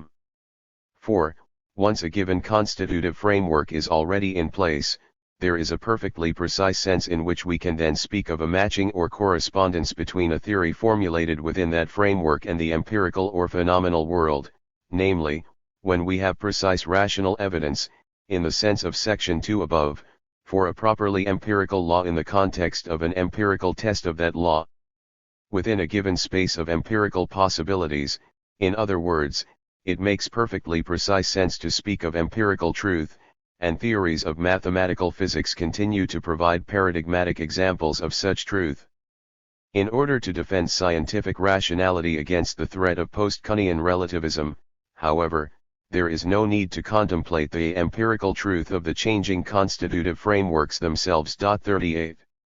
In reacting to these post-Kantian problems and challenges I have concentrated on the development of our most fundamental mathematical physical theories of space, time, and motion, on Newtonian mechanics and gravitation theory and on the historical development of the revolutionary new geometrical and mechanical theories created by Albert Einstein, the special and the general theories of relativity.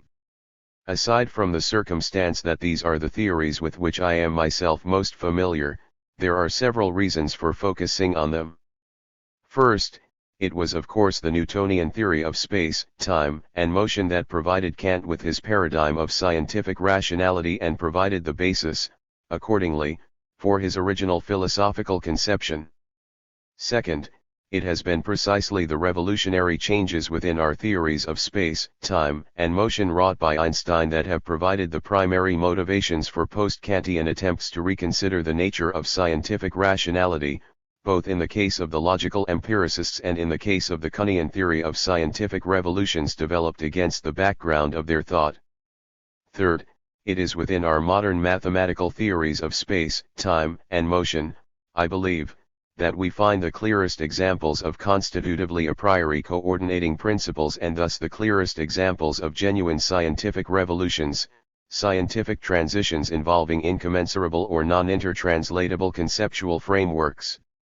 Nevertheless, the reader will naturally wonder how the present philosophical account bears on other cases of scientific revolutions standardly so called, for, if it does not bear on them all, it would appear to be of very limited interest in our present post-Kuhnian environment.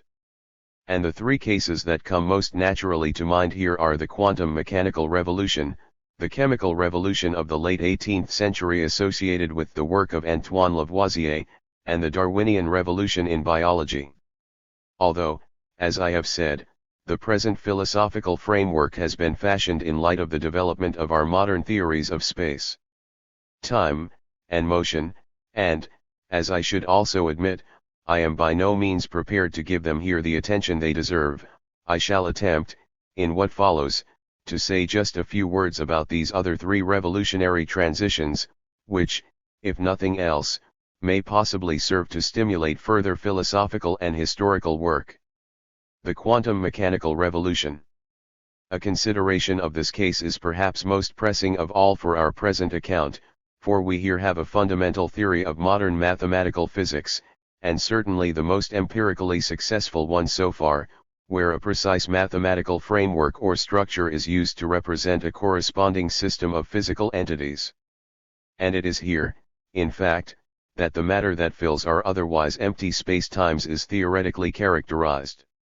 Nevertheless, as is well known, despite the clarity and precision of the relevant mathematical structures, as well as the incredible empirical success that has accompanied their physical application, there remain deep conceptual problems surrounding the foundations of this theory, which, in recent years, have been increasingly seen to arise from difficulties in unifying or synthesizing the conceptual framework of quantum mechanics with those of our best contemporary space-time theories. In this connection, I believe, although the present philosophical account is by no means in a position to solve these fundamental problems, it may shed light on their underlying sources and point us in promising directions. The first point I want to make is that we have not seen the kind of fruitful interaction between scientific and philosophical or metascientific ideas in the case of quantum mechanics that we have seen in the case of the other great revolutions in modern mathematical physics. In the case of the quantum mechanical revolution, in particular, we have not seen timely interventions from the philosophical or metascientific realm, suitable for rationally bridging the gap between pre-revolutionary and post-revolutionary conceptual landscapes. To be sure, a wide variety of philosophical ideas have in fact been brought to bear in discussions of the foundations of quantum mechanics, such as Werner Heisenberg's appeal to the Aristotelian notion of potentiality, the appeal to Kantian views about the necessary structure of our human sensory and conceptual apparatus often associated with Niels Bohr's Copenhagen interpretation, Eugene Wigner's appeal to mind-body dualism, and the appeal to the concept of alternative possible worlds. Standardly associated with Hugh Everett's relative state interpretation. However, unlike the case of Einstein's appeal to preceding 19th-century philosophical debates concerning the problem of absolute versus relative motion and the foundations of geometry, for example, these appeals to philosophical ideas in the interpretation of quantum mechanics have not invoked ongoing traditions of metascientific reflection that are intimately intertwined with the pre-revolutionary conceptual situation actually addressed by the creation of the new paradigm. In this sense, appeals to Aristotelian potentialities, Kantian necessary cognitive structures, Cartesian mind-body dualism, or Leibnizian possible worlds come entirely out of the blue, as it were, and are not related in a timely fashion to the radically new empirical and conceptual problematic that has in fact given rise to quantum mechanics. The unfortunate fact, from our present point of view, is that quantum mechanics simply has not been integrated with an ongoing metascientific tradition at the philosophical level at all. In the case of relativity theory, by contrast, not only was Einstein's initial creation of the theory essentially mediated, as we have seen, by a preceding philosophical tradition associated with Mach, Helmholtz, and Poincaré, but Einstein's work was also intimately involved, in turn, with the creation of a new tradition of metascientific reflection, the logical empiricist tradition, which took Einstein's new theories as the basis for a radical reformulation of scientific philosophy. So far, however, quantum theory has had no similar impact on the ongoing practice of philosophy as a discipline, even within those parts of the discipline focused on epistemology and the philosophy of science. Moreover, although it may well be the case, of course, that this situation is simply one more inevitable effect of the increasing specialization of knowledge, it is also entirely possible that it rather represents a striking confirmation of the present account, in that it is precisely because of a lack of timely interaction with an ongoing tradition of philosophical reflection that the present difficulties in the conceptual foundations of quantum mechanics have proved so profoundly intractable. My second point is at once more constructive and more speculative. In looking at the conceptual development of quantum mechanics from the point of view of the present account, one naturally looks for fundamental constitutive principles analogous to the Newtonian laws of motion and the Einsteinian principle of equivalence. And here perhaps the most plausible candidate is the so-called correspondence principle, which Bohr invoked as absolutely central to the theory from his early work on atomic spectra through his introduction of the idea of complementarity. The correspondence principle was explicitly intended by Bohr as the fundamental bridge between empirical phenomena, on the one side, and the new theoretical conception of the internal structure of the atom, on the other, and it performed this essential coordinating function by relating experimental phenomena to limited applications of classical concepts within the new evolving theory of atomic structure. For Bohr, moreover, it appears that it was precisely the correspondence principle which then led to the idea of complementarity. For, in applying this principle to different experimental phenomena, different and in some sense incompatible applications of classical concepts emerged. Applying the correspondence principle to experimental results on atomic spectra, for example, resulted in the application of the concept of orbital periodic frequencies within the atom, whereas applying it to atomic scattering experiments, by contrast, led to the application of the concept of precise momentum and energy exchanges. 60 My suggestion, then, is that a better understanding of the correspondence principle, both historically and conceptually, might shed considerable light on the present difficulties in the foundations of the theory by showing how empirical phenomena are related to the new non-commutative mathematical structures in a way that is both systematic and principled. My third point is even more speculative. I here want to observe that there has been one intervention in the foundations of quantum mechanics from the philosophical or metascientific realm which may have a better claim to timeliness in the present sense. In the 1930s, the mathematician John von Neumann, who had worked intensively on both the current situation in the foundations of logic and mathematics and on the mathematical foundations of quantum mechanics, suggested that a revision of classical logic, wherein the distributive law for disjunction and conjunction is no longer universally valid, might be the best way for rigorously comprehending the radically new conceptual situation Bohr had attempted to address through the idea of complementarity. From this point of view, the logical space governing quantum mechanical quantities or properties is a non-distributive or non-Boolean algebraic structure, consisting of a system of distributive or Boolean substructures that cannot simultaneously be realized or embedded within a single comprehensive Boolean structure. And this yields a precise algebraic interpretation of the idea of complementarity, insofar as quantum mechanical quantities or properties are indeed individually classical, and the underlying source of quantum mechanical weirdness is simply that they do not fit together within a single classical logical structure. Point 61. This interpretive suggestion, to my mind, represents the right kind of intervention from the philosophical or metascientific level.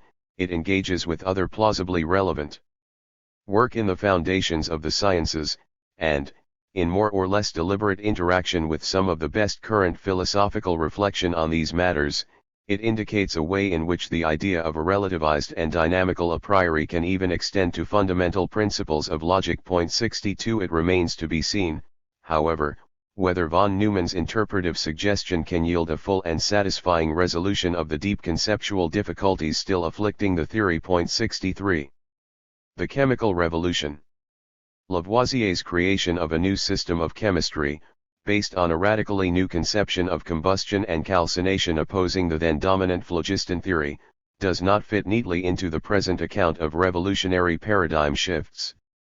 The main conceptual innovation did not involve a radically new application of a mathematical structure, and so constitutive and coordinating principles of the kind we have focused on did not figure essentially in the new conceptual framework. Nevertheless, Lavoisier's revolution did involve a new application of what is plausibly an a priori constitutive principle of classical mathematical physics, namely, the principle of the exact conservation of the quantity of matter, and it thereby introduced rigorous experimental methods, based on a precise use of the balance, into the exact tracking of all products and agents involved in chemical reactions. What I want to emphasize here, however, are two important ways in which the chemical revolution of the late 18th century is also interestingly connected with some of the central elements of our present story. In the first place, the chemical revolution played a very important role in Kant's attempt to comprehend the radical scientific changes taking place around the turn of the century within the already established framework of his overall philosophical system, including both the Critique of Pure Reason of 1781 and the Critique of Judgment of 1790. In the period of the two editions of the Critique of Pure Reason, Kant took phlogistic chemistry as his model for that discipline and, at the same time, denied full scientific status to chemistry. But in the following years Kant gradually assimilated the new discoveries associated with the work of Lavoisier, came to view chemistry as finally established as a genuinely scientific discipline, and strove to modify his preceding model of science accordingly. In fact, in the years from 1796 almost until his death in 1804, Kant was working on sketches and drafts of a new philosophical work, entitled Transition from the Metaphysical Foundations of Natural Science to Physics, where, among other things, he was very intensively occupied with the totality of scientific problems and discoveries variously associated with the chemical revolution.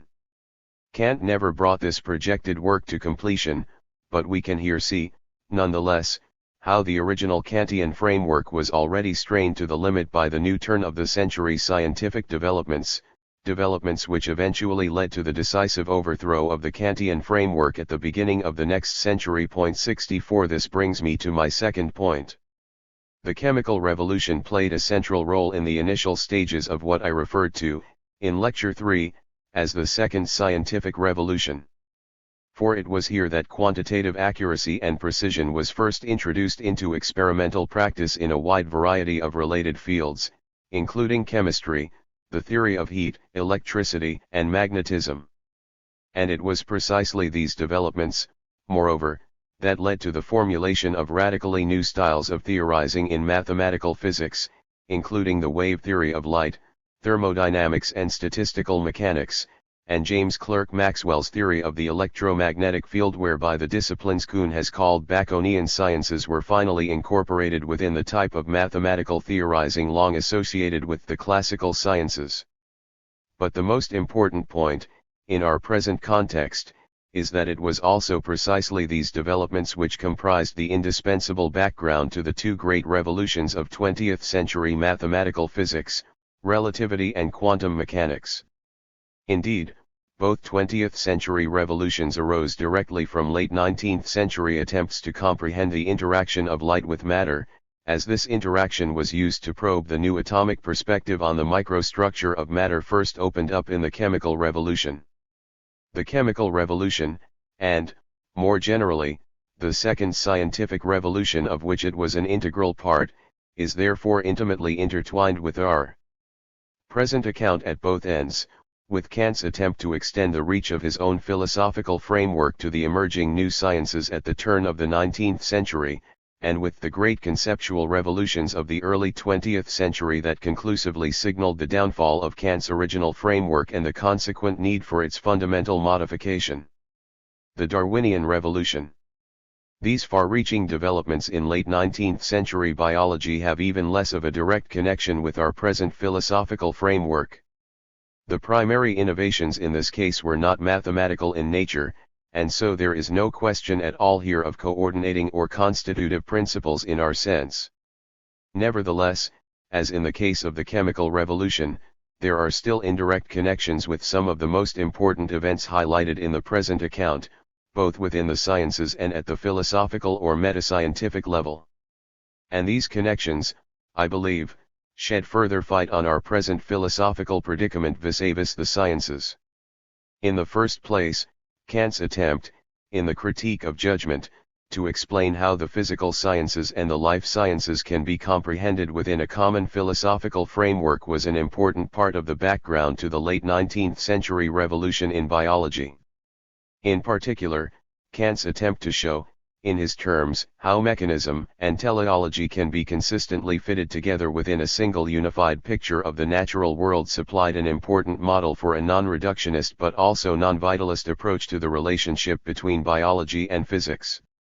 Accordingly, Kant's work in the Critique of Judgment was a central part of the background for the assimilation of the emerging new evolutionary ideas, especially in Germany where a teleological understanding of evolution was particularly prevalent. 67 Since, as we have just seen, Kant's work in the Critique of Judgment also served as a focus for his attempt to comprehend the emerging new ideas in the physical sciences as well. 68 It also provided a turn-of-the-century focal point for the relationship between these ideas and the life sciences as well. In the second place, the question of the relationship between the physical and the life sciences played a key role in some of the 19th century developments we have already reviewed, constituting the indispensable background to the development of Einsteinian relativity theory.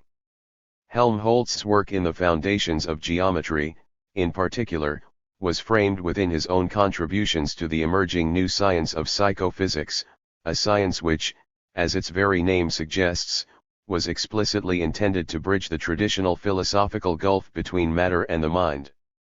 In particular, Helmholtz took his neo-Kantian perspective on space perception and the principle of causality to show that and how the mind can be fully integrated within the picture of the world due to mathematical physics and, simultaneously, as supplying the necessary or transcendental constitutive framework for this very same physical world picture.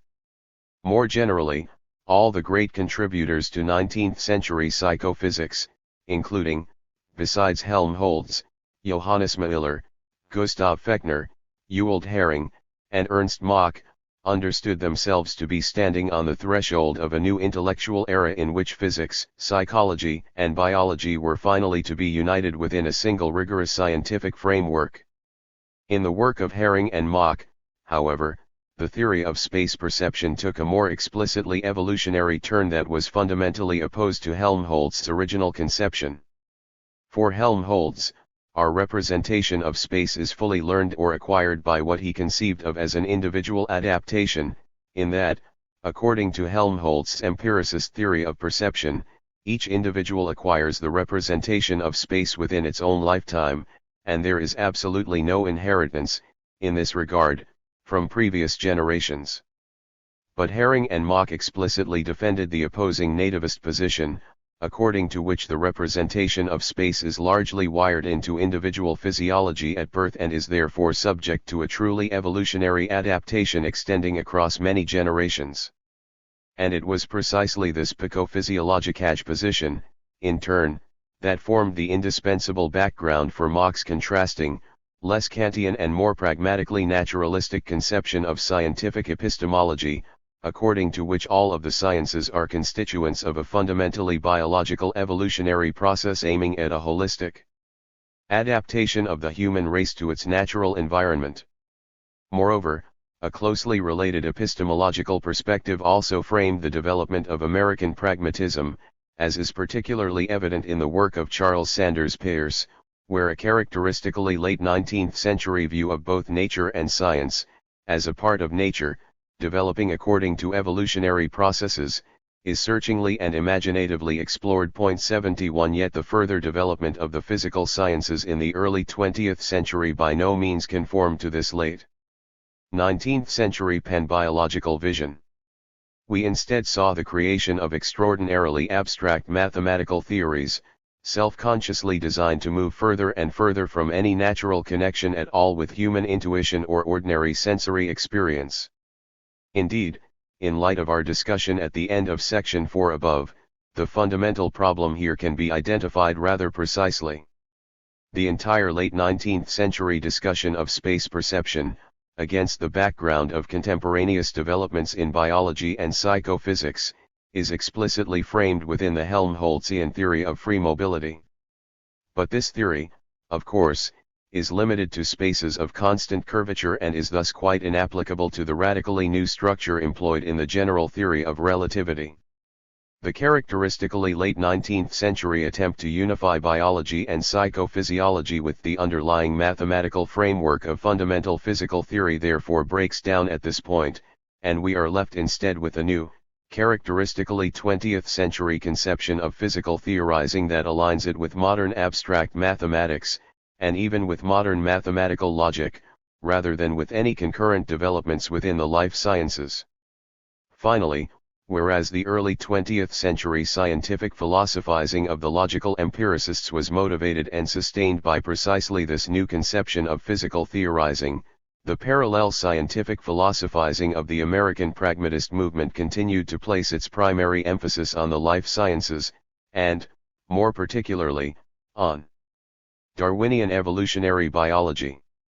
The failure of the late 19th century ambition to comprehend both the life sciences and the physical sciences by means of a common scientific paradigm and a common philosophical meta-framework has thus given rise to a contemporary split within scientific philosophy between those tendencies arising from the logical empiricist tradition and those inspired by American pragmatism.